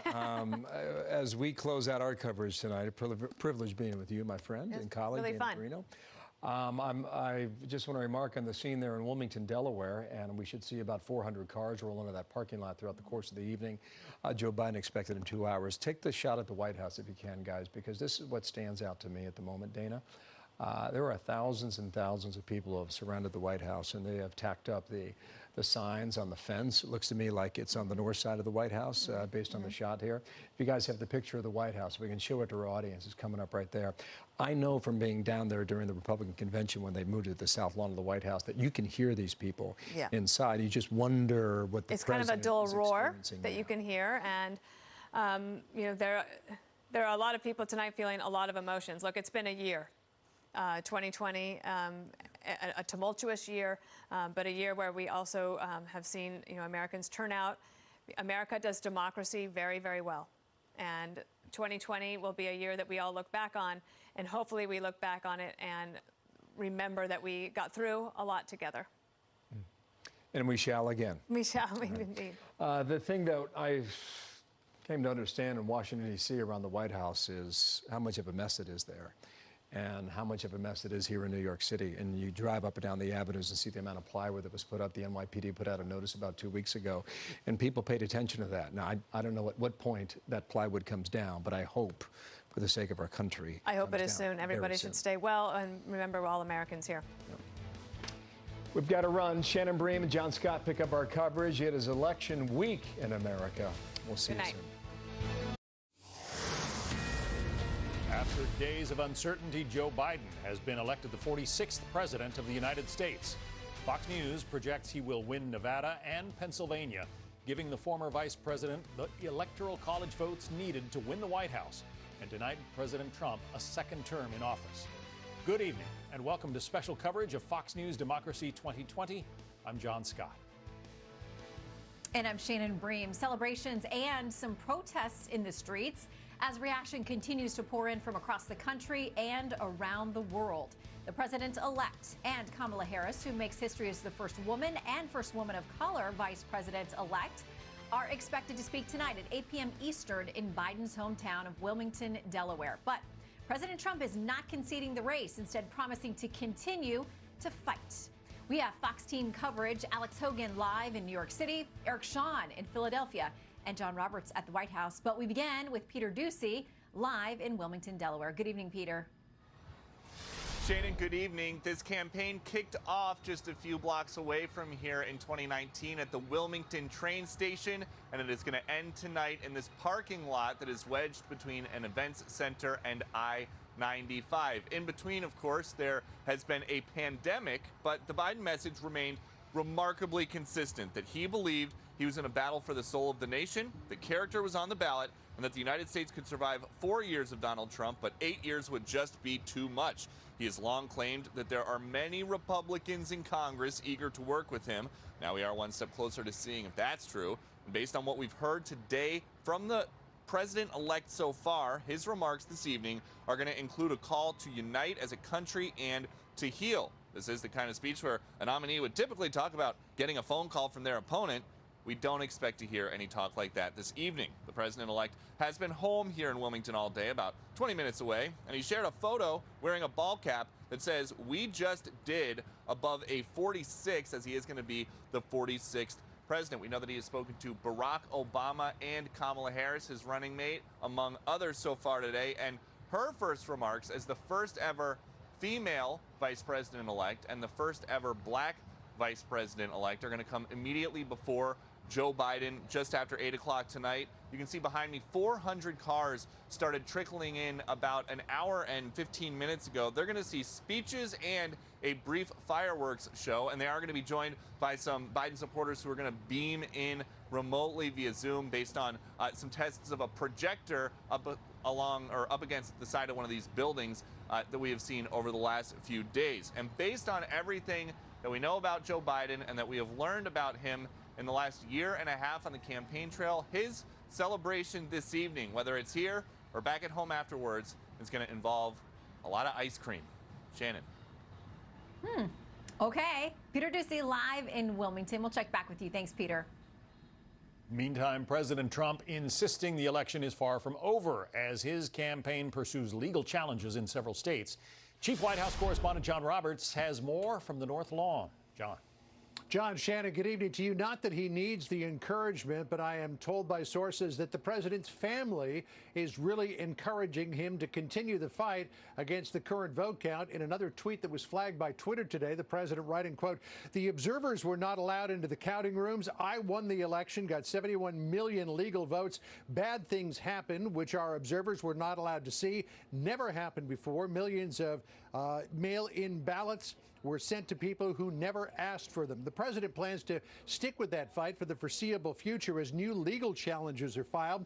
One just announced in Arizona, alleging that a lot of in-person overvotes, as they're called, were rejected. There are also new lawsuits being filed in Pennsylvania and Nevada, recounts in Georgia and possibly elsewhere. Rudy Giuliani insisting that there are hundreds of thousands of votes in Philadelphia and Pittsburgh that were entered into the system without being inspected. Listen here. They conducted themselves in a way that suggests that there was fraud. One of the things that does involve fraud is not making it possible for the people who are supposed to inspect. That's a fraud. That's a fraud on the voters. It's unclear how long all of this will take. People who are working on the president's behalf tell me that they believe that ultimately this is going to end up in the Supreme Court. But a number of people who are close to the president are making it clear that if at the end of this process, Shannon and John, there is no path for the president to get a second term here in the Oval Office, that he will graciously concede the election and work on a peaceful and appropriate transfer of power. Now, the president may also, through this legal action, find that there is a path to a second term at the White House, but to get to that point is likely going to take some time, so don't hold your breath just yet. John? Chief White House correspondent John Roberts. John, thank you. Well, a lead of more than 34,000 votes in Pennsylvania for Joe Biden, leading to the call there in his favor. The state's 20 electoral college votes putting him over the top for the 270 needed to win the presidency. Senior correspondent Eric Shawn is live in Philadelphia with reaction there. Hey, Eric. Hey, Shannon. Well, you know, 233 years ago, our nation's independence was born just blocks from where I'm standing right now at Independence Hall. And now democracy is playing out here on the streets of Philadelphia. We're at the Philadelphia Convention Center where the vote counting is still continuing, 30,000 to go. But you know, on Monday, the focus will go from the counting room here to the federal courthouse. That's because Trump lawyer Rudy Giuliani plans to file a lawsuit against Philadelphia officials. Earlier today, Mr. Giuliani was joined by Trump campaign officials Corey Lewandowski and Pam Bondi, alleging a slew of voting improprieties, insisting that Republican observers are kept too far away from the ballot counting to properly count the votes. Take a look at this photograph I got from a Republican poll watcher. This was his view of the ballot counting. Does that look like it's close to you? Well, the Democratic watchers were standing in the very same spot as their GOP brethren, by the way. But Giuliani says no one could really check anything. Those mail-in ballots could have been for anybody. Those mail-in ballots could have been for anybody they wrote in. Those mail-in ballots could have been written the day before by the Democratic Party hacks that were all over the convention center. What I'm saying to you is not a single one was inspected, as the law required. But I spoke with several people who do work here as counters. They've been counting the votes since Tuesday, and they all told me it really is impossible to commit fraud. They described strict protocols and oversight inside the counting room. Security so tight officials search bags, shift through garbage, and they would not even allow the counters to have pens, so no one could potentially mark a ballot themselves. Heather Cronin told me she's been working as a counter here for the past 5 days, and she insists that none of the counters would cheat. I couldn't have done it if I wanted to. There were too many people watching us. There was the poll work, the supervisors, there's the live stream, there was the monitors. It just wouldn't have happened. Could you take a Trump ballot and then crumple it up and throw it in the waste paper basket? Well, there were no trash cans. So no, you couldn't do that. Well, the Philadelphia District Attorney's Office has set up a special task force to sift through any voter fraud allegations. We contacted them to see if they have any ongoing cases tonight. They have not gotten back to us, but certainly the action will be on Monday when Mr. Giuliani will go into court with a bunch of what he says are serious voter fraud allegations. Shannon, back to you. All right, Eric, Sean, thank you very much. Well, Joe Biden's victory sparking mass celebrations in New York City with people dancing in the streets, banging on pots and pans, and just about anything else they could find. Alex Hogan is out in the middle of it. Alex? Good evening, John. For most of the pandemic, this part of New York City has gone quiet. Well, a very different sight tonight. Take a look here with the crowds of people gathering here in Times Square. It's a mostly masked crowd gathering to cheer, sing, and march together. For hours, the NYPD blocked off Times Square to vehicles as people poured into the crossroads of America. Police now just reopening the street to vehicles. And that is not stopping New Yorkers from celebrating the announcement of the projected win. Senator Chuck Schumer tweeted a video of himself calling Joe Biden, holding up his phone to the crowds, cheering. Those here tonight tell me after a difficult year, this is a moment that they needed to celebrate. Take a listen. As a 42-year-old mom of two, I have a 14-year-old son at home. To have him text me and say, "Mom, we finally got a fresh start," coming from the voice of a 14-year-old Caucasian boy, amen. I mean, the real work only is beginning for him, for this administration, and so it's time to look ahead to the next steps, and I'm eager to see what they both do.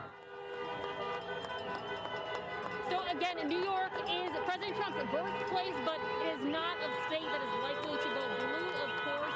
According to data that we have right now, 55% of the state voted for Joe Biden, and 84.5% of the city voted for him. So a big celebration for people here tonight, almost treating this like a parade. We have seen some supporters of President Trump saying that this is a very difficult night for them, a very painful moment, but adding that they will continue to support him. Meantime, people here tonight say this is exactly what they've been waiting for. John? Alex, I was one of those trying to get across Times Square to get into the office today, and it was nigh on impossible. Alex Hogan in Times Square. Alex, thank you. Shannon.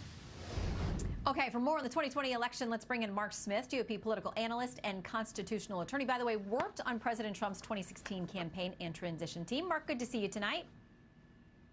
Hi, Shannon. Okay, so there are a number of legal cases that we are tracking. We're following Philadelphia. There are others in Nevada. There is something pending at the Supreme Court involving Pennsylvania. I just got another notification from the Trump team about a filing with regard to Arizona, and the machines there that they say did not work correctly, and they say that there may have been votes that were lost for President Trump. Some of them could have been for President.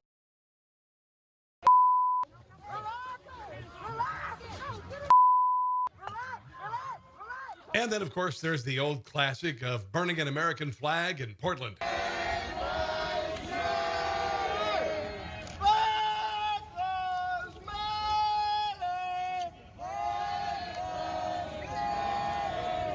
Biden's laptop matters.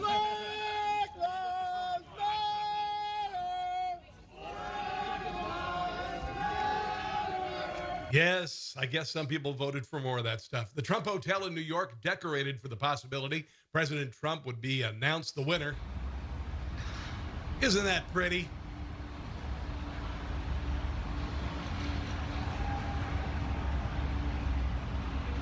Wow. Yes, this is life in America in 2020. Nothing says be our guest like a big old line of dump trucks out in front of the hotel. How much do you suppose you tip the valet for parking something like that? But does it surprise anyone that Democrats would try to steal the presidency? Here is Joe Biden just a week or so ago saying they'd assembled a team to do just that. We're in a situation where we have put together, and you guys did it for our administration, the President Obama's administration before this. We have put together, I think, the most extensive and inclusive voter fraud organization in the history of American politics. Let's hear that again. Put together, I think, the most wow, extensive and inclusive voter fraud. Seriously, here he is admitting it. Now, is this a slip of the tongue, or is it just his brain not functioning? Well, I guess that happens all the time. Organization in the history of American politics. Unbelievable. Celebrities spent the night stressing out about the possibility of another 4 years of Donald Trump. Cardi B smoked 3 cigarettes at a time.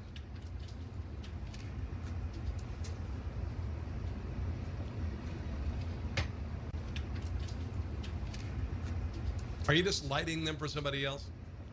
Sharon Stone got a little emotional. Am I the only one who is watching election returns and just crying? Just watching them and crying, and that's it. Just she looks pretty. Watching them and crying. Just watching them and crying. I'm thinking it's time she upped her meds. Oh, I just want to say thank you to everybody who worked so hard on this campaign. How much Chardonnay did we have before we turned on the camera?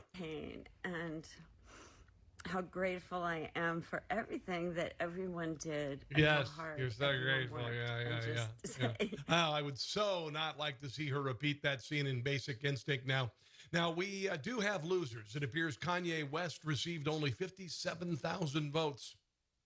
Wait. What am I talking about? That's not losing. I mean, 57,000 people voted for this guy. America. What is America's destiny? What is best for our nation? Our people. What is just? True justice. We have to think about all these things together as a people, to contemplate our future. Yeah, I could have worn a tie, maybe cleaned up a little. To live up to our dream, we must have vision. We as a people will revive our nation's commitment to faith, to what our Constitution calls the free exercise of religion, including, of course, I believe that's in the First Amendment. Prayer. Through prayer, faith can be restored. We as a What about tax cuts? Anything there about tax cuts? People are called to a greater purpose. Reducing the deficit? In ourselves. We are not only a beacon to the world, but we should be servants to each other, to encourage each other, to help each other, to lift up each other, our fellow Are you running for president or camp counselor? Americans, that we may all prosper together. We have to act on faith with the sure knowledge that we are pursuing the right goals and doing the right. I know it's kind of weird. He really didn't say anything there. It worked for Barack Obama, but apparently not for Kanye West. There was some good news, by the way, in the election night results. The ever-charismatic Mitch McConnell held on to his Senate seat. The people of Kentucky had a clear choice, and they sent a clear message. Tonight, Kentuckians said, we want somebody who has no personality whatsoever. That challenging times need proven leadership. That woman behind, I think she actually has her hand up the back of his shirt and is making his mouth move. And our nation will need Kentucky values and Kentucky ideas to defeat this virus and regain our footing. I know you're thinking, wow, surprise, surprise, somebody this charismatic got elected again. Our next president will need to unite the country, even as we all continue to bring different ideas and commitments to the table. Wow! But we also know, beyond any shadow of a doubt, that our nation, our people, can do this. Props to Mitch for finding the strength to do a news conference despite having a terrible cold.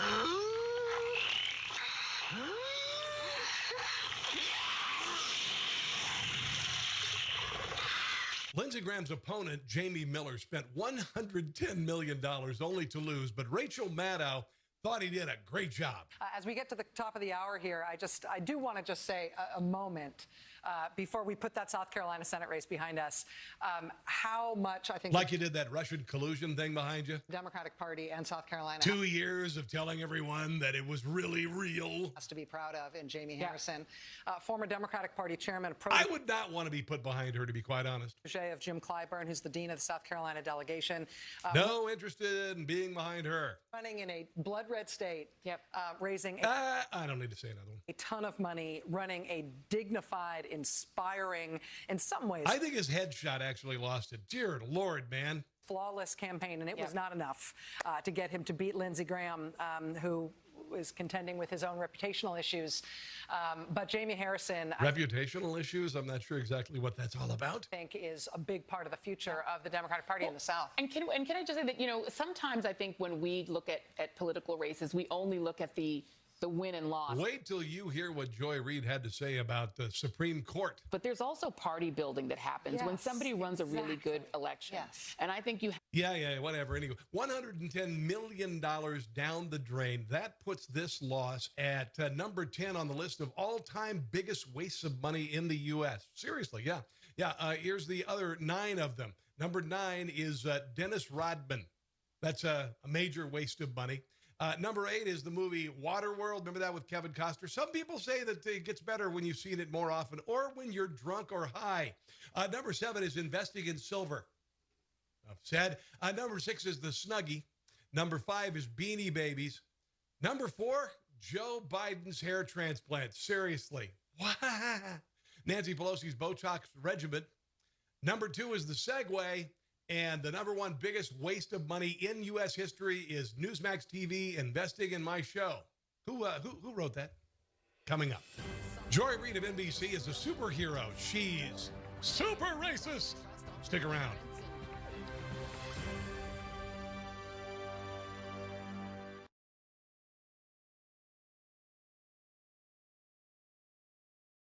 /now and never go to the post office again. Nerds. Hey, Dad, can I ask you a question? Sure, sweetie. What? Should I consolidate my debt onto a single credit card to pay it down faster? Is that even something I can do with my credit score? Here's some advice my father gave me. The wealthiest camel has the biggest hump. Okay. Not everyone has the credit card answers you're looking for. The experts at NerdWallet compare hundreds of credit cards so you can shop the right card for you. From low rates to no annual fees, for all your credit card questions, turn to the nerds. Well, after Joe Biden secured Pennsylvania's 20 electoral college votes to clinch the presidency, Fox News also projected that he won Nevada's 6 electoral votes. Right now, Biden's lead over President Trump in the Silver State is nearly 26,000 votes. Meantime, Republican-led attempts to block counting efforts have failed in state and federal courts. Jonathan Hunt is live in North Las Vegas with more. Jonathan. John, good evening to you. Within an hour or so of Nevada being called for former Vice President, now President-elect Joe Biden, supporters of President Trump descended here upon the Clark County Election Center. There were a couple of hundred of them at one point. As you can see now, that has dwindled to probably just about a couple of dozen. Their main chant here today has been "Stop the Steal." They're pinning their hopes on Republican legal challenges to the vote counts here now. Those have so far failed pretty quickly. Republican lawyers were in federal court here yesterday asking for emergency relief on 2 points: verification of signatures and transparency. In other words, the ease of which members of the public and media could watch the counts. Judge Andrew Gordon, district court judge here, heard those Republican lawyers' arguments and dismissed them on both of those claims. Now, Republicans, led by former acting director of national intelligence, have also alleged that several thousand votes were cast by people who are not residents of Nevada. They wrote a letter to the Department of Justice alleging that. They have asked the Department of Justice to investigate. Now, a pretty cursory look at the list of names they put out indicates that a good number of those may be active duty military members who have the absolute legal right to still vote as Nevada residents. So it remains to be seen how strong that evidence is. Now, our own John Roberts has also reported tonight that Republicans are preparing another lawsuit, that involving allegations that ballots were separated from their envelopes and the question over whether the provenance of those ballots can therefore be established. Now, it stands to reason, it is basic logic, that at some points ballots are separated from their envelopes, so we'll have to wait to see the meat of that lawsuit to see if the evidence is any stronger in that claim than it was in those already dismissed by the courts here. John? All right, Jonathan Hunt from North Las Vegas in Nevada. Thank you, Jonathan. Well, Trump supporters gathering today outside of the Arizona State Capitol in Phoenix for what they're calling a Stop the Steal peaceful protest. Alicia Acuna has more from Phoenix. All right, Alicia, the protest has now moved to the Maricopa County Elections Office, where we've checked in with you several nights this week. Seems, Shannon, they have moved over here. There were 1,000+ folks speaking at a Stop the Steal event at the state capitol. Excuse me. They have now come here. They've been gathering here just about I believe since Wednesday night. They've been demanding that the vote get counted. I can tell you the vote is being counted inside, but they are also very frustrated, as we've talked about, with the calling of Arizona on election night, but also just frustration today in general over the results of the election. I will tell you, within the last half hour, the Trump campaign has filed a lawsuit against officials here in Arizona, against the Secretary of State, against the Maricopa County Recorder, against Bill Gates. The complaint says that there were rejected votes here in the state of Arizona for in-person voting, and that these were overvote ballots. An overvote is when someone circles a name. They do something on the vote. Sometimes you can't tell whether or not they voted for one person or two people, and they have to figure it out. These are folks who are now saying in this lawsuit that they had an overvote, and that when they talked to the poll workers, because there was a problem there, because the machine was rejecting them, that they were told to just press a green button to kind of go beyond and kind of press through. And they said, therefore, their votes were not counted. We have reached out to the Secretary of State here. We have reached out to Maricopa County elections officials to get any kind of response on this. But again, this just happened within the last 10, 15 minutes, Shannon. So we're still waiting to get some more details on that. The count continues, as does the protest. These folks are frustrated. Shannon, back to you. Yeah, we can hear that. Alicia Acuna, thank you very much. Live there in Maricopa County. So Joe Biden named the next president of the United States, despite some southeastern states that remain in doubt. There are court challenges ahead, as we have said. We have the latest on the 2020 race in North Carolina and Georgia next.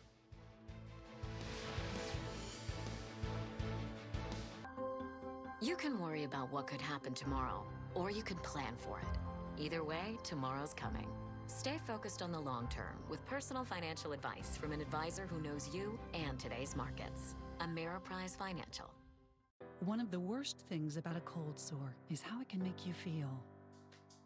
But when used at the first sign, Abreva can get you back to being you in just 2.5 days. Be kinder to yourself and tougher on your cold sores.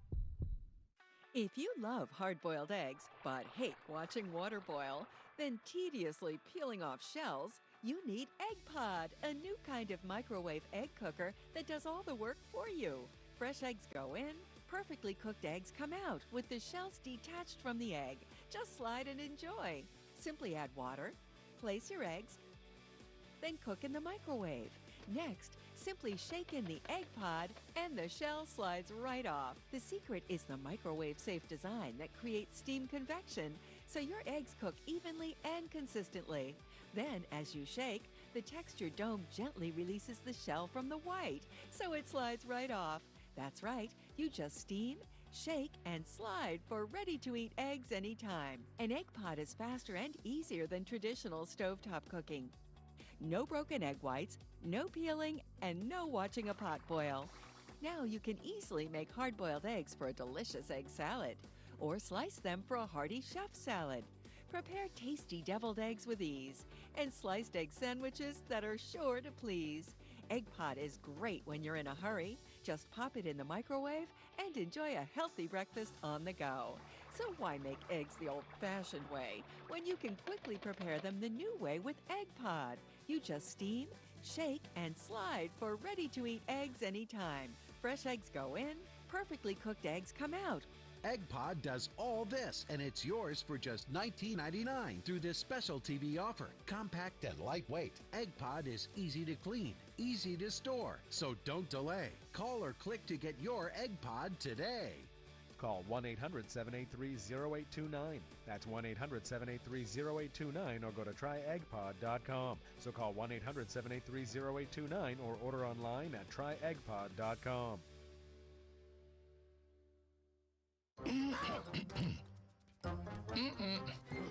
Let's see what we can build today. Ta-da! There you go.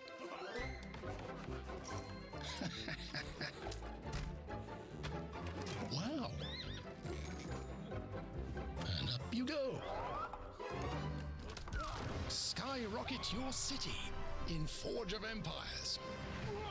Now for free in the App Store and at FOE.tv. Attention! Do you have Medicare? Did you know that you may qualify to get up to $144 added back to your Social Security check every month? It's easy to see if you're eligible. Just call the Go Medicare Benefits Help Center at 800-946-8120. In addition to receiving $144 every month, you might also qualify for a $0 Medicare Advantage plan that includes the following benefits: dental, including fillings, exams, and dentures; vision, including exams, frames, lenses, and even contacts; hearing, including hearing aids and batteries; and prescription drug coverage, all at no additional cost. The Go Medicare Benefits Help Center is open now at 800-946-8120. Both the call and the consultation are 100% free with absolutely no obligation to enroll. Call the Go Medicare Benefits Help Center now at 800-946-8120. That's 800-946-8120. The ballot counting is winding down in Georgia as military, overseas, and provisional votes get added to the tally. The race there still too close to call. Georgia election officials are already planning a recount since the margin is so very narrow. Steve Harrigan is live for us in Atlanta now. Steve. John, the Georgia Secretary of State tweeted out just a short time ago that there was an issue with ballot counting in Fulton County that occurred on Friday. He said that there are investigators on the scene now. We're not clear what the issue was or how many ballots have been affected. We'll continue to watch this. But for some time, we have heard charges from supporters of President Trump that there have been irregularities in the voting in Georgia.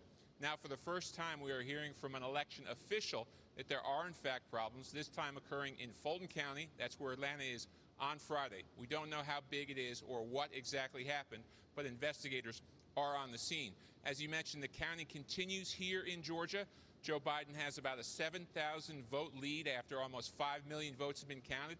As of this morning, there were still about 8,000 votes outstanding. And for some supporters of Trump here in Georgia, they say this race is long from over.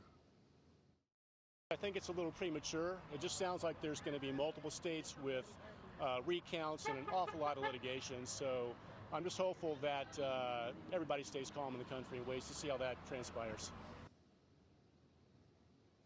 There's still 2 Senate races that remain to be decided because the margins are so close. We will see a runoff in both of those races. Both Republican incumbents failing to hit the 50% mark, so there will be runoffs on January 5th. So a state that has been red conservative for the past 3 decades is now pretty much evenly split. John, back to you. All right, Steve Harrigan from Atlanta for us tonight. Steve, thanks.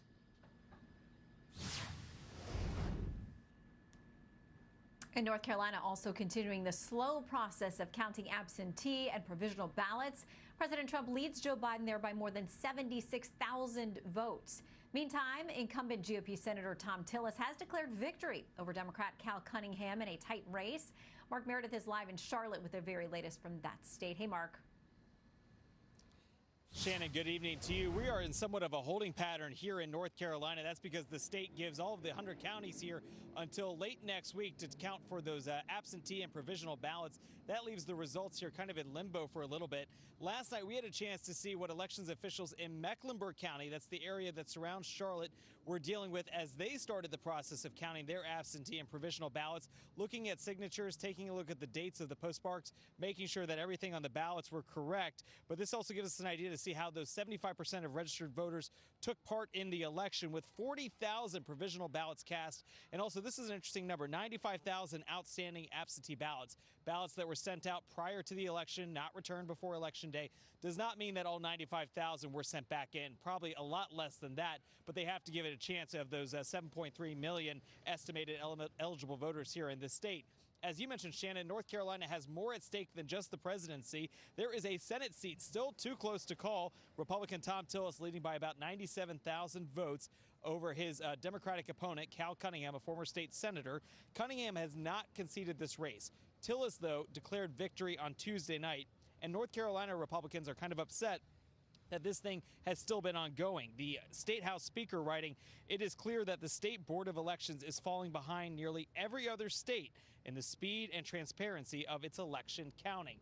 But officials on the ground in North Carolina say that this was by design, that they expected this was going to take a couple of days, so we don't expect the results really to change all that much between now and next Thursday or Friday when those final numbers start getting sent in. Also want to mention, Shannon, while we've been here on the ground, we haven't seen those large demonstrations for either Biden or for the president since the race was called today. Instead, it's been fairly calm. There's been a few people riding around in downtown Charlotte cheering, but nothing like what we're seeing in New York and Washington, at least from here. Shannon? Okay. Mark Meredith in Charlotte. Thanks, Mark. So one of the big headlines from this week's House elections, voters sending a record number of Republican women to Capitol Hill. Our next guest is set to become South Carolina's first Republican Congresswoman. Joining me now, Congresswoman-elect Nancy Mace. Congratulations are in order, Congresswoman-elect Mace. How did you do it?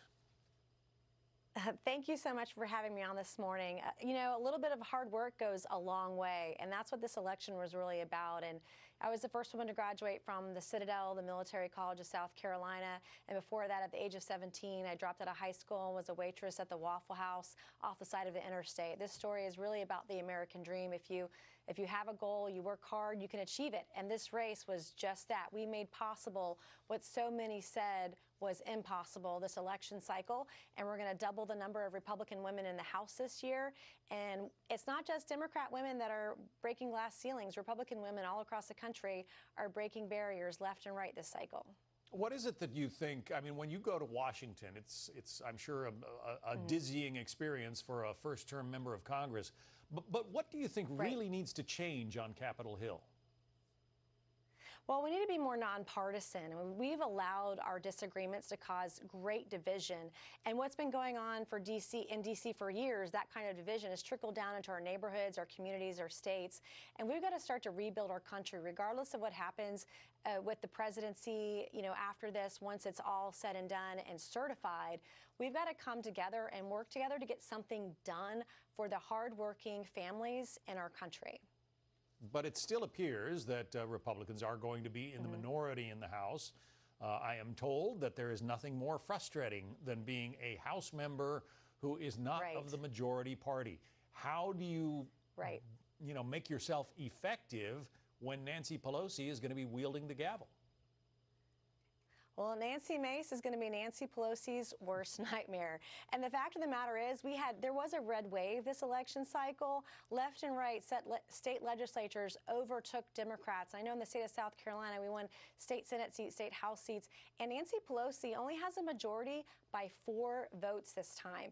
And so she's going to have to make a decision. Is she going to go towards socialism, or is she going to come more to the center?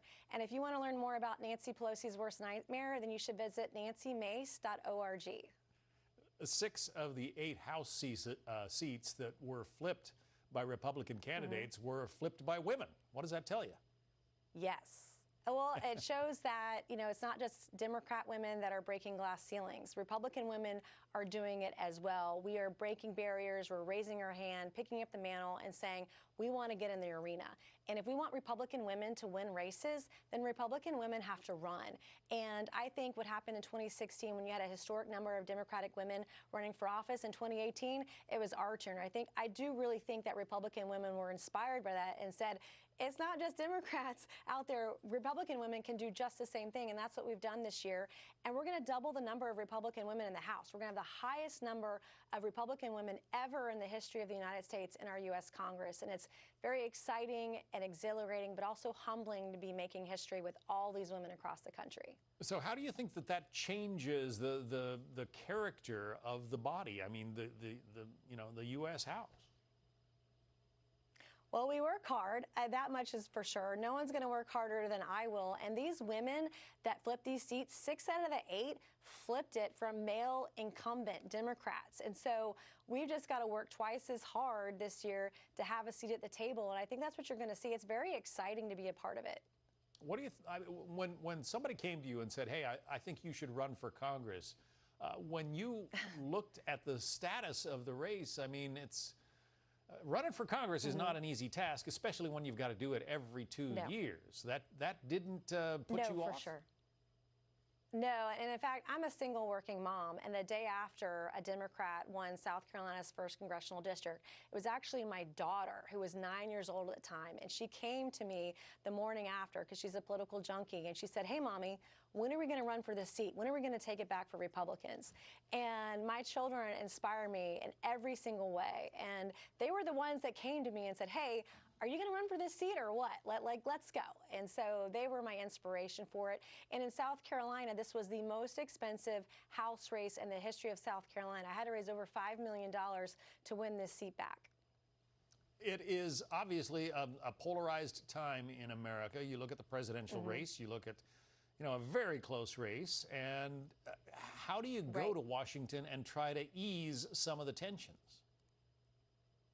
Well, I've been a state lawmaker for a number of years, and one of the things that I have always done is that, on the legislative side, the policy side, even though I'm in South Carolina and a Republican majority, I've always reached across the aisle to work with Democrats to try to get things done. In fact, just this year, the governor of South Carolina, Governor Henry McMaster, signed a prison reform bill of mine into law. And when that bill was passed, every single Republican, every single Democrat voted for that measure to be signed into law.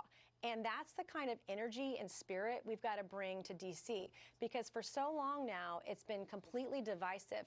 But decades ago, it wasn't like that. People actually reached across the aisle and worked together. And I'm a product of the 80s, and I watched Reagan do this when he was president. And that's the kind of spirit and energy we've got to bring back to Congress, which is why I believe you saw such a huge red wave, especially at the state level across the country this year.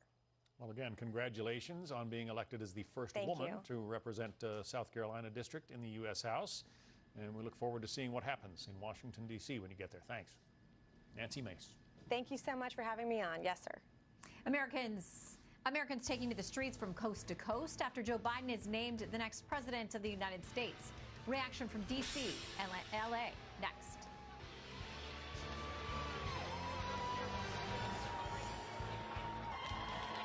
A live bookkeeper is helping customize QuickBooks for me. Okay, you're all set up. Thanks. That was my business key. This one's casual. Get set up right with a live bookkeeper with Intuit QuickBooks.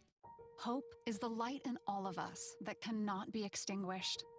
To stir that fire, University of Phoenix is awarding up to $1 million in scholarships through this month. See what scholarship you qualify for at phoenix.edu. Will you sell us your car today? I don't know. Never go to a dealership again. Just sold my car on Vroom. Sell your car on Vroom.com. Can I help you? You want to buy a car? Never go to a dealership again. Buy your next car on Vroom.com. One day, we'll look back and remember the moment that things, for one strange time in our lives, got very quiet. We worried over loved ones, over money, over our planet, and over takeout. Let's remember this time when so many struggled to feel secure and build a future where everyone can. Because when the world seems like it's standing still, that's the perfect time for us to change it. Introducing Smart Touch, the hospital-grade disinfectant that cleans and disinfects household surfaces. It's EPA registered, and the Smart Touch formula is on the CDC's list of acceptable products to meet the EPA's criteria for use against SARS-CoV-2, the virus that causes COVID-19. Just spray and walk away. Every time you touch a surface, unwanted microbes are left behind. Spray on Smart Touch to kill viruses and bacteria. Smart Touch is safe around food, pets, and children, and it's made in the USA. Available at these fine stores. At home with Robert, retired burglar and family man. Setting up SimpliSafe Home Security was a piece of cake. No tools or wiring. Anyone can do it in less than 30 minutes. Welcome to SimpliSafe. And voice prompts guide you. Motion sensor detected. SimpliSafe even calls you when you're done to confirm everything's working correctly. All set, thanks. It's so easy, I realized I could tackle any project.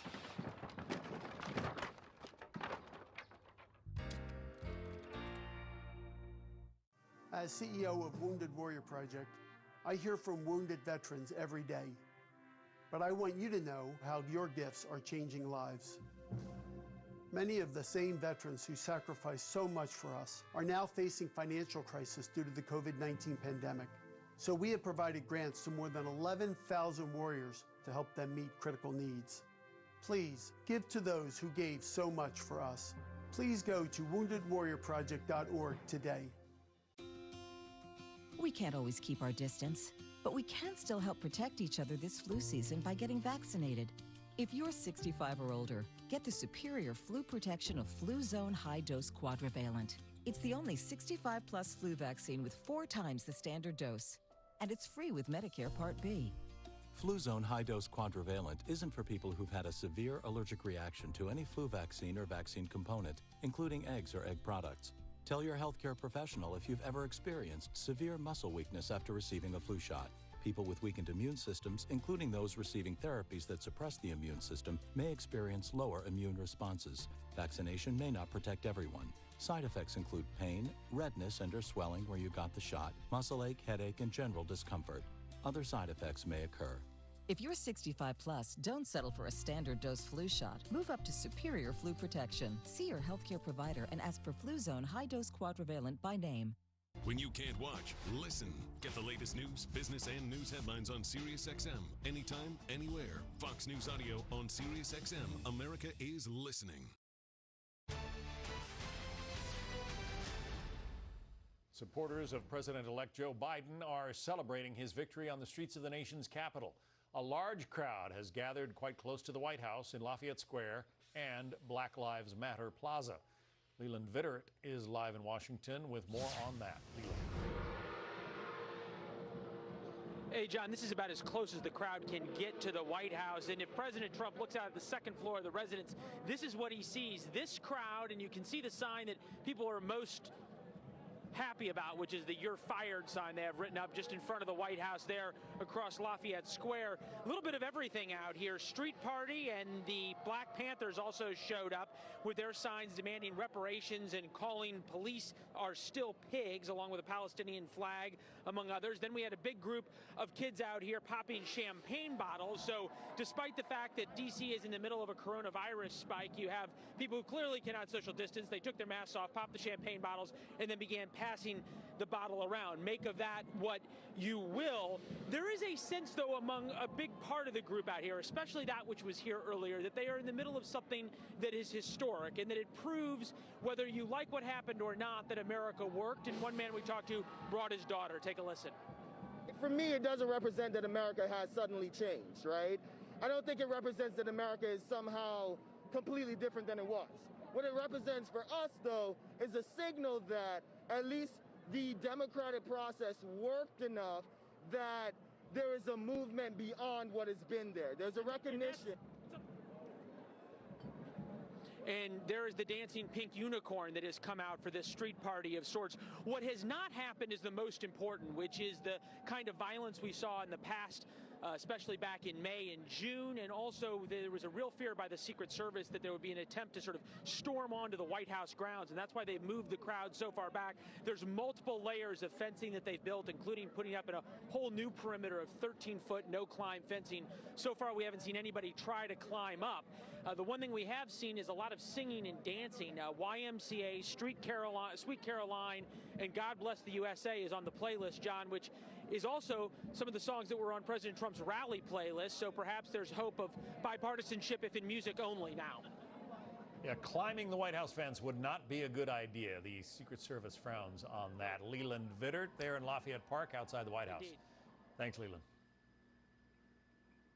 Meanwhile, on the West Coast, people are gathering on the streets of Los Angeles to mark Joe Biden's win. That is where we find Christina Coleman. Good evening, Christina.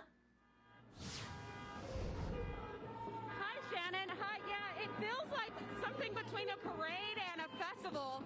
There are so many people. There have been several thousand people just marching throughout downtown all day long. They're definitely getting their miles in. I'm going to get out of the way so you can get a shot and see just how many people. They have been walking for hours and hours. Now, this wasn't planned as a big celebration with several thousand people. Initially, two groups, one called United We Stand, the other Refuse Fascism, planned for this to be a big protest against Trump after he called for votes to stop being counted. But shortly after multiple media outlets declared Biden president-elect today, people came out here to celebrate, some chanting, "This is what democracy looks like," others chanting "Black Lives Matter." Many voters here tell me coronavirus and racial injustice were some of their main topics during this election. Also here in California, they were concerned about climate change. They were very worried about that. As you know, we've had a terrible wildfire season. And, you know, this is the home state of Senator Kamala Harris. A lot of people very excited for her, very proud of her, saying that she is making history, which she is. I'm going to go ahead and help my photographer here. There's a car right there. I could just get in front of you. I get in front of you. So you can kind of see just, you know, the excitement, the energy, the joy that a lot of people have out here right now. You know, people were selling hot dogs and sausages and, you know, blasting all kinds of music. Really, really a big party feel. So it's not clear how long people are going to be out here. A lot of the businesses are boarded up here in downtown Los Angeles. It looks like a hurricane was going to sweep by here. If you look at some of the stores, all of them boarded up. I'm going to go ahead and ask my photographer, just take a look there. You have a lot of business owners just standing outside of the stores there, just kind of waiting, waving, much like this is a parade. But again, no telling how long people will be out here. A lot of people very pumped up and excited. And we will keep you posted on how all of this goes. Shannon? Okay, Christina Coleman in Los Angeles. Thanks. Christina mentioned California Senator Kamala Harris. She is making history today, becoming not just the first woman, but the first woman of color to be elected vice president of the United States. Kristen Fisher has a closer look at Harris's political journey. I got to the United States Senate, and I'm only the second black woman in the history of the United States elected. Now, Senator Kamala Harris is on the cusp of becoming the first female, the first black, and the first Asian American to become vice president of the United States. That trio of firsts have followed her from her time as San Francisco's district attorney to California's attorney general and all the way to the U.S. Senate, where the government watchdog website, GovTrack, ranked Harris as the most liberal senator in 2019, ahead of both Bernie Sanders and Elizabeth Warren. She voted against banning abortions after 20 weeks of pregnancy and was an original supporter of the Green New Deal. That we need to also speak truth and engage in real talk. During the primary, Harris also took positions that were further to the left than her future running mate. The senator initially supported Medicare for all. She raised her hand in favor of decriminalizing illegal border crossings and supported an assault weapons ban, plus a mandatory buyback. But when asked by 60 Minutes if she would bring those progressive policies into a Biden administration, the senator demurred. I will always share with him my lived experience as it relates to any issue that we confront. And I promised Joe that I will give him that perspective and always be honest with him. And is that a socialist or progressive perspective? No. No, it is the perspective of a woman who grew up a black child in America, who was also a prosecutor. Now, some progressives have been conflicted about her ascension, given her record on criminal justice. During her time as Attorney General, she rarely ever prosecuted police officers who killed civilians. But now she could be their gateway to the Oval Office and to a president who is far more moderate. At the White House, Kristen Fisher, Fox News. Our thanks to Kristen. We'll be right back. 10 years ago, we founded Loan Depot because we were confident we could deliver the American dream of home ownership to individuals and families across the nation. At Loan Depot, we know home means everything. Package for John? Okay, thanks. Did you know Ring lets you keep an eye on the front door, the backyard? Hey, Eddie. Hey, Mrs. Thompson. And everything in between? Smart security made simple. Learn more at ring.com. At Aetna, we take a total connected approach to your health and wellness to help you age actively. With Medicare Advantage plans designed for the whole you, we offer monthly plan premiums starting at $0. Hospital, medical, and prescription drug coverage in one simple plan, plus dental, vision, and hearing. Aetna Medicare Advantage plans. Medicare annual enrollment ends December 7th. Call today to learn more, and we'll send you a $10 Visa reward card with no obligation to enroll. These days, we're all together all the time. Working, playing, cleaning. Turns out family life can be, well, gross. But Care.com can help with lots of great housekeepers to put your messy place back together again when it's right for you. It costs less than you think. And a clean house feels so good. Get the housekeeping help you need. Care.com. Joe Biden wins the presidency. Inside the numbers across the nation and what it means for the country. Plus, expert insight on the decision that will shape America's future. Fred and Martha Anchor, Democracy 2020 special coverage. Selling a home is expensive and stressful. So we set out to create a better home selling experience with a network of the most successful real estate agents in America that'll sell your home for as little as a 2% commission. The icing on the cake with the Ideal Agent was that we saved $12,000 in commissions. They were so stress-free. The whole process was amazing, and I would definitely recommend them. We are not a discount brokerage. These are top local agents that'll get you the best results. If you're like I was, you're tired of worn-out plastic mats under your office chair. They dent and crack, and they're uncomfortable to roll on. I found a premium alternative, a glass chair mat by Vitraza. I liked it so much, I bought the company. I'm George Pardo, president of Vitraza. Our glass chair mats are made of super strong glass and protected with a nanotech coating, so you'll always get a smooth, easy glide. And they're beautiful. Tired of replacing plastic? I promise this is the last chair mat you'll need. And we give you a lifetime warranty. Comfort, style, durability. A Vitraza glass chair mat will completely transform your workspace, home office or office. We stock 18 popular sizes, and we ship free to anywhere in the lower 48. Get the look you deserve. I invite you to shop online at Vitraza.com. Use promo code TV and save 10% on any glass chair mat at Vitraza.com. Nerds! Hey, Dad, can I ask you a question? Sure, sweetie. What? Should I consolidate my debt onto a single credit card to pay it down faster? Is that even something I can do with my credit score? Here's some advice my father gave me. The wealthiest camel has the biggest hump. Okay. Not everyone has the credit card answers you're looking for. The experts at NerdWallet compare hundreds of credit cards so you can shop the right card for you. From low rates to no annual fees, for all your credit card questions, turn to the nerds. Chris Wallace will have much more reaction to the 2020 election tomorrow on Fox News Sunday. Biden transition member Pete Buttigieg will discuss the former vice president's big win and, hey, will he be a member of the Biden cabinet? Chris will also talk with Utah Senator Mitt Romney about what's next for the Republican Party and what the 2020 election means for the Senate going forward. Don't forget those 2 outstanding Senate seats out of Georgia. It's tomorrow on the Fox News Channel. And in about an hour, Joe Biden and Kamala Harris will speak for the first time since the electoral vote count makes them president and vice president-elect. Live coverage of that straight ahead. Our retirement plan with Voya gives us confidence. We can spend a bit now, knowing we're prepared for the future. Surprise! We renovated the guest room, so you can live with us. I'm good at my condo. Well planned, well invested, well protected. Voya, be confident to and through retirement. When you're through with powering through, it's time for Theraflu, hot liquid medicine. Powerful relief so you can restore and recover.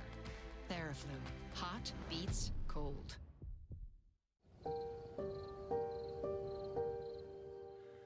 I don't know. I hope we're going to be okay. What do you mean? I thought you were the stock market king. Well, I thought I was too. Ugh.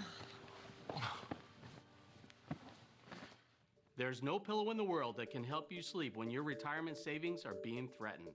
COVID-19 has taken so much from us, but it doesn't have to take away your retirement dreams. If you're a baby boomer like me, it's time to change how you invest, protect, and maximize your retirement savings. Doing that requires a detailed plan. You wouldn't attempt to build $1 million dream home without a complete set of blueprints. Why would you attempt to manage $1 million retirement without the same attention to detail? This is a blueprint for retirement, a building plan that will safely guide you to and through retirement. These prints will help you stress test your Social Security benefits, mathematically determine if Roth conversions are right for you, identify the need for trust, and perhaps most important of all, minimize the taxes you'll pay in retirement. My wife and I finally sat down and decided, okay, we have to do something about this. The blueprint will financially lay out your life for you in a very concise way. And once you understand what's going on there, things become very clear. I'm just very fortunate, thankful that I have the guys from Retirement Architecture in my life. When they sat down and they explained to me the blueprints, they showed me from year 1 all the way down to year 100 that it broke it down systematically. They're architects. They build your retirement. I won't build a house without an architect. I'm not building my retirement without an architect. We're offering anyone between the ages of 50 and 75 a free set of custom blueprints. We're even including the shipping and handling. Just go to getfreeblueprint.com. No credit card is needed.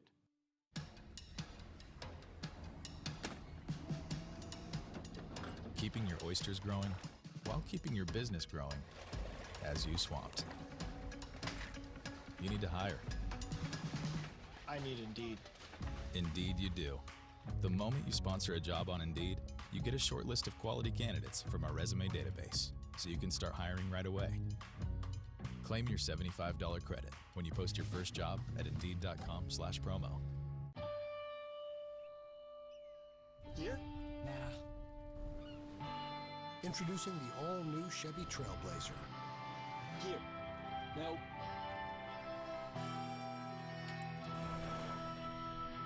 Here.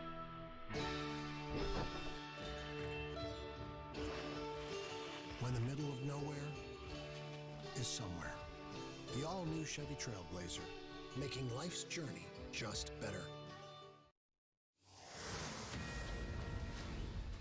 Live look now at Wilmington, Delaware, where in about an hour, Joe Biden will deliver his first formal remarks since being named the 46th President of the United States. Vice President-elect Kamala Harris expected to speak as well, as Americans in cities from coast to coast take to the streets in celebration of a victory, while some Trump supporters vow the fight is not over. Welcome to a brand new hour of special coverage of Fox News Democracy 2020. I'm Shannon Bream. And I'm John Scott. Fox News has projected Biden will take Pennsylvania and Nevada. putting him over the 270 electoral vote threshold to secure the win, even as ballots continue to be counted in some states. However, President Trump says the election is far from over, insisting his campaign will move ahead with its numerous legal challenges. We have Fox team coverage. John Roberts is standing by at the White House. Aisha Husney is in Philadelphia, and Steve Harrigan is in Atlanta. But we begin with Peter Ducey. He's live in Wilmington, Delaware now. Peter. John, good evening. Behind us, you'll see the first ever presidential victory speech tailgate. We were just walking around in the parking lot. The overwhelming majority of vehicles here have Delaware license plates. We saw Biden signs. We saw people with snacks. We saw at least one Joe Biden cardboard cutout up towards the front. We know that earlier today, Joe Biden was in contact with Barack Obama. The first ever question that Biden was ever asked as a candidate last year was about Barack Obama. It was a few blocks away from here at the Wilmington train station. I walked right up to him and asked him, hey, if you are indeed the best choice for Democrats in such a crowded field, why hasn't the former president endorsed you? And he said he asked Obama at the time not to endorse him and that he wanted voters to have their voices heard. Obama, of course, went on to endorse Biden once the field was clear, and he became one of the most valuable surrogates that the campaign deployed, going off to host rallies in places like Florida, Georgia, and Michigan in the closing days. Biden has been home all day so far. A photo that one of his granddaughters posted on social media appears to show him embracing his son Hunter and surrounded by Hunter's kids and the children of his late son, Beau. And based on what we have heard from Biden so far today in a brief written statement, he will use his platform on this historic day to call for Americans to unite and to heal. The celebrations that we have noticed here in Wilmington appear to be just as much about Donald Trump losing as they are about Joe Biden winning. There was a chant going a little while ago. It was nah, nah, nah, nah, hey, hey, hey, goodbye, Donald Trump. And remember, on the campaign, as we look to try to figure out what exactly might happen here tonight, on the campaign trail, just about every single set of Joe Biden remarks starts with this line. He says, I'm Joe Biden, I'm Jill Biden's husband. Well, tonight, if he wants to, he could introduce himself to this crowd as, I'm Joe Biden, the president-elect, Jill Biden, the future First Lady's husband. We'll see. John? You have been following him a long time on the campaign trail, and it's just about all wrapped up now. Peter Ducey in Delaware. Peter, thank you. President Trump not conceding the election as his campaign moves forward with legal challenges in several battleground states. There is a brand new one tonight in Arizona. Chief White House correspondent John Roberts is tracking it all, reporting live from the North Lawn for us tonight. Good evening, John. Shannon, you should be doing this because the legal action is flying fast and furious. You mentioned Arizona, specifically Maricopa County. The Trump campaign has filed a lawsuit alleging that many in-person votes were rejected because people who came in to vote had accidentally overvoted, that is, voted accidentally for two people for the same office, were rejected as opposed to being allowed to correct their ballots. So we got one lawsuit on that front.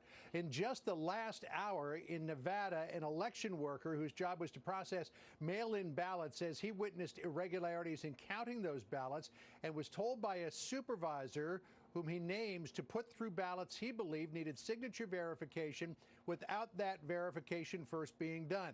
He says he was also told to ignore discrepancies with addresses.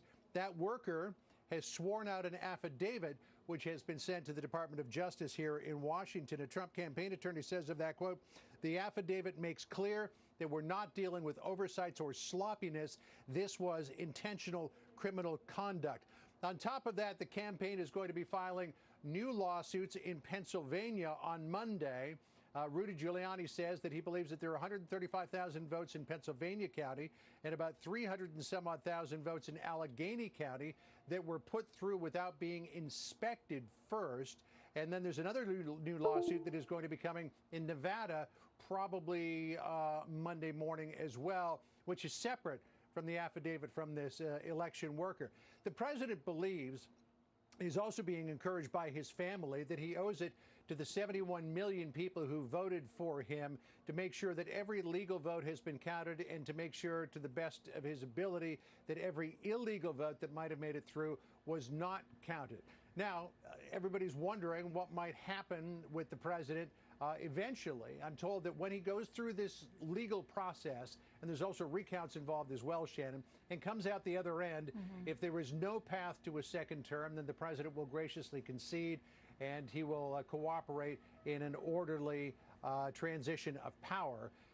But it's a long time before we get there, and somewhere along the line, you throw enough spaghetti against the wall, eventually one piece might stick, and the president could find a path to another 4 years. But we're a long way between now and that point. Yeah, still the case pending before the U.S. Supreme Court. And again, to remind people, Al Gore fought, as he had every right to do, for 37 days until there was a concession on his side. So we'll see if there are any other parallels this time around. John Roberts at the White House, thanks. Thank you. Celebrations in Philadelphia after the state of Pennsylvania's 20 electoral college votes put former Vice President Joe Biden over the top to win the White House. Meanwhile, inside the city's convention center, the counting of mail-in ballots continues. Aisha Husney live in Philadelphia with the latest on that. Aisha. Hi there. Well, you know what? The party has been going on for several hours now, but it's finally starting to disperse. And you can see right here behind me, you've got a couple dozen people left just trying to figure out what to do next, where to take this party next. But earlier this evening, we had just hundreds and thousands of folks all around Center City here in Philadelphia, sort of marching around, dancing in the streets, cars honking horns, shouting, "We did it, you're fired," throwing confetti and drinking. And yeah, they're still going there. Look, this has been a major sigh of relief for all of these Biden supporters as Biden took Pennsylvania by 0.6%. But look, the vote is not certified yet. In fact, ballots are still being counted at this hour. Let's take a look at all the latest mail-in voting numbers here. 60,000 remaining ballots in Pennsylvania, 14,000 remaining ballots in Philadelphia, plus another 12,000 mail-in ballots that require review by the Board of Elections before those can be counted. The Trump campaign and the legal team also alleging widespread voter fraud. They're saying that their Republican observers inside the convention hall weren't close enough to see those ballots and the names and postmarks on there. They're saying that dead people could have been voting. So they really, things are still kind of up in the air when it comes to those mail-in ballots. But out here, you wouldn't know that. I mean, Biden supporters really do feel like this is it. This is not going to be contested. They are celebrating this victory, and they're drinking tonight. Probably going to have a lot of hangovers. I saw a really long line outside of a liquor store, people waiting to get their champagne bottles. Still celebrating here tonight, well into the night. Back to you. Aisha Husney reporting live from Philadelphia. Aisha, thanks. The Biden-Harris victory is sparking celebrations in the streets of Atlanta as Georgia still going to be headed towards a recount, with the presidential race there still too close to call and two undecided U.S. Senate races. Steve Aragon has more from Atlanta. Good evening, Steve. Good evening, Shannon. There have been a number of charges from Trump supporters in Georgia about possible voting irregularities. A short time ago, for the first time, we've heard from an election official about potential irregularities. Georgia's Secretary of State tweeting a short time ago the following: Fulton, that's Fulton County where Atlanta is, has discovered an issue involving reporting on their work from Friday. Officials are at State Farm Arena to rescan that work. I have a monitor and investigators on site. It's not clear what the issue is or how many potential votes it could have affected. Right now, at this point, Biden has roughly a 7,000 vote lead after 5 million votes cast. About 8,000 votes were still outstanding this morning. Because of the nature of the race, how close it is, less than half a percentage point, there will be a runoff. There will be a recount of those votes in late November after the votes are certified on November 20th. And keep in mind, too, there are still 2 Senate races to be decided here in Georgia. None of the candidates reached that 50% mark, so there will be runoffs on January 5th. Those runoffs could determine who controls the Senate. Shannon, back to you. All right, Steve Harrigan in Atlanta. Thanks, Steve.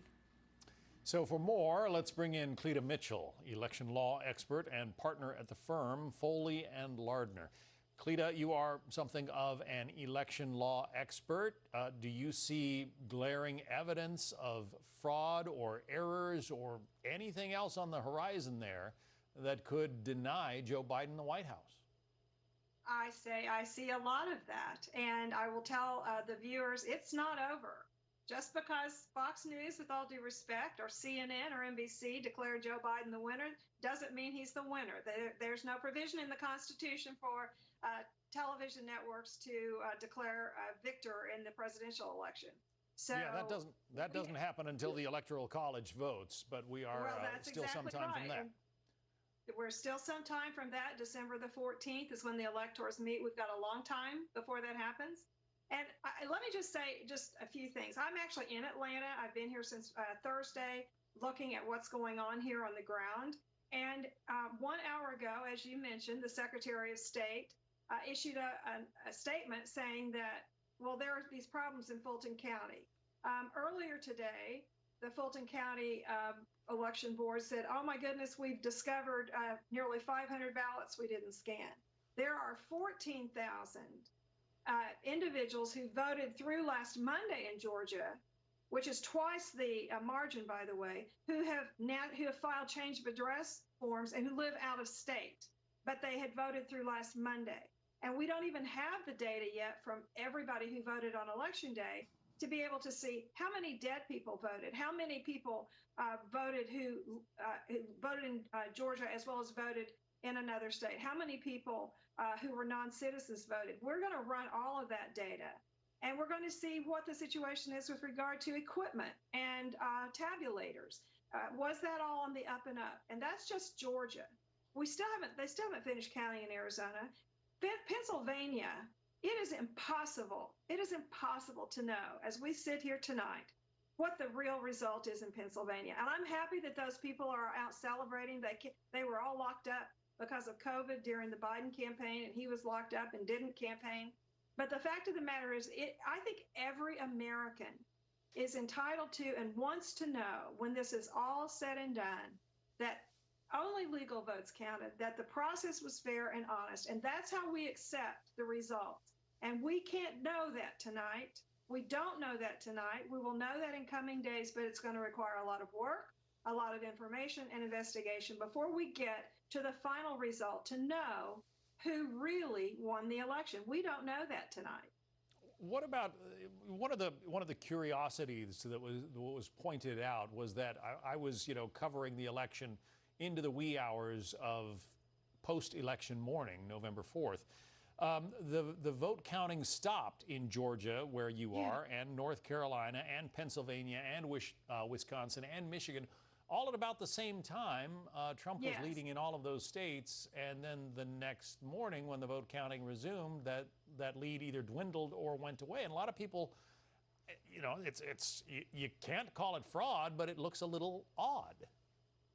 Well, you might be able to call it fraud. There are already, or if not already, certainly they're in the process of planning to have FOIA requests to find out, was that a coordinated effort in these Democratic-controlled cities?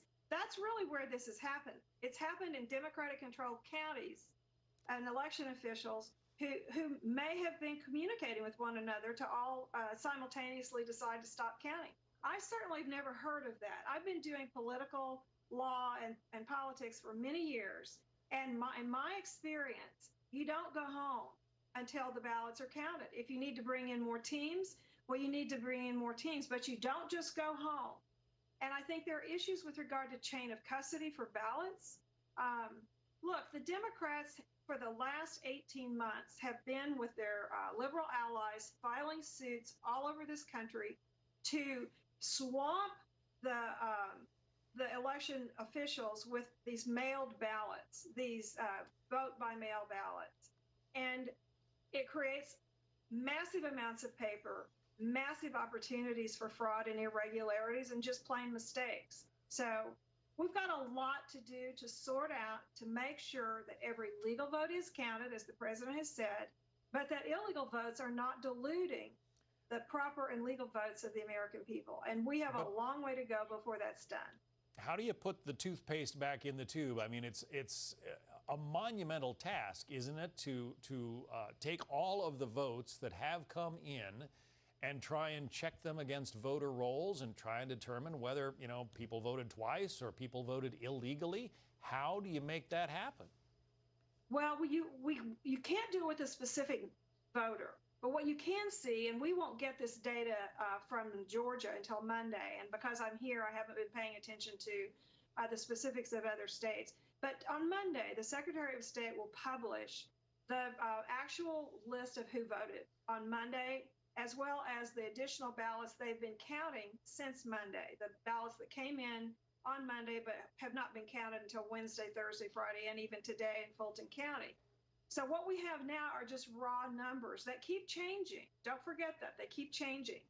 But on Monday, we will have the actual roster of everyone who voted, and you can run that against the National Change of Address. We've done that already for people who had voted early through last Monday. And there are 14,000 names on that. That is people who've moved out of state but voted in Georgia. There may be legitimate reasons, but there may not be. So we have to check that data. We can run the dead people's list. We can do a lot of that, but we can't do that here until Monday. But there's a lot of work to do. And I would just say to the Trump supporters everywhere, don't give up hope. We've got a lot of work to do. And I have to believe that this president has won re-election. Cleta Mitchell, an election law expert working on behalf of the Trump campaign. Thank you, Cleta. Thank you. Supporters of President-elect Biden and Vice President-elect Harris celebrating their win on the streets of our nation's capital, while supporters of President Trump say the election is not yet over. Live report straight ahead. Plus, Joe Biden set to address the nation at 8 o'clock Eastern tonight from Wilmington, Delaware. We'll bring that to you live.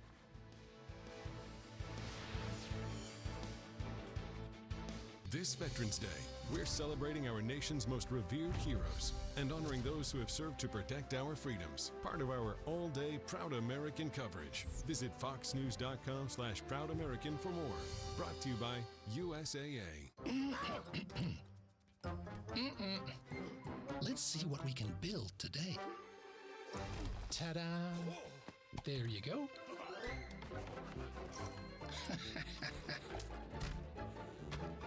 Wow. And up you go. Skyrocket your city in Forge of Empires. Now for free in the App Store and at FOE.tv. One of my favorite supplements is Cunol Turmeric. Turmeric helps with healthy joints and inflammation support. Unlike regular turmeric supplements, Cunol's superior absorption helps me get the full benefits of turmeric. Cunol is the turmeric brand I trust. Things are really uncertain in the world right now. We wanted to feel protected, so we immediately called ADT. I got ADT because I had a really bad burglary at my house earlier this year. The smoke alarms can be connected to ADT. If there's a fire, they know about my dog Kencho. The last couple months helped us to focus on what really matters most to us. When it really matters, trust ADT. ADT, we are what we protect. I am so proud that I serve my country. I can't imagine not having Wounded Warrior Project in my life. We need Wounded Warrior Project to help us in our ongoing recovery. My family learned that they weren't in this by themselves. Wounded Warrior Project definitely saves lives. I am living proof that this organization works.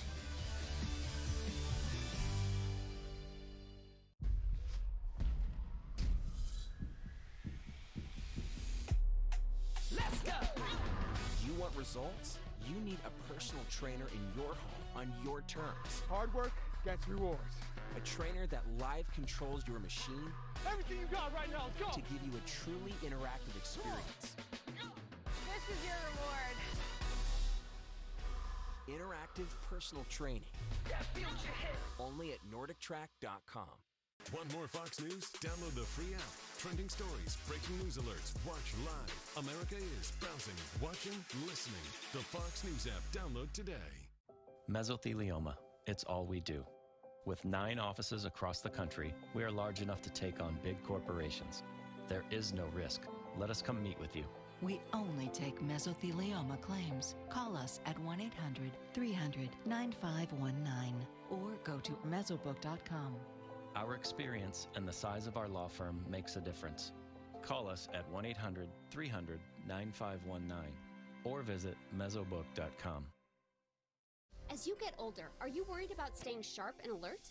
Forebrain from the Harvard-educated experts at Force Factor contains key ingredients to help boost memory, learning, clarity, focus, and more. Rush to Walmart and find Forebrain, our #1 brain booster in the vitamin aisle.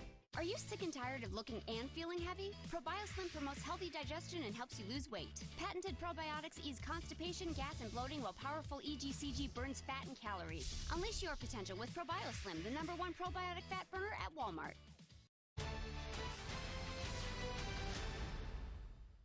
Well, call him President-elect Joe Biden. He's preparing to make the White House his home. Meanwhile, supporters of the former vice president have taken to the streets of our nation's capital to celebrate what appears to be his win. Leland Vittert is live in Washington with more on all of that. Leland. Hey, John, a little bit street fair, a little bit political protest. We've had the Black Panthers out here. We've also had people popping bottles of champagne. I'm going to step out of the shot, and you can see that the president's residence is on the second floor of the White House, and he looks out over Lafayette Square, which was cleared by the Secret Service for these couple of days, and there was a huge no-scale fence put up, which is what you're looking at right now. You see the sign, "You're fired," here. People have been out all day, some climbing up on the light posts, waving and screaming. Others popping bottles of champagne, some people yelling and screaming. Not a lot of violence or any kind of real commotion here, primarily perhaps because of just how much marijuana is being smoked. The smell of that is quite pungent in the air right now. We had a chance to talk to a couple of people who say they really feel that this is just a moment in history they want to experience. Earlier today, a lot of folks had their kids out here and were walking around with them, celebrating, honking horns, waving and the like. Now later it's gotten a little different crowd in terms of how they're sort of approaching things. Some people are pretty angry, some very angry signs about the president. A lot of folks wish the president would leave right now rather than wait till January 20th when the change of administration would happen here. One thing that's kind of interesting that's gone on here is the singing that we've seen, which is they're using a playlist of YMCA, Sweet Caroline, and then God Bless the USA for sing-alongs out here, which are also some of the songs that were on President Trump's rallies list. Not sure if the DJ out here realized that, but a little bipartisanship in terms of music. The color here is taking a little bit of a change tonight from party, probably a little bit more to protest right now. We just saw a big line of Metropolitan Police from the D.C. Police Department come back through here, not in their riot gear, but with their riot gear, going up to the fence line. Don't know if it was because people were trying to climb it or not, but certainly from our vantage point up in the Hay Adams a couple of days ago, we could see that just beyond this fence line that's covered with signs, we see some guy with a champagne bottle over there, but just beyond this fence line with a bunch of signs is a cadre of Secret Service and Park Police that really would not tolerate, John, anybody trying to come over that fence. All right, Leland Vittert reporting from Washington, D.C. Leland, thanks. Shannon. All right, Joe Biden's victory over President Trump also sparking celebrations in New York City. Alex Hogan is there live in Times Square that was empty when I was there just a couple of days ago. Not so tonight, Alex. That's true, Shannon. This is far from empty and, of course, very loud. So I hope you can hear me at home. Of course, if you're not here, take a look at what Times Square looks like right now. Just yesterday, this would have been a very empty sight, but now thousands of people pouring into the crossroads of America. For hours, we've seen the crowd continue to grow. The NYPD had closed the street, reopening it just an hour ago, turning the streets of Times Square really into a parade. Many of the people here say this is exactly where they wanted to come when they heard the news. One man I talked with said it has been a long week with a lot of election anxiety. Another man said that this is the change he was praying for. One woman I talked with said she brought her 16-year-old daughter here to help her witness a moment in history. After the news, New York City Mayor Bill de Blasio took to Twitter writing that the people have spoken and it was worth the wait. As the count continues, the president has nearly 40% of the statewide vote. 58% of New Yorkers voted for Joe Biden. The city count is much higher. 77% of voters in New York City picked Joe Biden. Now, that is nearly 2 million votes. That's a massive number considering that 23 states don't even have 2 million votes total. Now, as this continues to stroll down, we have this parade of people, parade of cars, people cheering. Of course, supporters of President Donald Trump say that this is a very difficult day for them, one that they were hoping would not happen. But right now, of course, the people here celebrating, saying this is finally something that they're able to see. Shannon? All right. Alex Hogan there in Times Square. A little tough to understand amidst the noise. We'll check back. The GOP defying expectations when it comes to predictions for their congressional races. Election wins chipping away at the Democrats' House majority and several races there still to be decided. And the counting and votes continues in Arizona. What's the holdup? We're going to talk to GOP Congressman Andy Biggs of Arizona. He's live next.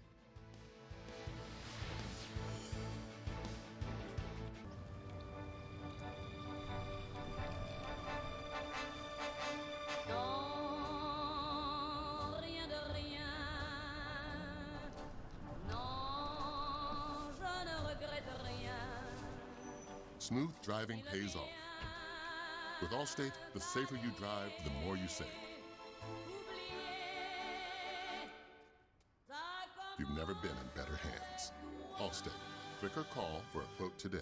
All OTC pain relievers, including Voltaren, have one thing in common.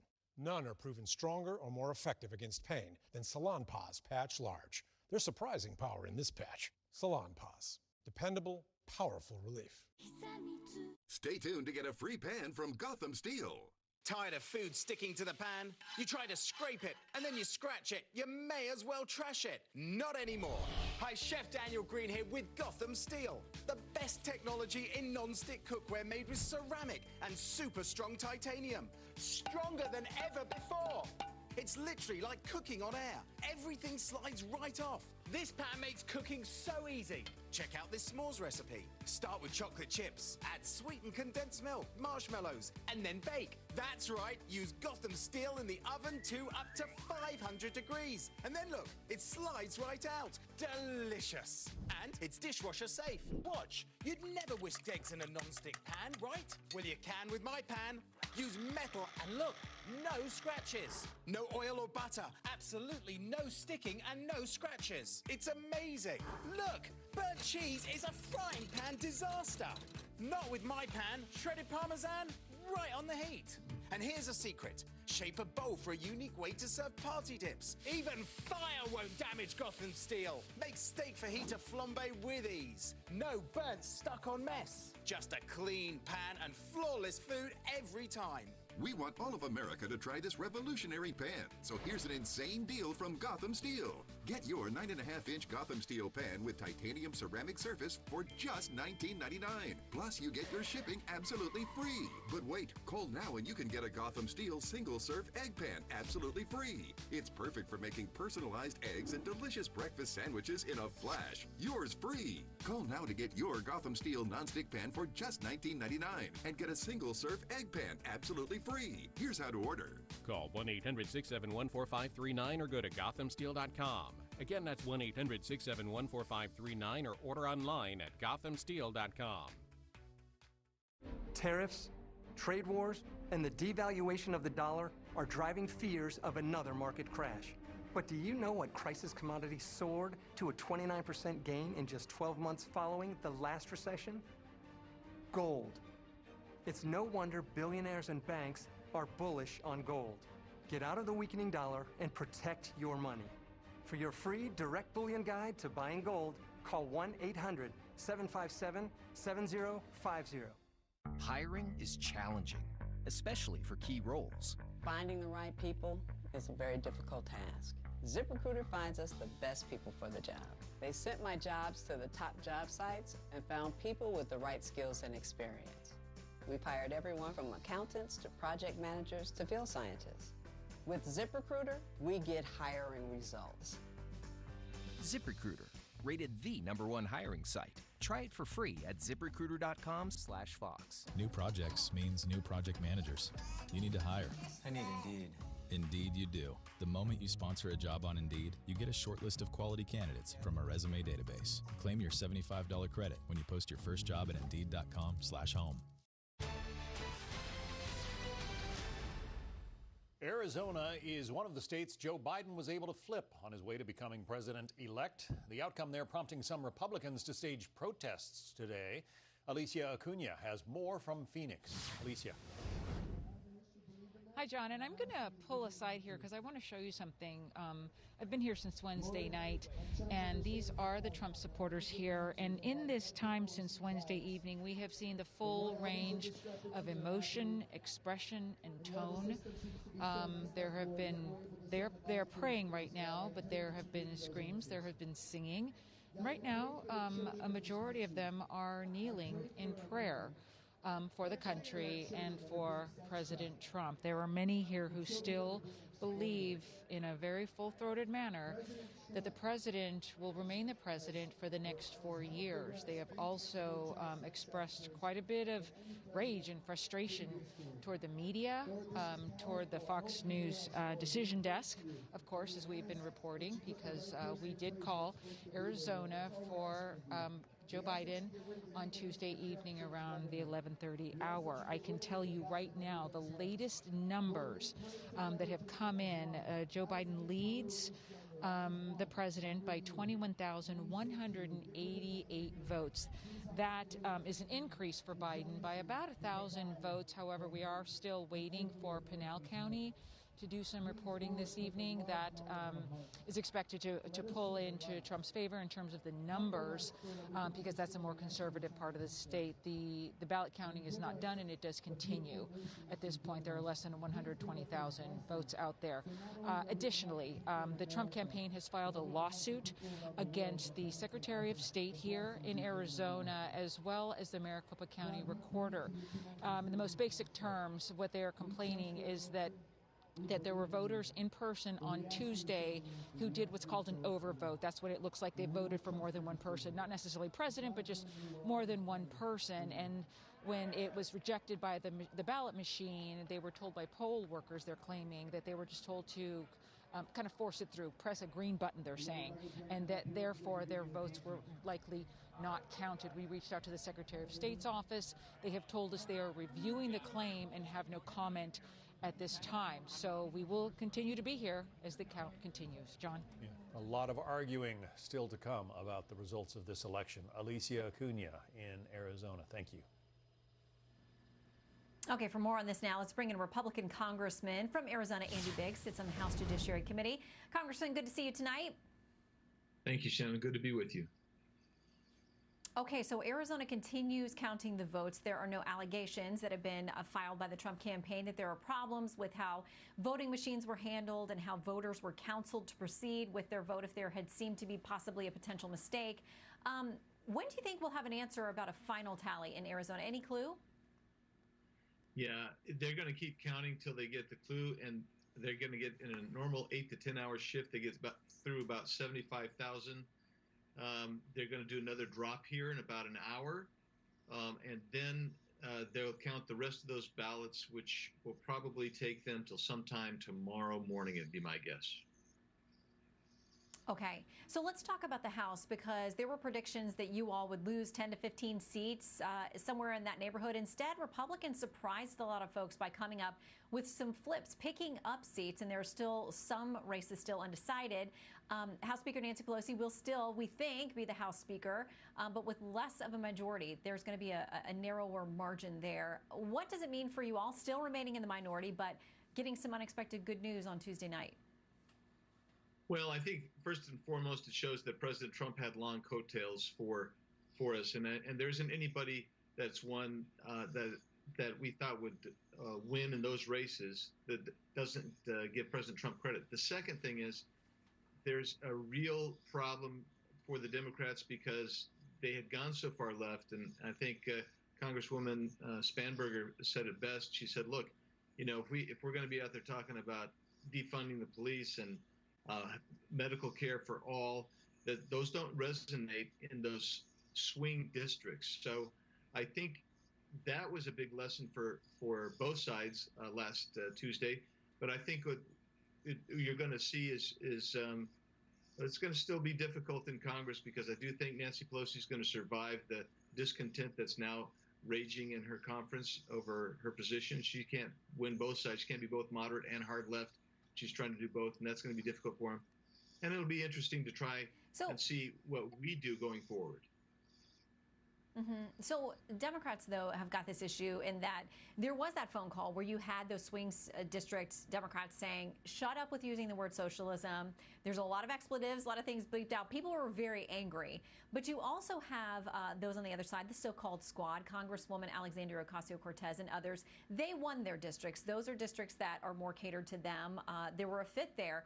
But they say, listen, we don't want to be taking advice from the so-called establishment or the old school Democrats. We've won our races. We know what we're doing. We're progressive and the people are with us.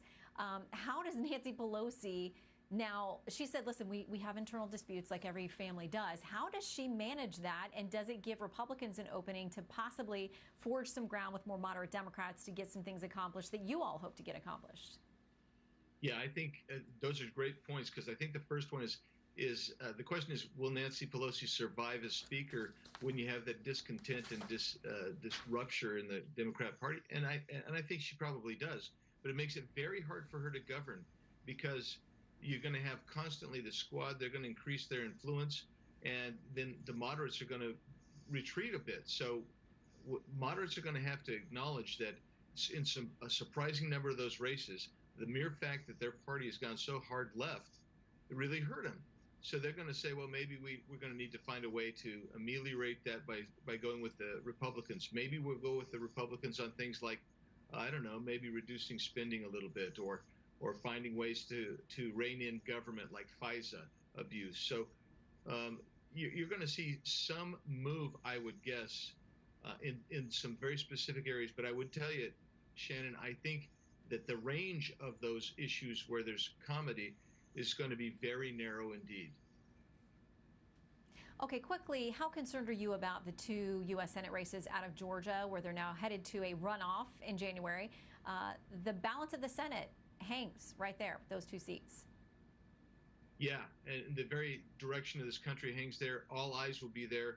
All resources will go there. All efforts will go there. Everything that we possibly can do to assure that Loeffler and Perdue win there will come from the Republicans. And it's going to be it's just going to be a dog-eat-dog fight. There's no doubt about it, because both sides understand very clearly that that's for the direction of the country.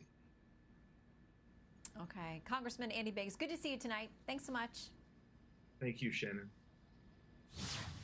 Well, assuming Joe Biden does take the Oval Office, a glass ceiling has been shattered. Senator Kamala Harris will not only be the first female vice president, she'll also be the first woman of color elected to that office. Jackie Heinrich is live in Wilmington, Delaware with more. Jackie. Good evening, John. Among those who called her to pass on their congratulations, the country's first black president, Barack Obama, the first female presidential candidate, Hillary Clinton, and the first female Speaker of the House, Nancy Pelosi. Sources tell me Kamala Harris's speech tonight will focus on the historic significance of this moment for women and for people of color.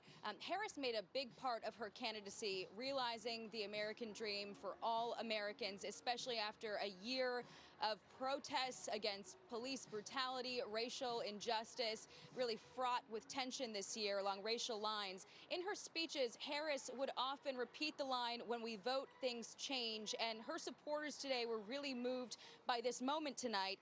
Harris will become the first female vice president to be elected in our nation's history, the first black and South Asian woman to hold that office, also the first HBCU graduate and member of a black sorority to be elected to that office. She's led, though, a lifetime of firsts. She was the first African-American and first Asian-American Attorney General in the state of California. She was also the second black woman and the first woman of Asian descent to serve in the United States Senate. So the power of her position really does not escape her supporters, especially black voters who in large part propelled both Harris and Joe Biden to this night and have for a long time elected Democrats to office, but this year demanded a seat at the table, asking Biden over the summer to put a black woman on the ticket. Harris is not only seen as the heir apparent to the presidency, but she's also seen as a path through Joe Biden's older, more traditional base and a future for the party's more liberal, younger following. John? All right, Jackie Heinrich reporting from Delaware. Jackie, thanks. Shannon? All right, we do expect both Biden and Harris to take the stage soon when they go live. We'll take you there when it happens.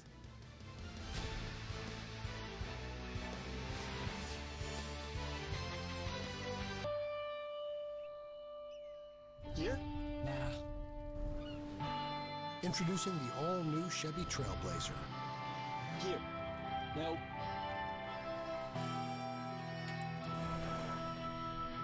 Here.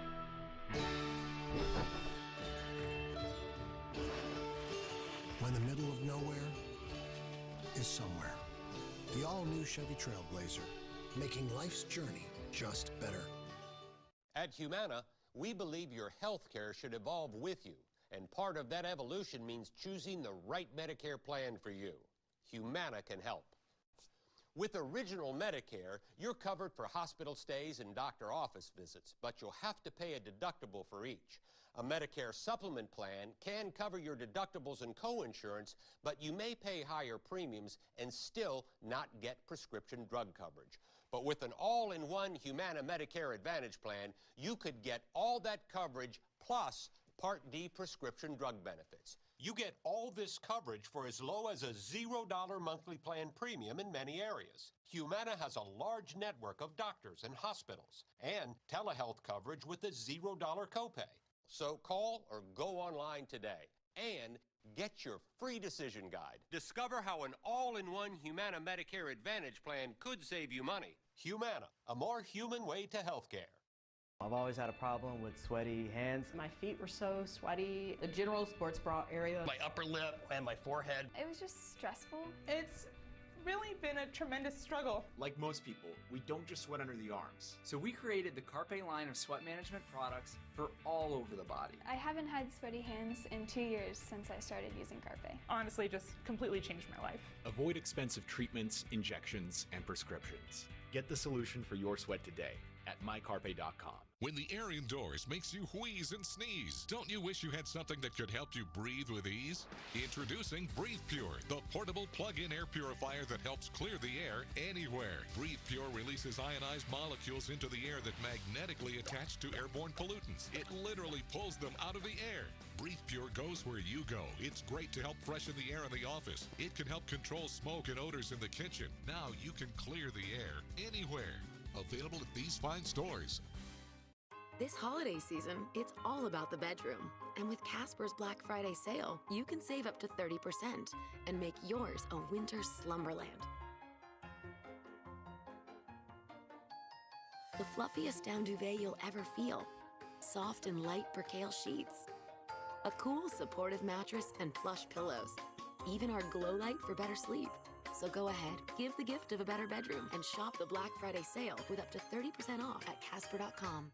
Some companies still have HR stuck between employees and their data, entering data, changing data, more and more sensitive personal data. And it doesn't just drag HR down, it drags the entire business down with inefficiency, errors, and waste. It's ridiculous. So ridiculous. With Paycom, employees enter and manage their own data in a single, easy-to-use software. Visit paycom.com and schedule your demo today.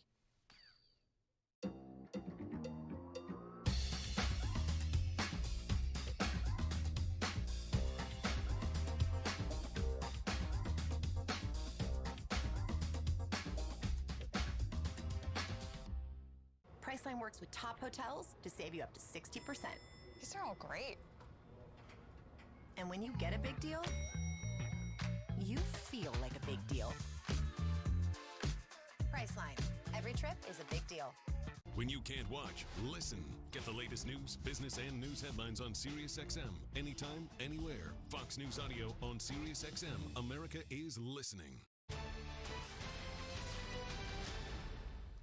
World leaders are offering congratulations to President-elect Joe Biden and Vice President-elect Kamala Harris.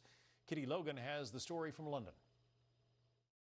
Hi, John. So after those days of waiting, there was a swift response from international leaders as they sent their congratulations, mostly on social media. Here in the UK, British Prime Minister Boris Johnson sent his congratulations via Twitter, saying, quote, "The US is our most important ally, and I look forward to working closely together on shared priorities from climate change to trade and security." The UK is hoping for a future trade deal with the US after Brexit, but Biden is not a Brexit supporter, so there are questions about how that relationship may change. Aside from Britain, though, other European leaders had a fairly tense relationship with President Biden at times, disagreeing over a number of issues, including the climate change agreement. Most welcomed a new administration in the White House. German Chancellor Angela Merkel said on Saturday, quote, "I look forward to future cooperation with President Biden. Our transatlantic relationship is irreplaceable if we are able to master the great challenges of our time." French President Emmanuel Macron said, quote, "The Americans have chosen their president. Congratulations, Joe Biden and Kamala Harris. We have a lot to do to overcome today's challenges. Let's work together." There were, of course, also differences between the Trump administration and NATO. NATO Secretary General Jens Stoltenberg didn't hide those tensions as he congratulated Joe Biden, saying, quote, "I warmly welcome the election of Joe Biden as the next president of the United States.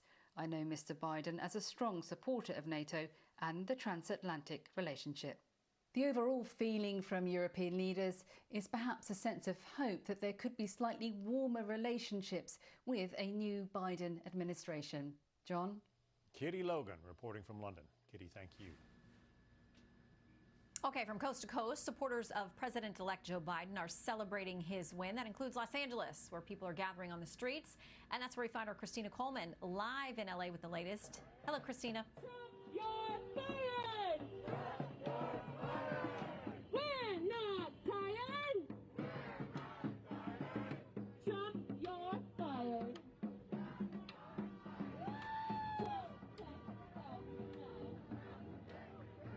Oh, hi, everyone. Sorry, it's so loud here. It's kind of hard to hear. Yeah, we're in downtown LA where people have been walking all day. Several thousand people have come out here throughout the day. They started here and they're back here some hours later. Now, a lot of people pumped up, fired up. This energy has been consistent throughout the whole day. Now, this didn't start as a celebration. It wasn't planned to be. A couple of groups planned a big protest down here because they were frustrated after Trump had announced that he wanted votes to stop being counted. Well, shortly after multiple media outlets declared Biden president-elect today, people came out here ready to celebrate. They have been chanting, "This is what democracy looks like. We're not tired. Trump is getting fired. And Black Lives Matter." Now, voters here tell me that coronavirus and racial injustice were major concerns for them. And so that they were very, very worried about that during the election, and they felt like the country was going in the wrong direction. So they feel like there is going to be a major change here. And of course, many of them are also very proud of Senator Kamala Harris for becoming the vice president-elect. This is her home state, and this is a very historic moment. Also, just wanted to point out, just about a half hour ago, LA's Mayor Eric Garcetti put out a tweet saying that even though this is a historic moment, coronavirus is still a threat, and he encouraged people to wear masks and socially distance. Well, you know, I've seen a lot of people with masks out here, but as for social distancing, that's hard to find. You can see this big group of people out here. So, you know, it's unclear how long this is going to go on. It's been going on all day, and people are still very, very excited. So we're going to go ahead, and we're going to go ahead and toss it back to you. All right, Christina Coleman in LA. Thanks, Christina. Well, it won't be official until the Electoral College votes, but Joe Biden is unofficially named the nation's next president. We'll take a look back at his bid for the White House next. No one can campaign harder to win your heart, your trust, and your support than the son of Kathy Lee and Vinnie from Scranton, Pennsylvania.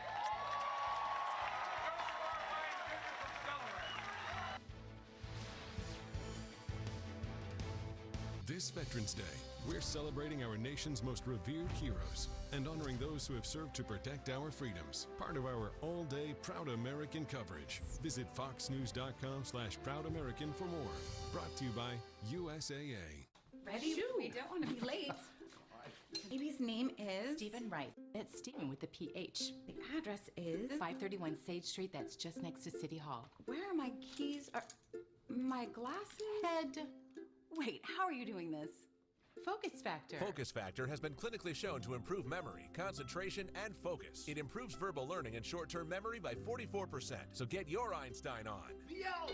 Wow, Dad's on it too. Focus Factor. Feed your Einstein. Only Dish has the Hopper, TV's most powerful DVR. Look who's here. It holds up to 2,000 hours, so you can store season after season of your favorite shows for as long as you need them.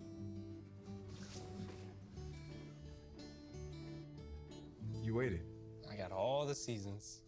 No way. Record up to 2,000 hours of the shows that bring you together with Dish. Tuned in to you. I'm not ready to lose my hair. Not now. But I never thought there was a real solution. Now I use Keeps, the easiest way to keep my hair. And I can get my treatment without leaving the couch. Go to Keeps.com to learn more.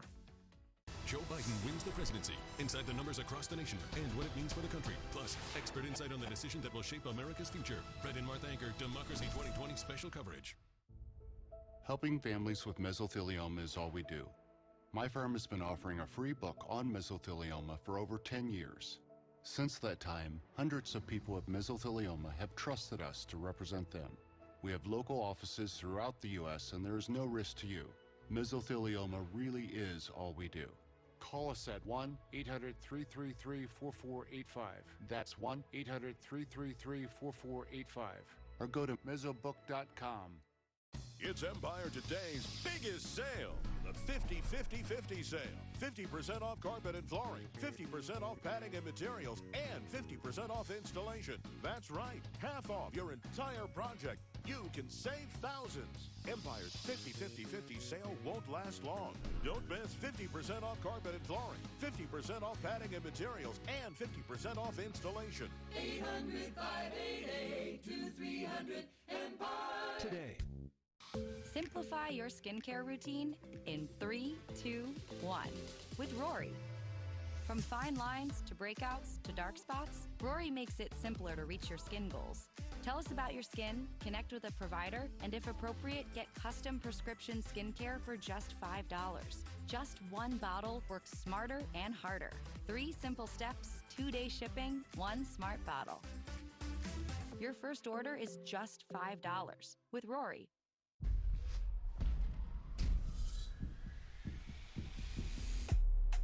Let's go! You want results? You need a personal trainer in your home on your terms. Hard work gets rewards. A trainer that live controls your machine. Everything you got right now, let's go! To give you a truly interactive experience. This is your reward. Interactive personal training. Only at NordicTrack.com. As we wait for President-elect Joe Biden to deliver remarks live from Wilmington, Delaware, Peter Ducey takes a look back at his roller coaster campaign and strategy to get to the White House. We're going to win this. And 3 days after polls closed, Joe Biden finally claimed the lead in the state he visited the most, Pennsylvania. I'm going to win Pennsylvania. It's a matter of a great deal to me, personally as well as politically. This day was almost unthinkable in February after finishing 4th in Iowa and 5th in New Hampshire. Bill Clinton lost 12 primaries before he won one and became the nominee for president. I'm not counting on waiting that long. He gambled, leaving New Hampshire before primary day was over and heading straight to South Carolina, which he won. You know, just a few days ago, the press and the pundits declared this campaign dead. But South Carolina had something to say about it. After an old friend came through with a huge endorsement. My buddy Jim Clyburn, you brought me back. Rivals soon started dropping out and backing Biden. Here, guys. Let's get the whole team. To stop the surging Bernie Sanders, who Biden long argued was unelectable because he's a democratic socialist, a label Trump later tried to tag Biden with. Ask yourself, Do I look like a radical socialist with a soft spot for rioters? Really? Biden was on a roll and on his way to an event in Cleveland before canceling last minute, concerned about COVID-19, which later became the cycle's #1 issue. Unlike Donald Trump, we're not going to surrender to this virus. From day one, the central theme of his campaign has been, "We are in the battle for the soul of this nation."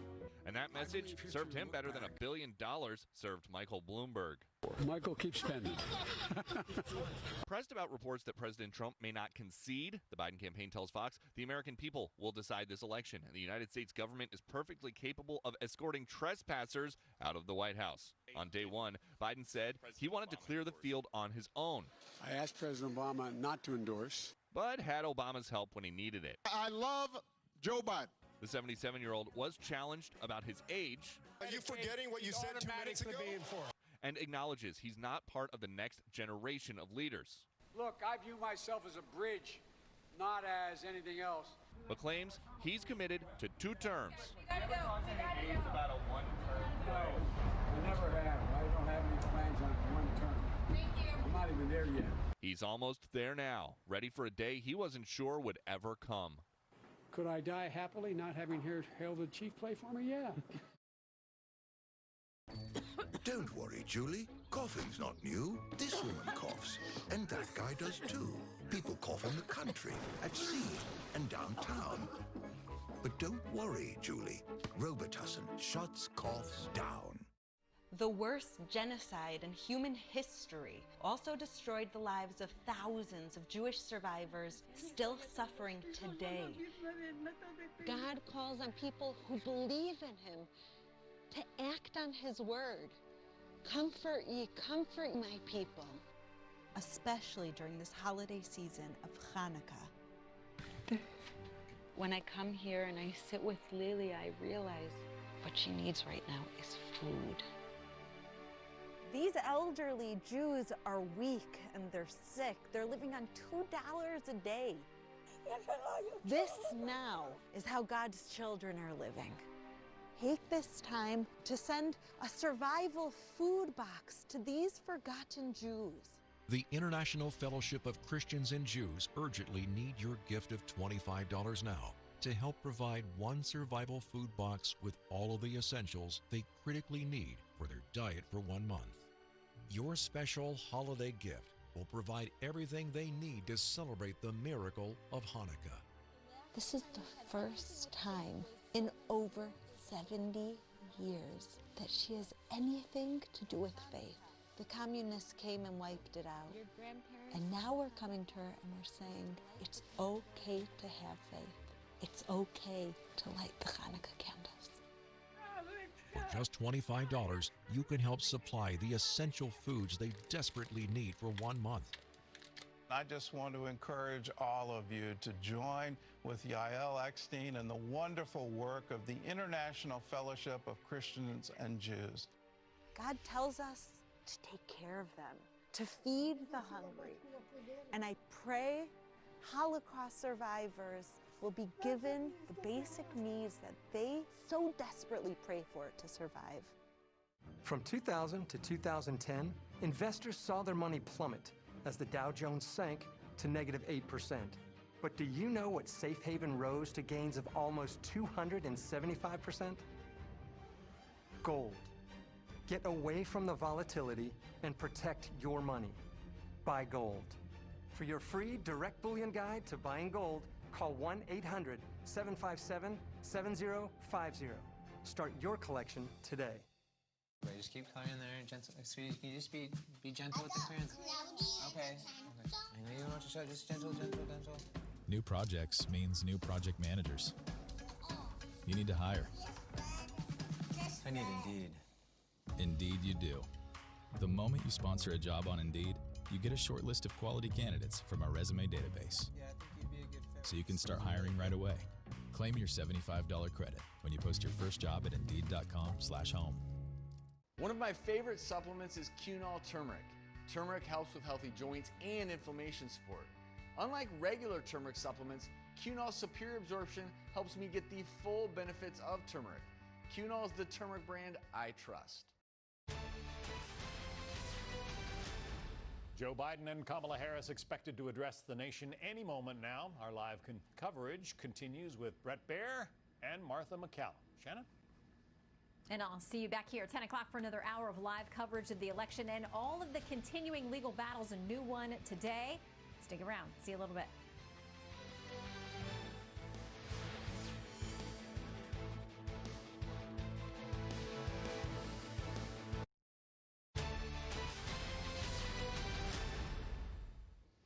History in the United States as Joe Biden prepares to address the nation for the first time as president-elect.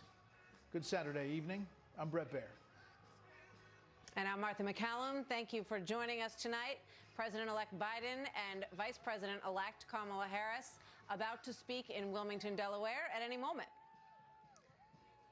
You know, right now this scene is probably setting up for one of the biggest moments of his life. You have a speech that he's going to deliver tonight in front of the parking lot that we know well, Martha, where he delivered his convention speech after getting the nomination.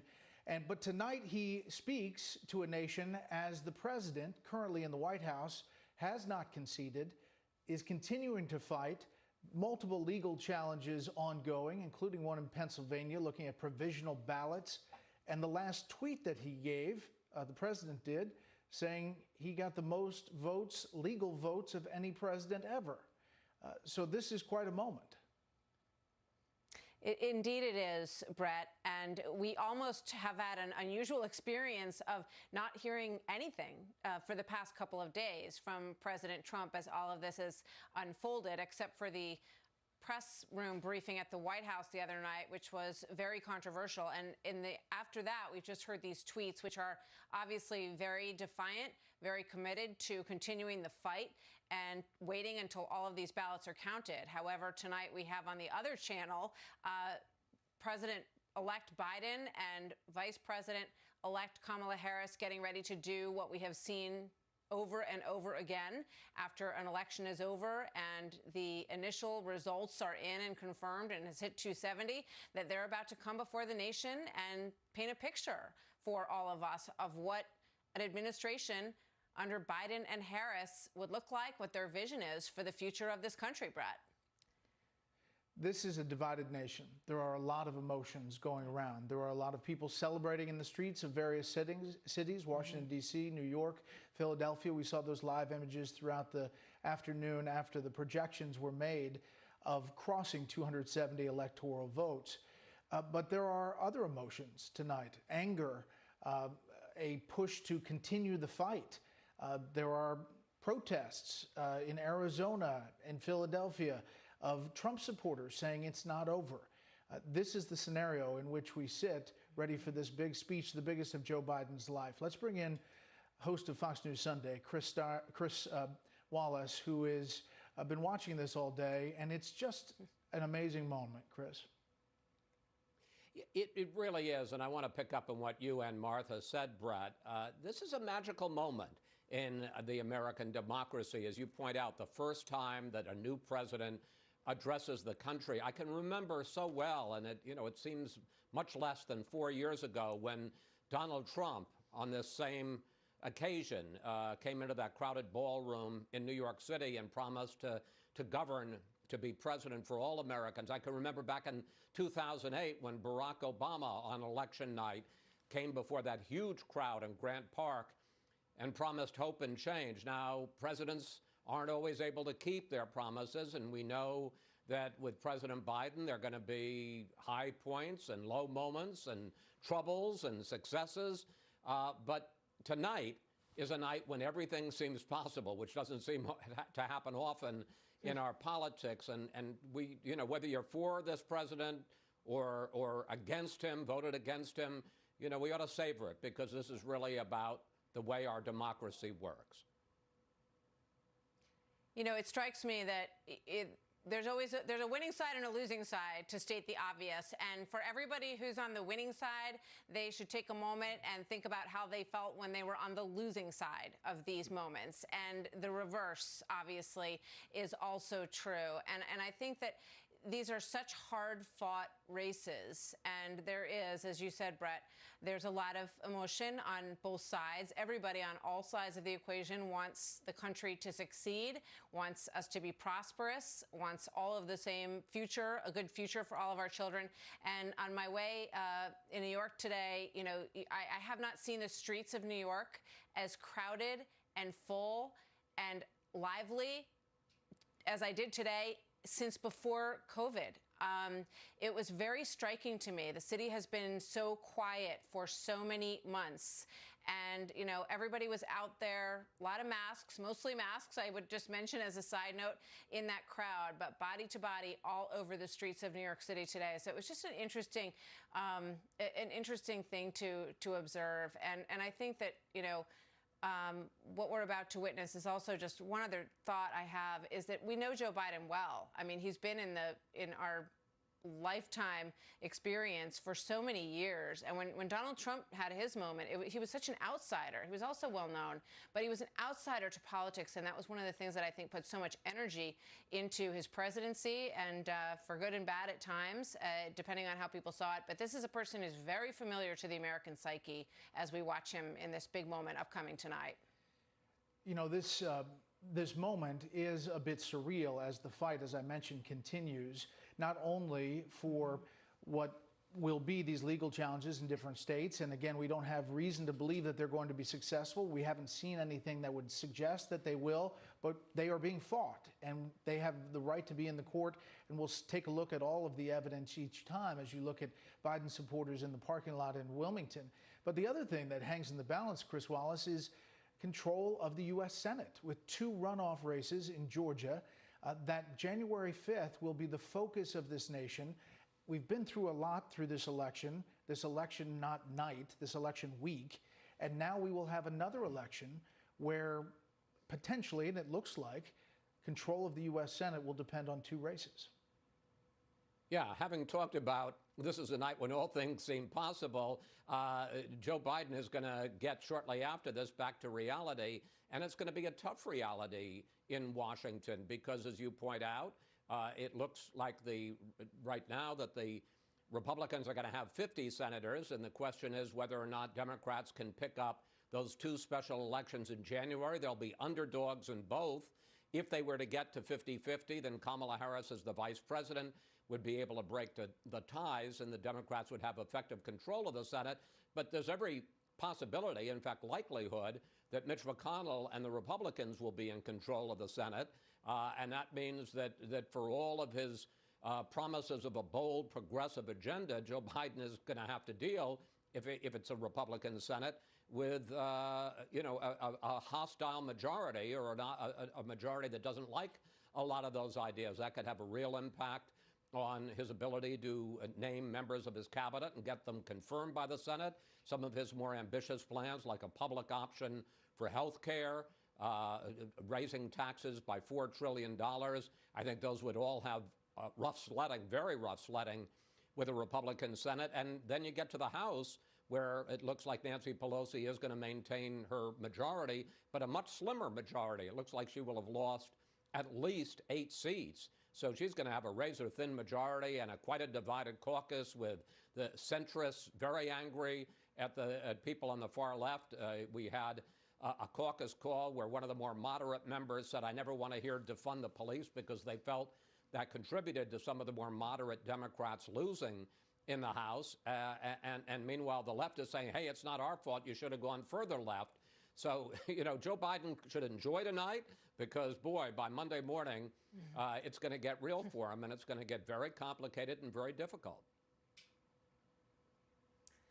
You know, I think it's also worth pointing out that this interim period, Chris and Brett, that we're going to go through is going to be very fraught with these legal battles that we're going to hear. And we heard from the White House today, John Roberts reported that there was an indication from the president that, they're going to play these out and see if they have legs on any of these lawsuits. And if they do, they'll keep going.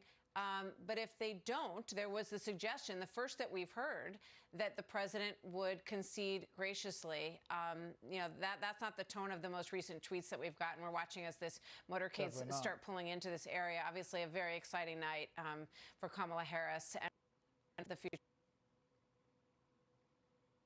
Let's talk a little bit about what a Biden-Harris administration potentially looks like, Chris, and as the motorcade arrives here. First, it's worth noting there's history tonight on a number of fronts. The first woman vice president-elect, the first woman of color to be vice president. But there also, you mentioned the challenges getting through a GOP Senate with a lot of the wish list that they talked about on the campaign trail. But the power of the president also enables a flurry of executive orders to change things that the Trump administration has put in place. And that would likely happen right away.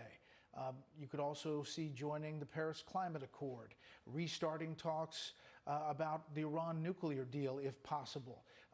All kinds of things on a foreign policy and domestic policy agenda that could be dealt with from the executive level. No, that's absolutely right. I guess it was Barack Obama who said at first that elections have consequences. We certainly saw that with Donald Trump. Incidentally, during these 10 weeks between now and the inauguration, there are a lot of things he can do. He can still invoke executive orders. He can issue pardons and clemency. He can take people who are political appointees and lock them in to various agencies as civil service employees. So there's a lot of things, and you can be sure that President Trump, if he feels that he's on the way out, is going to be doing these things to try to cement his legacy. All presidents do it. Barack Obama did it. George W. Bush did it. And the problem, of course, with executive orders is they don't have the force of law. And just as Donald Trump has written and imposed a number of executive orders, a lot of them can be summarily dismissed by President Biden. But of course, when he leaves, then the next president will be able to change those. It's going to be dramatic, though. Let's say that there is a Republican Senate. Let's do a thought experiment here. There's been talk about Elizabeth Warren wanting to be the Treasury Secretary. I think that would have very hard going in a Republican Senate. There's been talk about Bernie Sanders being the Labor Secretary. I think that would have very hard going. A lot of the more progressive elements of the Biden agenda would have hard going. Incidentally, it's one of the reasons I think that you've seen the stock market skyrocket in the last few days since the election, because Wall Street is very happy at the idea, if you're going to have President Biden, that you have a Republican Senate as a check on him, and that would prevent a lot of the more progressive ideas of the Biden agenda from actually being enacted. It's going to be interesting going. Having said that, Joe Biden prides himself, and certainly talked about it in the campaign, as being a deal maker, as being able to legislate. And I suspect more than Donald Trump, you would see him calling Republican and Democratic leaders up to the White House to meet in the Oval Office to try to hash out things. Remember, he spent decades as a legislator himself, as a senator, and I think he prides himself on his ability to wheel and deal with the people on Capitol Hill. And if he wants to do that, it's setting that tone initially that is so important. When you think back to the first actions of the Trump administration, it was a travel ban, which was very contentious. And at that moment, a lot of people said if perhaps the president wanted to start with an infrastructure bill, it might be the best way to begin his agenda as president, something that perhaps at that moment when there was a bit of, perhaps some warmer relations, or at least the idea that that was going to be tried, that perhaps the House, Nancy Pelosi, might have been open to doing something like that, but that the travel ban set things off on the wrong foot and that the relationships just deteriorated from there. There were times when there were attempts to have Nancy Pelosi, Chuck Schumer come to the White House, and we all remember some of the dramatic ways in which that ended. So it may be a welcome sort of divided government for Joe Biden in a sense, because He has a very strong progressive wing of the party as well, and it would protect him against things like packing the court, which in the past he said he was averse to and wouldn't advise. And so maybe a divided government gives him a little bit of protection from that left flank. And we'll see if that is a divided government when we get down to Georgia and those two runoffs. I just want to remark on these images we're looking at of these folks, Biden supporters, in the parking lot there in Wilmington, Delaware. And it just harkens back to how big a role COVID-19 has played in this election, in our country, in our lifestyle. There are people in cars here. They're wearing masks. You know, there was a lot of coverage of all of the live events and people celebrating in the streets. Not a lot of talk about COVID-19 on a lot of different channels today. But Joe Biden, one of the first things we're told he's going to do is set up the coronavirus task force, his own, on Monday. And I would imagine that Dr. Anthony Fauci will be a big figure in that once he gets to the White House after the inauguration. We have a long way to go between now and January 20th. And that'll be an interesting time, especially when you have a president, Chris, who's saying right now he's continuing the fight. Oh, absolutely. And you know, it's going to be interesting to see how Donald Trump plays this. He clearly, as we keep saying this, but it's absolutely right, that he has every right to seek all legal remedies in the courts. So far, we haven't seen very persuasive evidence, one, of electoral fraud, and more importantly, of the kind of fraud that would rise anywhere near to overturning the results of the elections in any states. But that's going to take a while. And if the president really means what he is saying today, which is that he's going to pursue his remedies, then that means he's going to be in court and his lawyers and challenging the celebration we're seeing right here of the Biden presidency for weeks and refusing to concede. And, you know, there are two ways this can play out. One is that he pursues this but doesn't try to, some of his inflammatory rhetoric like we heard on Thursday night. But if we do hear that he's saying the election was stolen, this is all fraud, that is going to make it harder for Joe Biden to do job number one, which is he promised from the first day of the campaign until as late as last night when he said, my first job is to try to help bring this country together. It's hard if you have a president who got 70 million votes, the most votes that any candidate for president has ever gotten, except for Joe Biden in this election, if he's in various ways undercutting Biden's victory here.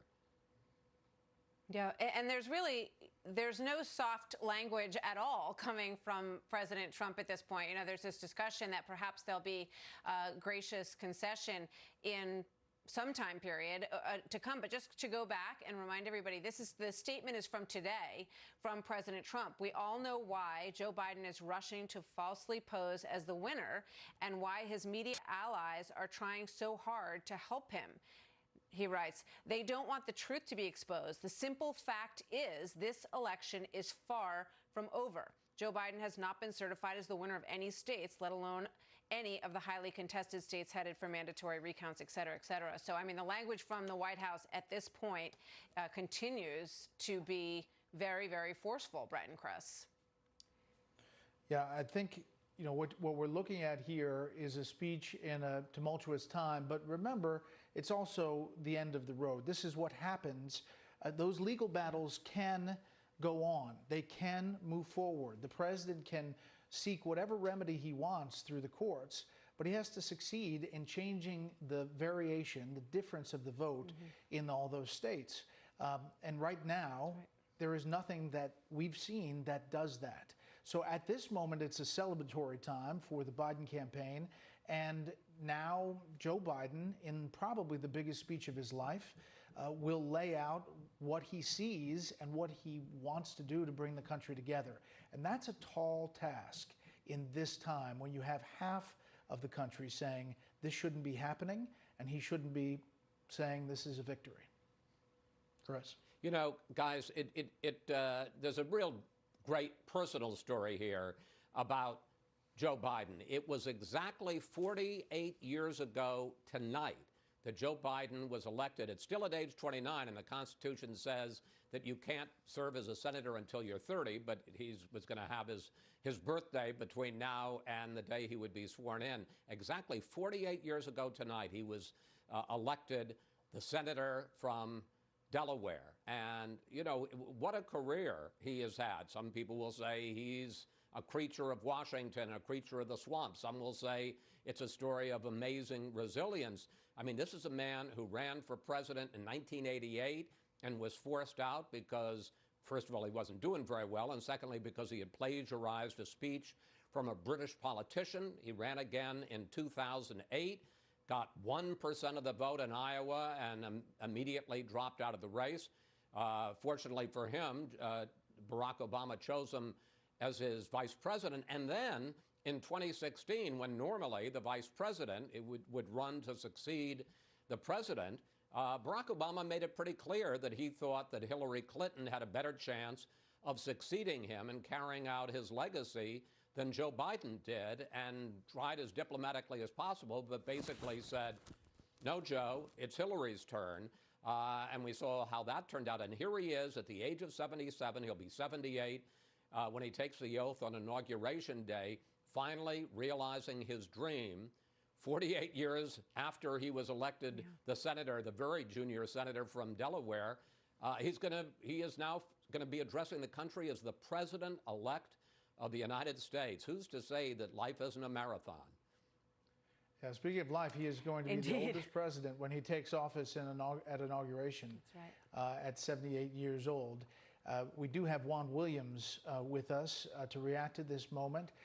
Juan, your thoughts as we get ready to hear the president-elect and the vice president-elect. They said it was going to start at 8 o'clock. It's now 8:20. We did see the motorcade, so we will see if momentarily they come out to this crowd, which, by the way, seems like an advertisement for F-150s and Jeeps. There's a lot of them there. Way to go, Brett. I think this is a celebratory moment, as we've seen around the country, people honking horns, people waving flags. You know, that's obviously the victorious side. And I was taken by what you were saying about having to respect people who are at this moment feeling like they're in shock that the President Trump, lost. And I think that what you're going to see tonight is an attempt by the president-elect, Joe Biden, to say that he is not only the president of the Democrats who voted for him, but the Republicans who didn't vote for him, but more importantly, to suggest that he's beginning work to restore trust, and that the trust would go across partisan lines because you could address difficult issues like the coronavirus. You could address difficult issues like racial tensions, or you could address climate change in ways that say, you know what, we're looking out for all parts of the American family. And I think that's what Joe Biden wants to do. One of the powers I always thought of Joe Biden was his ability to listen and be empathetic. I think it's well known. I was listening to Chris talk about a little bit of his biography. It's well known in these parts he was a 6-term senator before he was a 2-term vice president. But, you know, he lost his wife and daughter at a pretty early age, remarried. And then, of course, just back about 5 years ago, lost Beau Biden, his son, to brain cancer. So everybody who knows him knows Joe's a guy who has been hurt in life and has had to get up off the mat in some serious ways. And in a sense, it takes you, again, beyond the political because you sense the human being. And tonight, I guess one of the reasons they're late coming out is there might be a little bit of joy and nerves and backslapping and phone calls from people all over saying, Joe, I know what you've been through, man. Wow, what a day. We never thought we'd get here. That could even come from President Obama. I don't think he thought Joe Biden might get here a few years ago. Yeah, I mean, it's worth noting that in the early days of the primary process on the Democrat side here, there wasn't a whole lot of encouragement from the Obama team for Joe Biden, but he persevered on this trail. There was a lot of speculation about who President Obama might decide to endorse. And early on, Joe Biden said, I didn't ask for him to endorse me. We're going to wait and see who gets the nomination. Clearly, he was the right person for that nomination because he has now won and cleared the 270 electoral votes that he needs here. It is an extraordinary story of Joe Biden's longevity, and he is very much a, Chris just used the term creature of Washington. He has a ton of experience, let's put it that way. He's been in all of these offices, vice president, senator, for a very long time. So that is something that he will be able to draw on in Washington, and he knows all the players very, very well, and they know him. You talk Donald about Trump used that very effectively. Sorry to interrupt, Chris. In the debate, to reference you, and the first debate and the second debate, Donald Trump really tried to hit that home. That 47 years in Washington was a negative. That Donald Trump, the president, was really the outsider in this race, still the businessman fighting from the outside. And it seemed to be moving the needle, even towards the end of this race, as you saw those massive rallies and really getting his people fired up to go to the polls. It is going to fall short. We should note that the official certification happens state by state at the end of this month or into December. They have a deadline, and then the official process moves forward. Sorry to interrupt. Go ahead, Chris.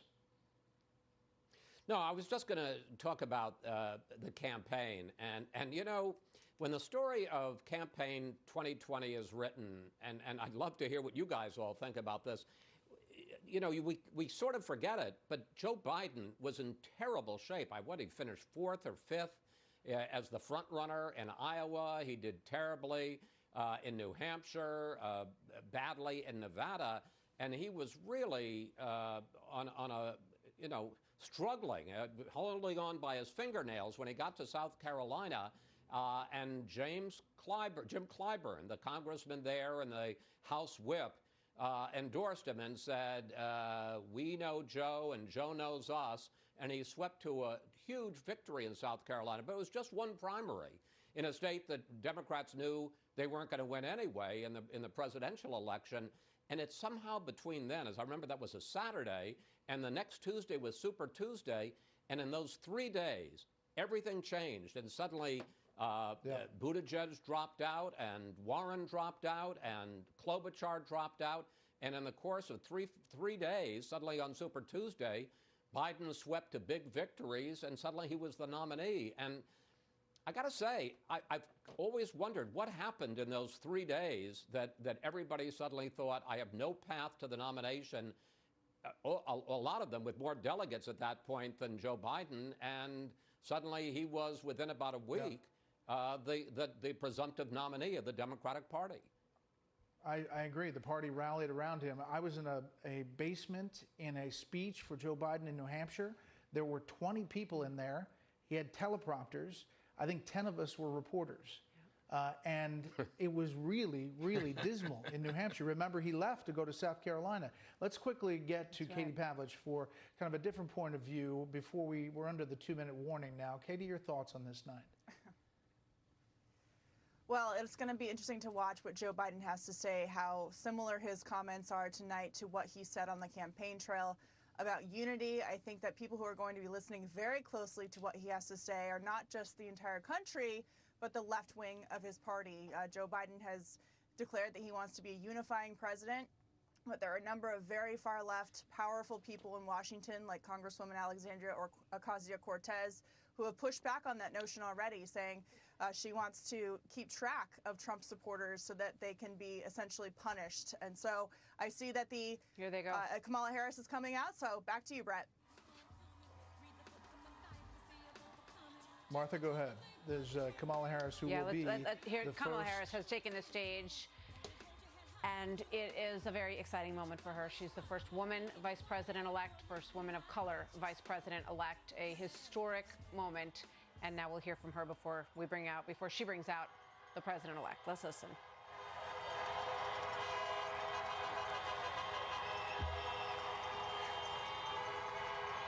Good evening. Good evening.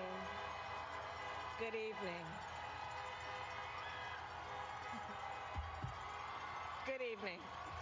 Thank you. Thank you. Good evening. So, you. Good evening. So, Congressman John Lewis, before his passing, wrote, "Democracy is not a state, it is an act." And what he meant was that America's democracy is not guaranteed. It is only as strong as our willingness to fight for it.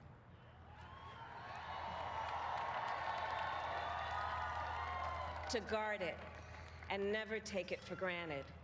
And protecting our democracy takes struggle, it takes sacrifice, but there is joy in it, and there is progress, because we, the people, have the power to build a better future.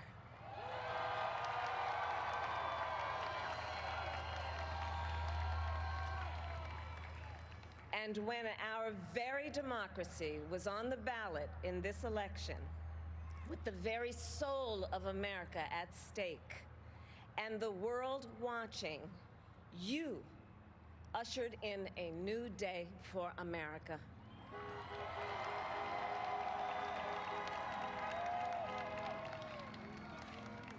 To our campaign staff and volunteers, this extraordinary team, thank you for bringing more people than ever before into the democratic process.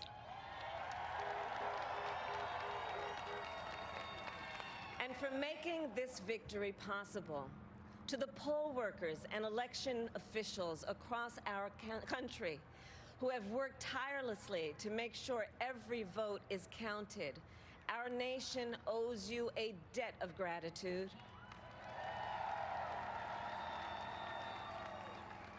You have protected the integrity of our democracy. And to the American people who make up our beautiful country, thank you for turning out in record numbers to make your voices heard.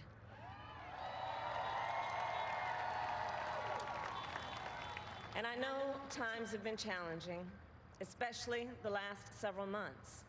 The grief, sorrow, and pain, the worries and the struggles. But we have also witnessed your courage, your resilience, and the generosity of your spirit. For 4 years, you marched and organized for equality and justice, for our lives and for our planet. And then you voted.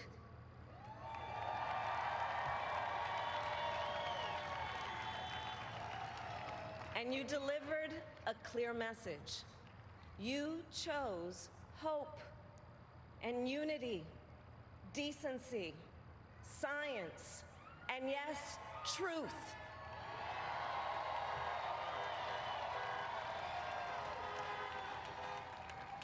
You chose Joe Biden as the next president of the United States of America.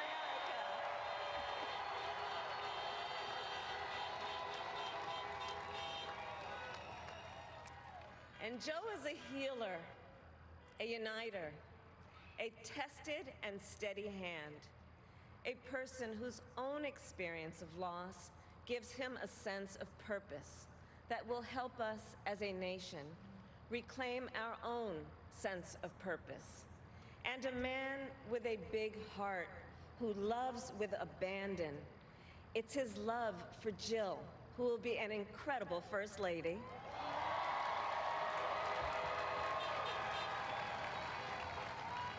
It's his love for Hunter and Ashley and his grandchildren and the entire Biden family.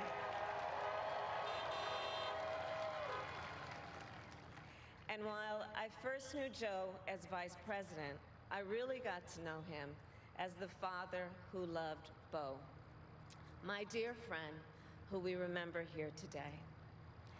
And to my husband, Doug,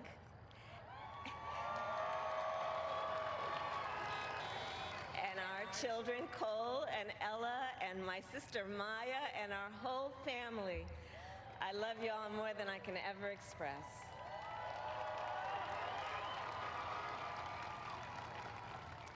We are so grateful to Joe and Jill for welcoming our family into theirs on this incredible journey.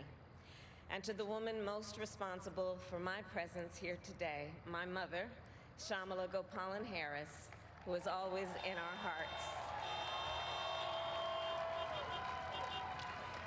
When she came here from India at the age of 19, she maybe didn't quite imagine this moment, but she believed so deeply in an America where a moment like this is possible. And so I am thinking about her and about the generations of women, Black women,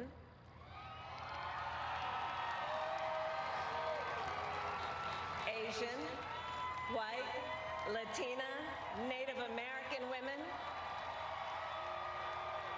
who throughout our nation's history have paved the way for this moment tonight.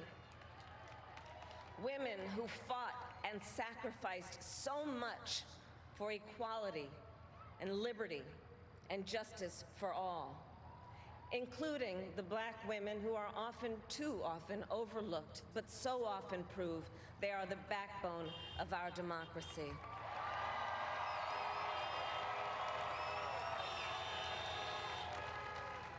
All the women who have worked to secure and protect the right to vote for over a century, 100 years ago with the 19th Amendment, 55 years ago with the Voting Rights Act, and now in 2020 with a new generation of women in our country who cast their ballots and continued the fight for their fundamental right to vote and be heard.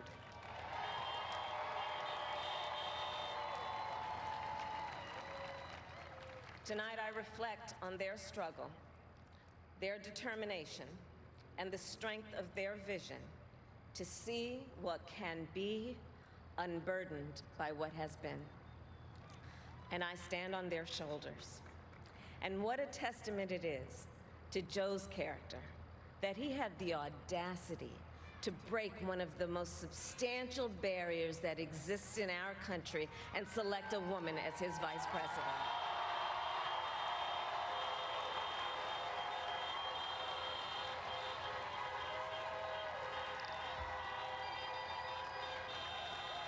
But while I may be the first woman in this office, I will not be the last.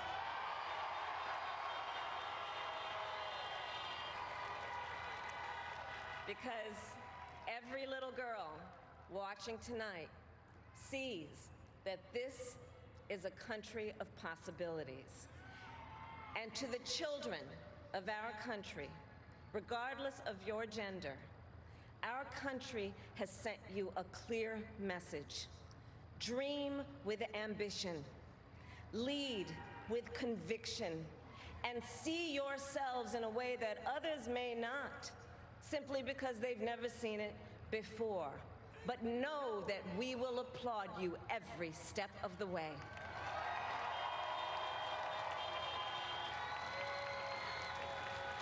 And to the American people, no matter who you voted for, I will strive to be a vice president like Joe was to President Obama, loyal, honest, and prepared, waking up every day thinking of you and your family. Because now is when the real work begins, the hard work, the necessary work, the good work, the essential work to save lives and beat this epidemic, to rebuild our economy so it works for working people, to root out systemic racism in our justice system and society, to combat the climate crisis, to unite our country and heal the soul of our nation.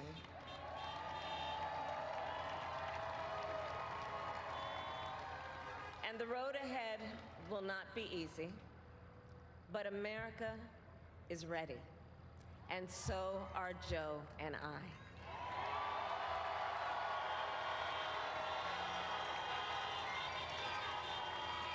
We have elected a president who represents the best in us, a leader the world will respect and our children will look up to, a commander-in-chief who will respect our troops and keep our country safe, and a president for all Americans.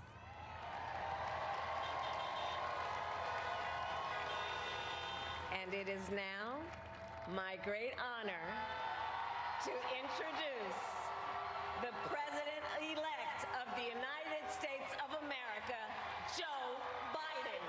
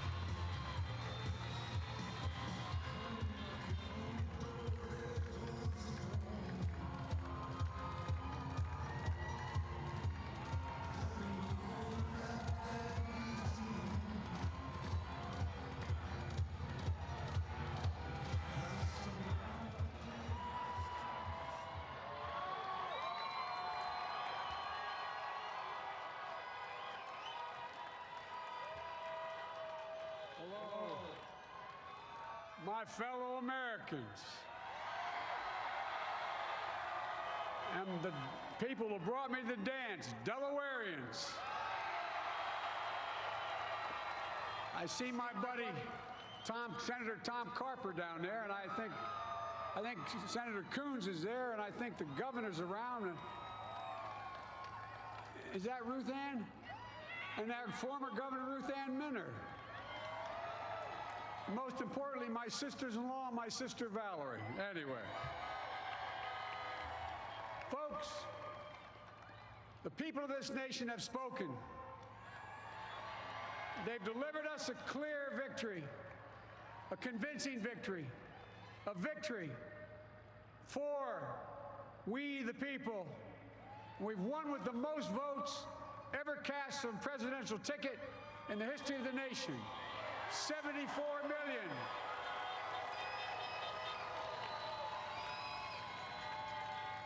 What I must admit has surprised me.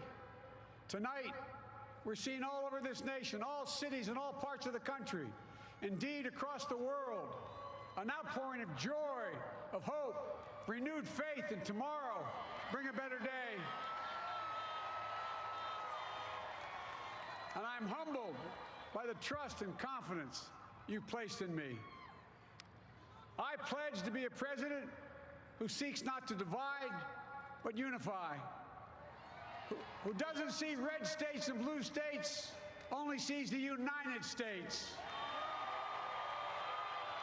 and work with all my heart, with the confidence of the whole people, to win the confidence of all of you. And for that is what America, I believe, is about. It's about people. And that's what our administration will be all about. I sought this office to restore the soul of America, to rebuild the backbone of this nation, the middle class, and to make America respected around the world again. And to unite us here at home. It's the honor of my lifetime that so many millions of Americans have voted for that vision. And now, the work of making that vision is real. It's a task, the task of our time. Folks, as I said many times before, I'm Jill's husband. And I would not be here without her love and tireless support of Jill and my son Hunter and Ashley, my daughter, and all our grandchildren and their spouses and all our family. They're my heart. Jill's a mom, a military mom, an educator. And she has dedicated her life to education. But teaching isn't just what she does, it's who she is. For American educators, this is a great day for y'all. You're going to have one of your own in the White House. And Jill's going to make a great First Lady. I'm so proud of her.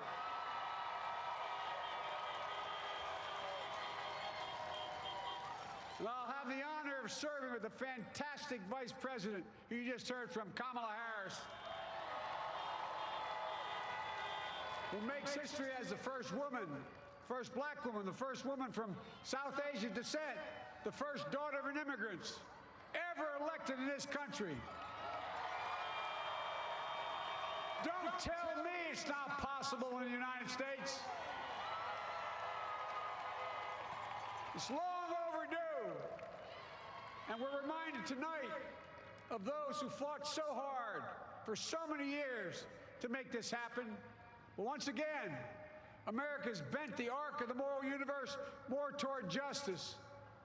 Kamala, Doug, like it or not, your family, you become an honorary Biden, there's no way out.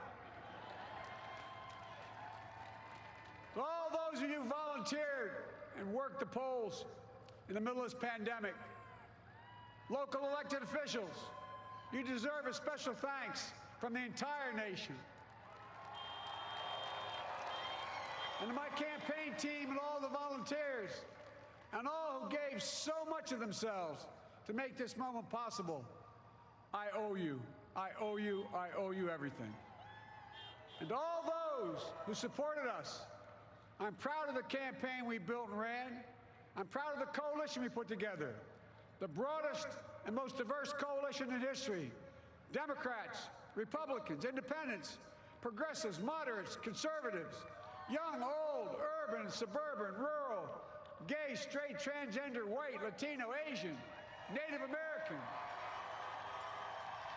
I mean it, especially those moments, and especially for those moments where this campaign was at its lowest ebb. The African American community stood up again for me. You've always had my back, and I'll have yours. I said at the outset, I wanted to represent this campaign to represent and look like America. We've done that.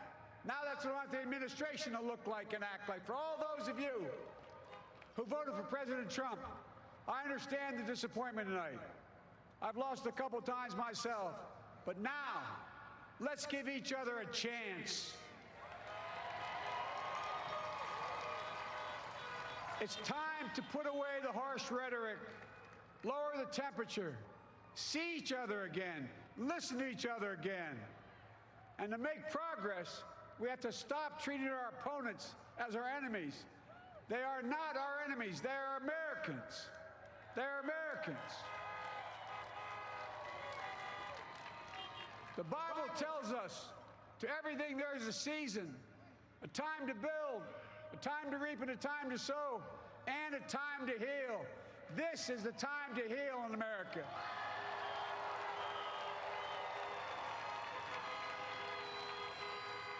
Now this campaign is over. What is the will of the people? What is our mandate? I believe it's this. Americans have called upon us to marshal the forces of decency, the forces of fairness, to marshal the forces of science and the forces of hope in the great battles of our time. The battle to control the virus, the battle to build prosperity, the battle to secure your family's health care, the battle to achieve racial justice and root out systemic racism in this country, and the battle to save our planet by getting climate under control, the battle to restore decency, defend democracy, and give everybody in this country a fair shot. That's all they're asking for, a fair shot. Folks, our work begins with getting COVID under control. We cannot repair the economy, restore our vitality, or relish life's most precious moments, hugging our grandchildren, our children, our birthdays, weddings, graduations, all the moments that matter most to us until we get it under control. On Monday, I will name a group of leading scientists and experts as transition advisors to help take the Biden-Harris COVID plan and convert it into an action blueprint that will start on January the 20th, 2021. That plan will be built on bedrock science. It will be constructed out of compassion, empathy, and concern. I will spare no effort, none, or any commitment to turn around this pandemic. Folks, I'm a proud Democrat, but I will govern as an American president. I'll work as hard for those who didn't vote for me as those who did. Let this grim era of demonization in America begin to end here and now.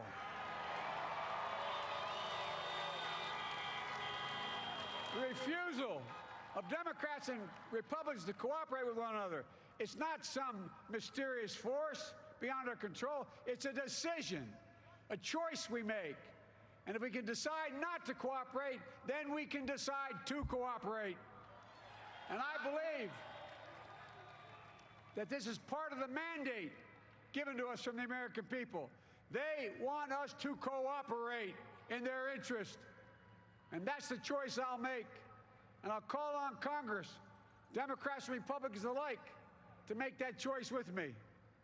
The American story is about slow yet steadily widening the opportunities in America. And make no mistake, too many dreams have been deferred for too long. We must make the promises of the country real for everybody, no matter their race, their ethnicity, their faith, their identity, or their disability. Folks, America has always been shaped by inflection points, by moments in time where we've made hard decisions about who we are and what we want to be. Lincoln in 1860, coming to save the Union. FDR in 1932, promising a beleaguered country a new deal. JFK in 1960, pledging a new frontier. And 12 years ago, when Barack Obama made history, he told us, yes, we can. Well, folks, we stand at an inflection point. We have an opportunity to defeat despair, to build a nation of prosperity and purpose. We can do it. I know we can. I've long talked about the battle for the soul of America. We must restore the soul of America. Our nation is shaped by the constant battle between our better angels and our darkest impulses. And what presidents say in this battle matters. It's time for our better angels to prevail. Tonight, the whole world is watching America. And I believe at our best, America is a beacon for the globe. We will lead not only by the example of our power, but by the power of our example. I've always believed, many of you heard me say it, I've always believed we can define America in one word: possibilities. That in America, everyone should be given an opportunity to go as far as their dreams and God-given ability will take them. You see, I believe in the possibilities of this country. We're always looking ahead to an America that's freer and more just, ahead to an America that creates jobs with dignity and respect, ahead of America that cures diseases like cancer and Alzheimer's, ahead to an America that never leaves anyone behind, ahead of America that never gives up, never gives in. This is a great nation. It's always been a bad bet to bet against America. We're a good people. This is the United States of America, and there's never been anything we've been not able to do when we've done it together. Folks, in the last days of the campaign, I began thinking about a hymn that means a lot to me and my family, particularly my deceased son, Bo. It captures the faith that sustains me and which I believe sustains America. And I hope it can provide some comfort and solace the 230,000 Americans who've lost a loved one to this terrible virus this year. My heart goes out to each and every one of you. Hopefully this hymn gives you solace as well. And it goes like this. And he will raise you up on eagle's wings, bear you on the breath of dawn, and make you to shine like the sun, and hold you in the palm of his hand. And now together, on eagle's wings, we embark on the work that God and history have called upon us to do, with full hearts and steady hands, with faith in America and in each other, with love of country, a thirst for justice.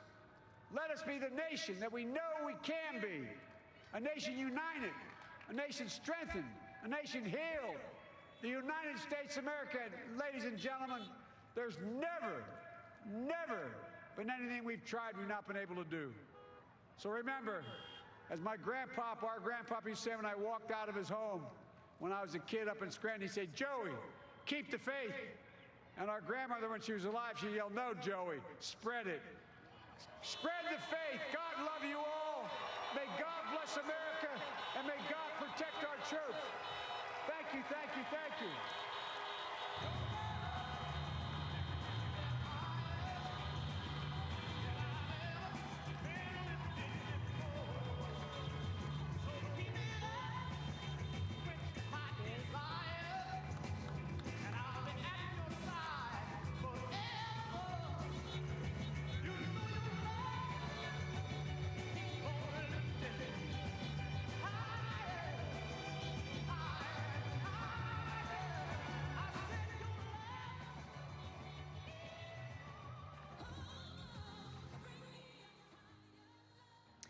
All right, a jubilant Joe Biden and Dr. Jill Biden, his wife, who will be the First Lady of the United States of America. He talked about the fact that she was an educator.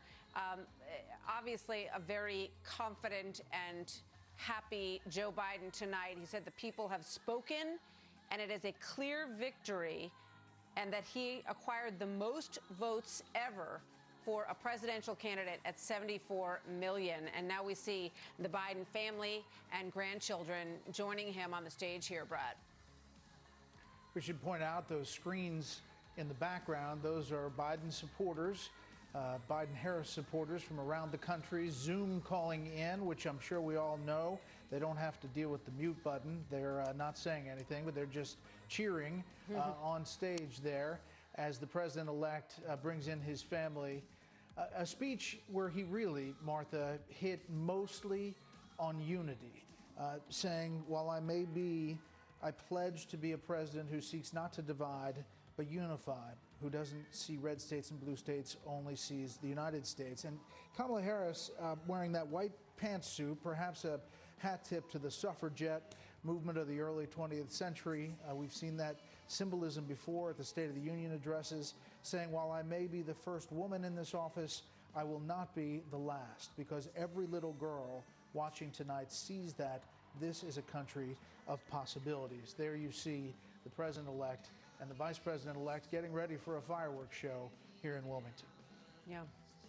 You know, it's interesting how much stress, Brett, has been on words like empathy. When they walked out, the screens to the left and right of them said the people have chosen empathy.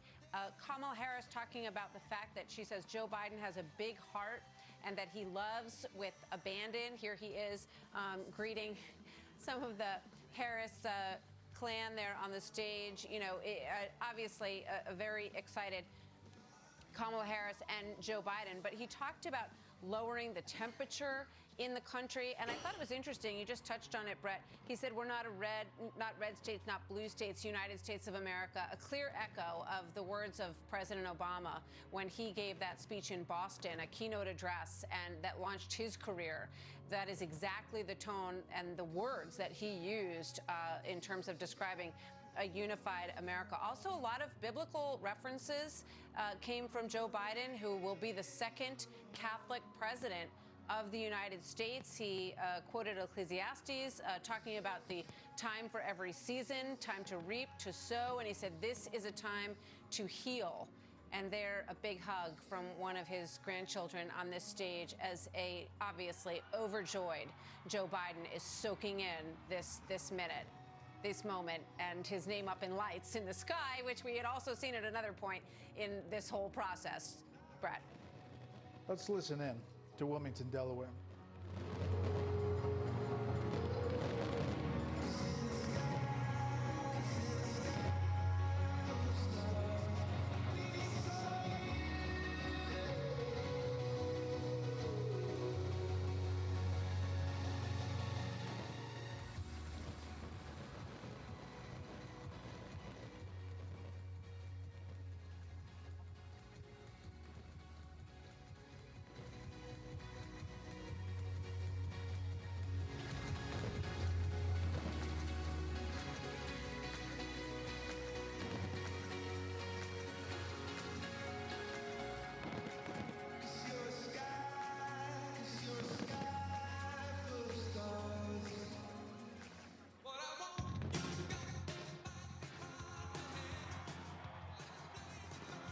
So a memorable night as President-elect Joe Biden and Vice President-elect Kamala Harris addressed the nation tonight in Delaware.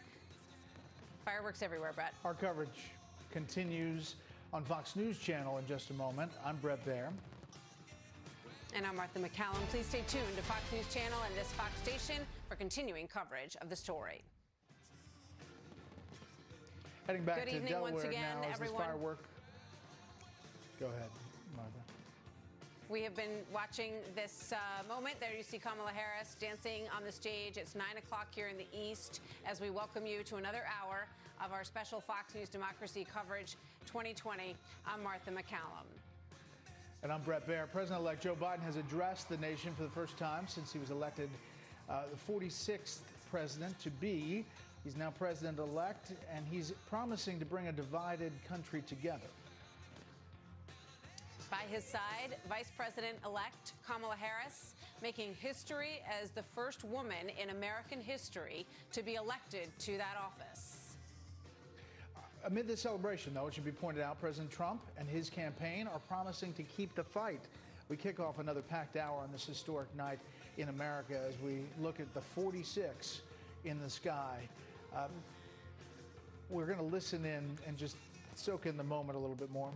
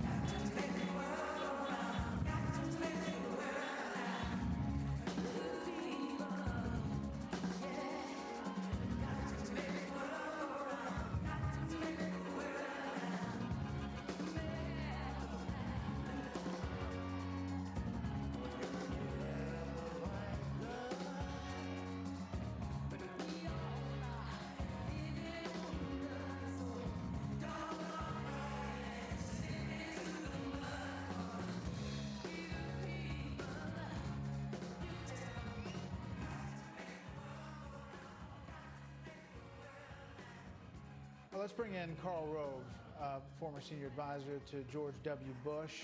Karl, your thoughts on the president-elect's speech, this moment, which is surreal as this legal fight continues around the country, but this is Joe Biden's moment. Definitely is his moment, and he delivered a speech tonight that was his voice, his sentiment, his authenticity. It wasn't the grand eloquence of a JFK or a Barack Obama. It was middle-class Scranton, and I thought it was a really good start. He talked about we want to make his vision that he talked about in the campaign real.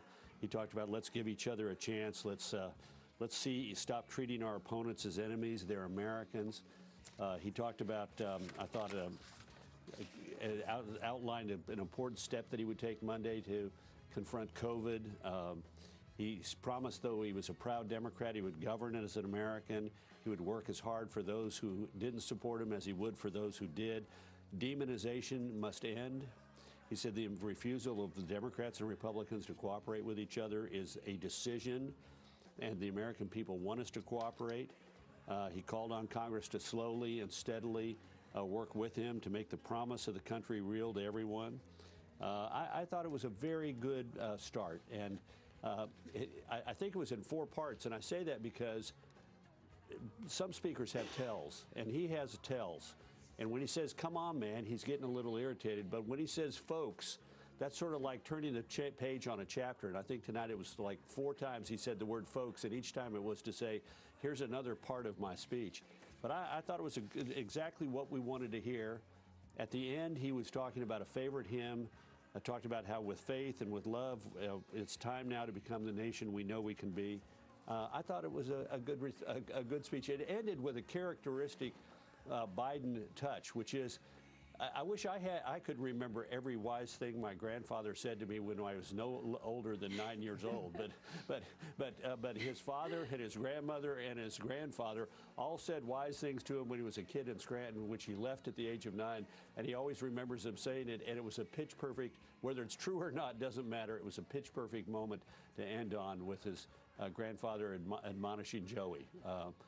Good start, and maybe some good healing will come out of this. Respect to his opponent, no harsh remarks, a recognition that President Trump has options that he can pursue to challenge these results in the coming days. But this was Joe Biden's night, and I got to say, Kamala Harris, you could not help but be touched by that moment where she talked about how her simple presence on this stage with these new responsibilities coming her way was something that young women, children, young girls could look up and realize that the promise of the country was available to them, that we live in a country of opportunity, as she said.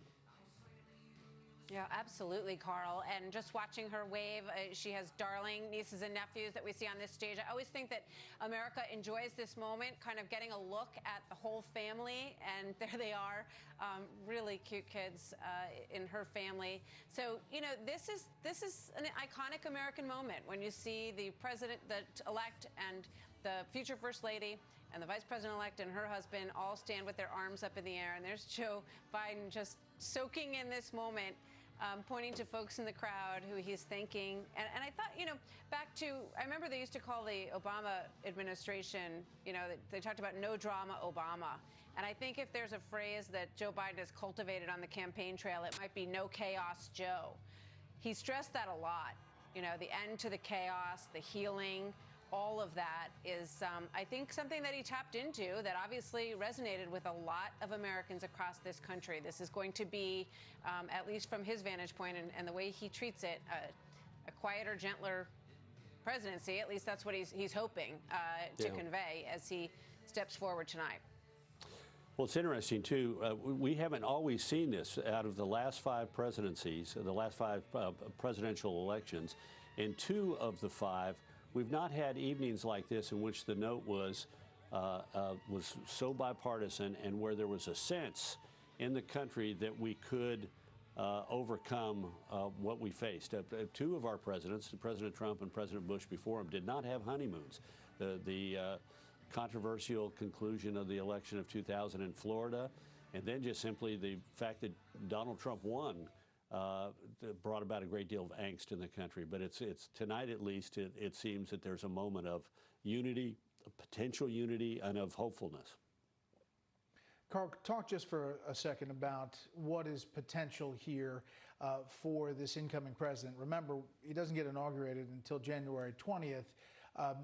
If, and we say if, we haven't seen anything that's going to change that, but the legal efforts are going to continue around the country, according to the Trump campaign. But talk about what he could do if it's divided government and GOP holds the Senate. You have executive orders that a flurry of them, I mentioned some of them earlier, rejoining the Paris Climate Accord, joining the World Health Organization again, the DACA executive order, the Muslim country ban. I mean, there's a lot of things that can be done that reverse the Trump decisions. Well, in fact, they've gone out of their way to say that President Trump, who had a very robust and active program of removing executive orders of the Obama-Biden administration, that they intend to deliberately have more actions taken in a shorter period of time than the Trump administration did. So they've been focused on this, obviously. If they're willing to say that, I guess they have something to back it up. But and there will be consequences of these, rejoining the Paris Agreement, which is really an agreement with China to let China continue to pollute while we promise to reduce our greenhouse gas emissions for the next several decades until they, as a developing country, can finally bring themselves into conformity with the same decline in carbon emissions. Some of these things are not necessarily good for the United States. But elections have consequences, and he's going to try and use his executive authority to do things. The question is going to be, how controversial are these going to be, some of them, because you want to start out with things that are important to get done, but if you get mired up in controversy, as Bill Clinton did with Don't Ask, Don't Tell, and if you get off to a better start like President Bush did with a bipartisan agreement on No Child Left Behind education reform, and then a more Republican victory in the form of tax cuts, major tax cuts, you generally have a little bit better head of steam behind you. But you know, this is going to be an interesting thing, because we think we're going to have divided government, and I think we will have divided government, a Republican Senate, a Democratic House with a much narrower margin, and then a president tonight who I think wisely promised those moments where he talked about steady, persistent movement. That wasn't, we're going to grand transformation. It is going to be, he recognizes as a creature of the Senate that this is going to require compromise and negotiation, and incremental changes are oftentimes more, and particularly in divided government, are more durable than we're going to shove it down your throat kind of government that we've seen in years in the past. Yeah, it's interesting. Barack Obama said during the campaign, you know, Americans don't want a revolution. They like slow evolutionary change over time.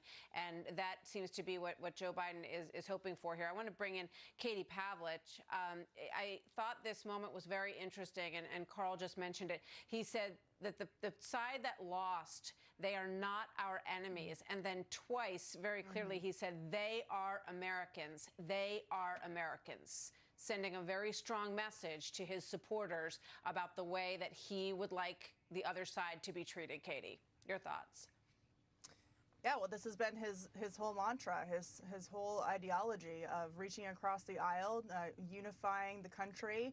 But I think, you know, tonight it may look and feel like that is something that he can get done. And in the moment, of course, he is celebrating this with his with Senator Harris. But the truth is that right now, the Trump campaign has a number of lawsuits pending. They plan to file more of them Monday morning. And there are a number of Americans all around the country who are also rallying on the opposite side of this. And they do not feel like they are unified. They don't feel like they have had their questions answered about the election and the end of the election. They don't feel like that we're even at the end of the election. And when it comes to how this plays out, you know, Joe Biden and how he's going to be able to govern really is going to come down to whether he has a Democrat-run Senate or a Republican-run Senate. If he has a Democrat-run Senate, it's going to be much harder for him to kind of put the brakes on this transformational leftist push that we've seen within the party. If he has a Republican Senate, he's going to be more capable of living up to his own standard of unifying the country and working together. And as I was mentioning before they both came out on stage, before the speeches started happening, you already have Congresswoman Alexandria Ocasio-Cortez saying that Trump administration officials should be punished for what they have done. You have a Trump accountability project run by former Pete Buttigieg staffers who are archiving the number of people who worked for the Trump administration, trying to make sure that they are not employable after the Trump administration ends. And so that's a tall order when it comes to kind of putting the brakes on the far left of the party, given the high bar that Joe Biden has set for himself, not just during the campaign, but tonight in this speech. Yeah, it's worth also noting back to 2016, when it was President-elect Donald Trump, there wasn't a lot of praising and calling for everything to wrap up quickly. In fact, after that started what was, for a lot of Democrats, a call that it was not a legitimate presidency because of Russia interference, and that lasted for a long time. So as we go back to that, context is key, but this is Joe Biden's night, and he's calling for unity. The guy who's been covering it for us, the Biden campaign, Peter Doocy, joins us now from that parking lot. The nation just watched the president-elect, the vice president-elect, Harris, speak a short time ago. You've been watching them really every day of your life, it seems, since the primaries. It has been every day of my life since April 25th, 2019, just a few blocks away at the Wilmington Amtrak station that is now named for Joe Biden. And his message today, as he declared victory after all of that time and after running for president 2 separate times in 2008 and 88, his speech tonight was the same. And his message tonight was the same that it's been on the first day. He talks about how he thinks that we're in a battle for the soul of the nation, and he talks about how he thinks character is on the ballot, and that alluding to the fact, in different words tonight, but that he thinks the United States can survive 4 years of Donald Trump. He did not think the United States could survive 8 years of Donald Trump. And it also did have all the hallmarks of a Biden speech, including that last line where he talks about what his grandpa Finnegan and his grandma would tell him while he was leaving the house when he was a little kid. Right now, we are still pretty locked down in here because Biden and Harris are still on site. They've asked everybody via a PA announcement to go back to their cars because, as you can imagine, when the president-elect is there and there are a bunch of Delaware Democrats sitting close-ish, they all ran up to the front. And so everybody now is waiting for the motorcades to leave. Next up is the transition. We have been wondering about what the first moves are going to be as Biden starts to put together an administration and a government. And he said that on Monday, so the day after tomorrow, he is going to officially give some transition advisors, some medical advisors, the task of trying to figure out how to turn the things that Joe Biden talks about when it comes to slowing the spread of COVID, getting on top of COVID, into actual action. He says he's not going to shut down the economy. He's going to shut down the virus. Well, now he's going to be the president, and so he's got to explain how he's going to do that, and he's got to show how he's going to do that. And that work apparently does begin in about 36 hours. You know, I praise you, but it's a team. We've got Pat Ward, your partner in crime, the producer there. Jackie Heinrich is also there in Wilmington, who has been covering this campaign since the beginning as well. Jackie, first of all, tell people what it's like to come to the end of this road after being on the road all of these days and months for you personally, and your thoughts about this night. To be here and watch what has been a campaign of a lot of ups and downs come to a conclusion. There were a number of times throughout this campaign that it was unclear if the candidate that you've been following is going to make it to that moment. And so witnessing just what this meant to all of their supporters and their families was significant to watch and memorable for me as a reporter on the campaign trail. But it's also significant being here, knowing that this moment means so much for Senator Kamala Harris, now Vice President-elect Kamala Harris, and what that means to women, to people of color. It's a historic moment, and that is not lost on her. She spoke at length about what this moment is going to mean to generations to come, to black and brown girls who haven't looked into a room full of powerful people and seen themselves represented before. And also, she talked about all the people who came before her who made this moment possible. She said she was thinking about her mom today, an immigrant from India who came here at the age of 19, never imagining that her daughter would, achieve so many firsts. And she has achieved a lot of firsts. She's not just the first female vice president-elect, but she's the first woman of Black and South Asian descent. She's the first woman who graduated from an HBCU and was a member of a Black sorority to be elected to that office. She was also, in her career before this moment, she achieved a lot of firsts and broke a lot of barriers as the Attorney General in California and as a prosecutor. So this is just a moment that I think she is coming away from knowing what it represents, not just to everyone who came before her, but to everyone who comes after her. And she made a point of that in her speech, saying that she might be the first, but she won't be the last woman to make that kind of a mark. And so that's the memory that I'll take away from tonight. Brett. Thanks, Jackie. I thought it was also interesting, when you think back on this campaign, at one point Joe Biden said that he would be a bridge to the future. So he is now clearly the standard bearer as the president-elect and the leader of his party. But Kamala Harris represents the future of the party as his vice president-elect. And as he said, he's a bridge to the future. So let's go to John Roberts now at the White House, where he is standing by and where there is clearly a very, very different mood tonight than the mood that we are seeing in Wilmington, Delaware this evening. John, good evening to you. Any sense of how all of this is going down over at the White House? Martha, Brett, good evening to you. The lights in the residence fairly dark tonight, though I assume that the president probably watched some of the speech just to see what Joe Biden was going to say. And I'm sure that there are many Republicans who appreciate Joe Biden's call for unity. Don't forget, there were a lot of Republicans who weren't particularly thrilled with President Trump and wanted to see Joe Biden elected, and they made their sentiments known quite loudly during this election. But then there are 71 million people who voted for this president who believe that this election is not over. And President Trump is doing his best to tell those supporters that it's not over until every legal vote is counted and every illegal vote is discounted. So to that end, the Trump team has got, and the RNC has got legal teams in 4 states that are doing whatever they can to try to put forward arguments in court to get access to these ballots. So many mail-in ballots that came in, so many millions of them, 103 million, I think was the last time I saw a count. And by and large went to Joe Biden. And this is something, as you know, that we were briefed on going into Election Day, that the first vote that was going to be counted was the day of in-person vote, and that was going to break President Trump's way. But then we had this avalanche of mail-in and absentee ballots that would come in that would be predominantly for Joe Biden. So President Trump's supporters looked at the way that the vote was coming in and thought, hallelujah, he's on his way to a second term with enormous margins in places like Michigan and Pennsylvania and Wisconsin. And then it slowly got whittled away, whittled away, whittled away. And the president came out and said, this is what I warned you about 3 months ago, and now it's coming to pass. So they've got lawsuits filed in Arizona.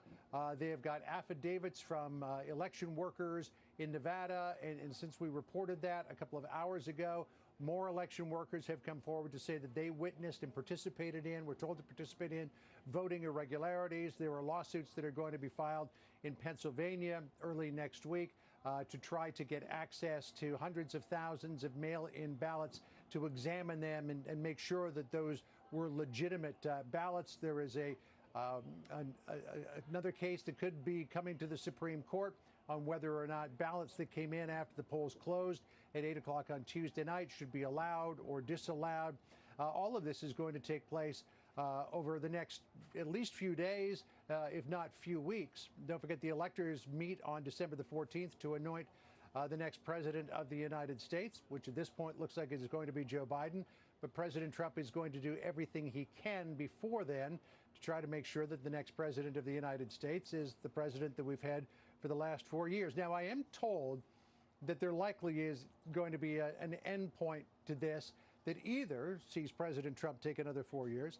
That would appear to be, according to many legal experts and even people within the campaign that I've talked to, a difficult case to make. Or at some point, President Trump may come to the realization, after all of this is exhausted, that there is no path to a second term here at the White House, and he will graciously, I'm told, concede the election to Joe Biden, and then he will participate in a peaceful and appropriate transfer of power. But I think it's safe to say, based on what President Trump has said today and based on what we've heard over the past 3 months on the campaign, that it is going to be a while before we go from point A to point Z, and there may be a few diversions along the way as well. So stay tuned. Yeah, John, you know, I just had a question for you. Of the things that you're hearing, we've looked into a number of things. We have not found anything that is, there are irregularities. There are major questions about transparency as far as the counting was going on. I've had people send me things about provisional ballots in Pennsylvania. Of the things that you've heard, what are the best legal pushes that they have in any of these states where they are hanging their hat to moving forward? I mean, it's difficult to know. If you had in Arizona, the case is about overcounted ballots, which is where if you were to fill out the ballot for President Trump, but you accidentally moved over into the Biden column and then you tried to put it through the machine and it wouldn't go, you're supposed to be able to take that ballot out and correct it. There are people who are saying that they were just told to put the ballot through, which means that the overcounted vote would not go through, and therefore there would not be a vote for either President Trump or Joe Biden. There are these allegations coming out of Clark County in Nevada from an election worker whose job it was to open these ballots, these mail-in ballots, and put them through, that there looked like there needed to be some signature verifications, and this person was told by a supervisor, don't worry about verifications, just put those through. And then we have the lack of transparency, according to the Trump campaign in Pennsylvania, where these ballots were not scrutinized before they were put through. I'm not sure what of that would fly in court. There was one case that was brought in Nevada regarding a woman who was told that she couldn't vote. That was summarily thrown out. But they're going to keep pushing, and they're going to try to get something to stick somewhere. And then there's the recount in Georgia as well. And that race still remains so close that it is possible that with a recount and adjudication of ballots in that recount, that the outcome could change. You just never know. So I think, Brett, I'm not an attorney. I don't pretend to be one. There is a court somewhere in the land that may find there to be a compelling case. I just don't know what that court would be or what the argument would be. But a lot of this will become much clearer at the beginning of next coming week. Yeah, we'll follow it. We'll dig into it. We'll cover it all, and we'll continue to look. But right now, we don't see it. Martha?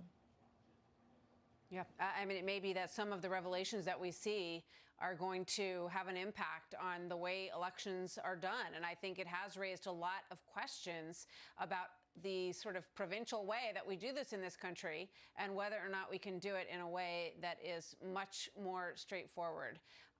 And we know that the Trump campaign is going to continue to press on all of those fronts. Let's bring in Mark Tucson, who has just joined us here. Mark, great to have you with us tonight. Good to be with you, and, Martha. you know, your initial thoughts on what you witnessed this evening on this stage with the Biden-Harris team taking a big victory lap tonight. Absolutely. Look, I look at through the prism of a presidential speechwriter, and every word in a speech you write like this is deliberate. And so I wanted to meditate briefly on one section where he talked about how the refusal of Democrats and Republicans to cooperate is a choice. If we decide not to cooperate, we can decide to cooperate. The American people want us to cooperate, so I'm calling on Congress, Democrats and Republicans, to make that choice with me. I thought it was significant that he said Democrats first. If I was writing this speech and I was his speechwriter, I would have done that too, because he was in a way subtly taking some ownership of the not he personally, but for the Democratic Party, of the gridlock that we've had in Washington. It's not all Donald Trump's fault.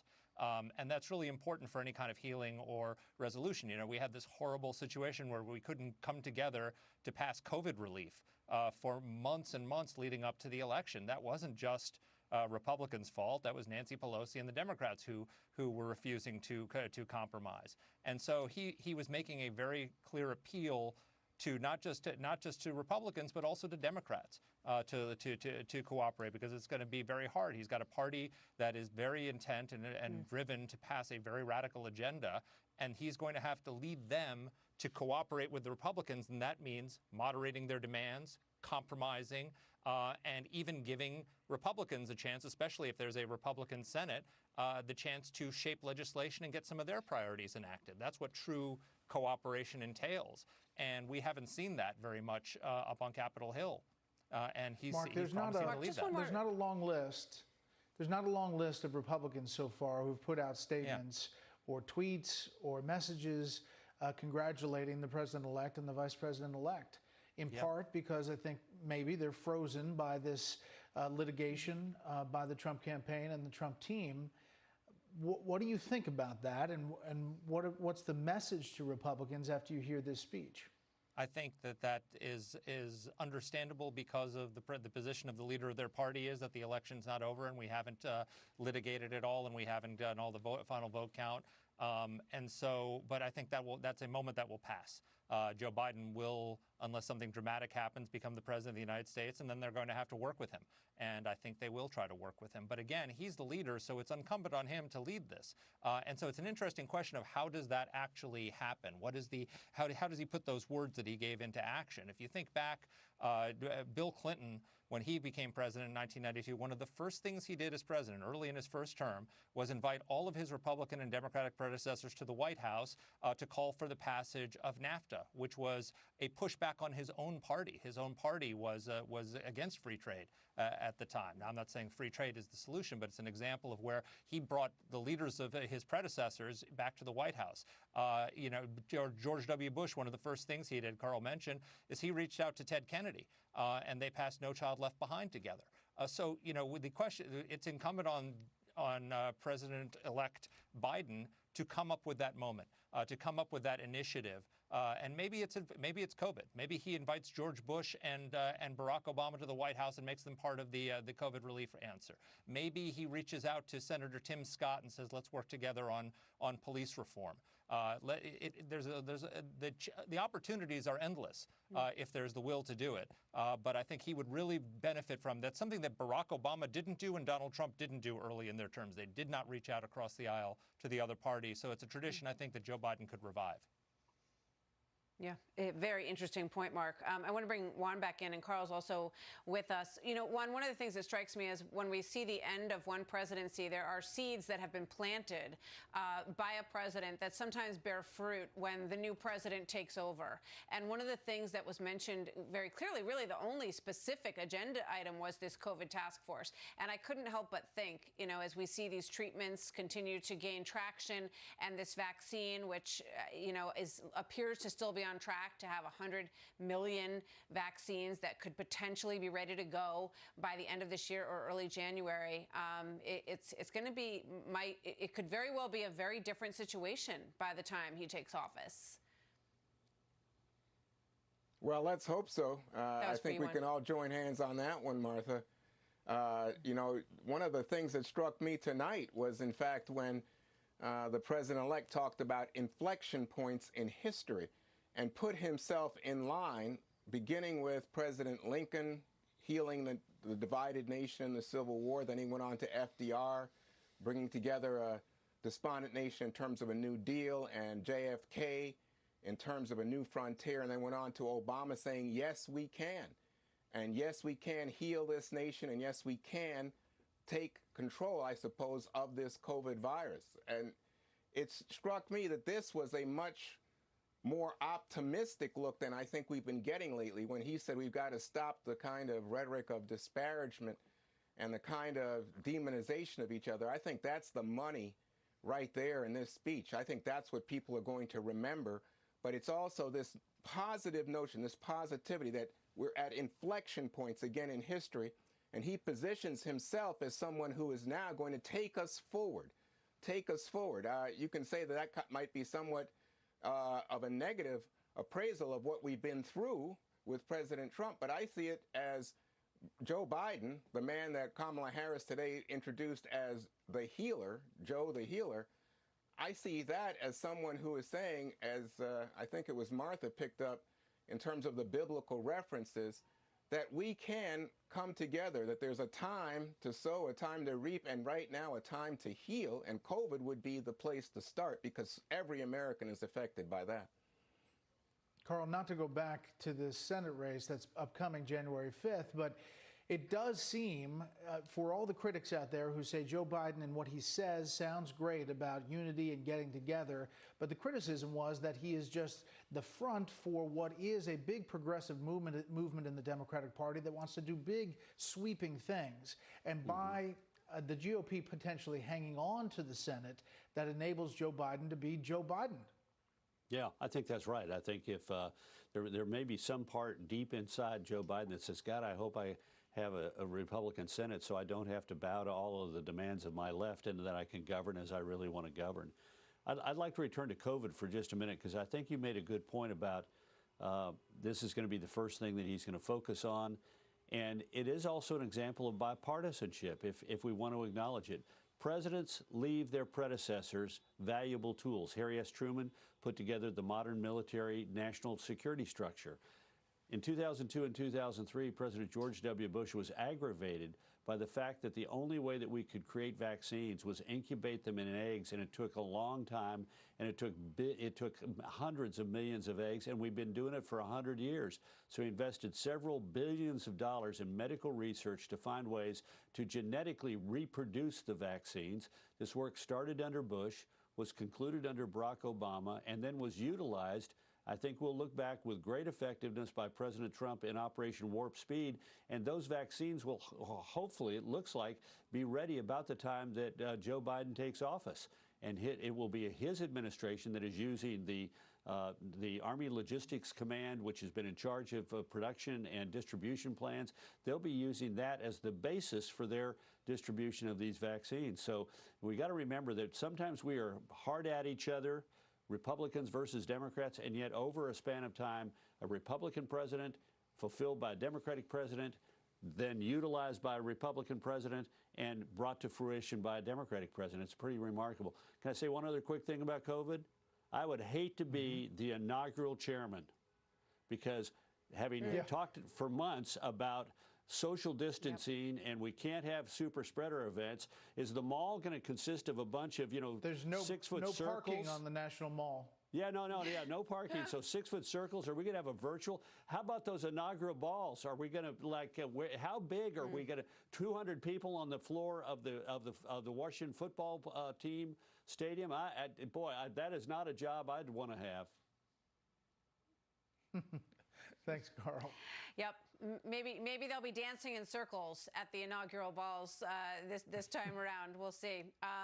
Let's bring in Britt Hume, who is joining us by phone. We had a bit of a difficult time getting your signal up, Britt, but we're very glad to have you with us tonight. And we don't even have the phone, Martha. We don't have him yet. So we'll try to get Britt Hume. Indeed. Let's go back to Juan as we try to connect with Britt tonight. Juan, it is this whole concept that Carl was just talking about of passing along the work of one president to another. I mean, Operation Warp Speed, and I say this with an asterisk because we haven't seen it come to fruition yet. But the idea of this Army logistics operation that allowed the production and on the part of these pharmaceutical companies, the production of all of the vaccine delivery mechanisms, all of it to be ready the second that this is approved so that it can be instantly put out there. The shortest time frame we've ever seen in the development of a vaccine is 4 years. And so obviously I say this with the caveat that we hope, the whole country hopes that it's true, but it has been a remarkable process so far. I think it is a remarkable process, and I learned something listening to Carl there, because to me, what it suggested is, we tend to get locked into our moment and to one president or another. But what you get the sense of is that we are, as an American people, make progress over time, and that it's a steady inclination to succeed. And by the way, I heard some of that optimism tonight from the president-elect when he talked about the fact that as Americans, we can achieve and we can come together. Again, to me, this is kind of inspiring in this moment. The thing about, even as you think about the achievements that various presidents have made and the contributions to the production of what we hope will be a cure for the COVID, is the idea that you move away then from the whole idea of politicizing it. And you know, one thing that would help Joe Biden in this moment is to say, I'm working for the American people. It's not that I'm working to say that I solve this problem, but that I am trusting in the scientists, trusting in scientists that have served Republicans, served Democrats, but always served the American people first. And if he can do that, I think, again, he would be offering us this beacon, this what he's talking about, and again, going back to those biblical terms you were talking about, Martha, rising up on the wings of eagles at this time to achieve that kind of moment. It would be such a positive moment if that's what he's coming in on in January, around the time of inauguration, to say, my gosh, we have got now a vaccine and we're going to start to disperse this in an equitable way, helping our seniors first, helping those who are in the greatest need. Everyone will understand it. We can do away with the politicization of what is the most critical challenge of our time. Sure. But of course, with a hat tip to the Trump administration, that obviously made it happen. Juan and Carl, thank you. We're going to take a quick break here. And then on the other side, let's talk about what is going to be the last part of the Trump administration and what that looks like. Stay here.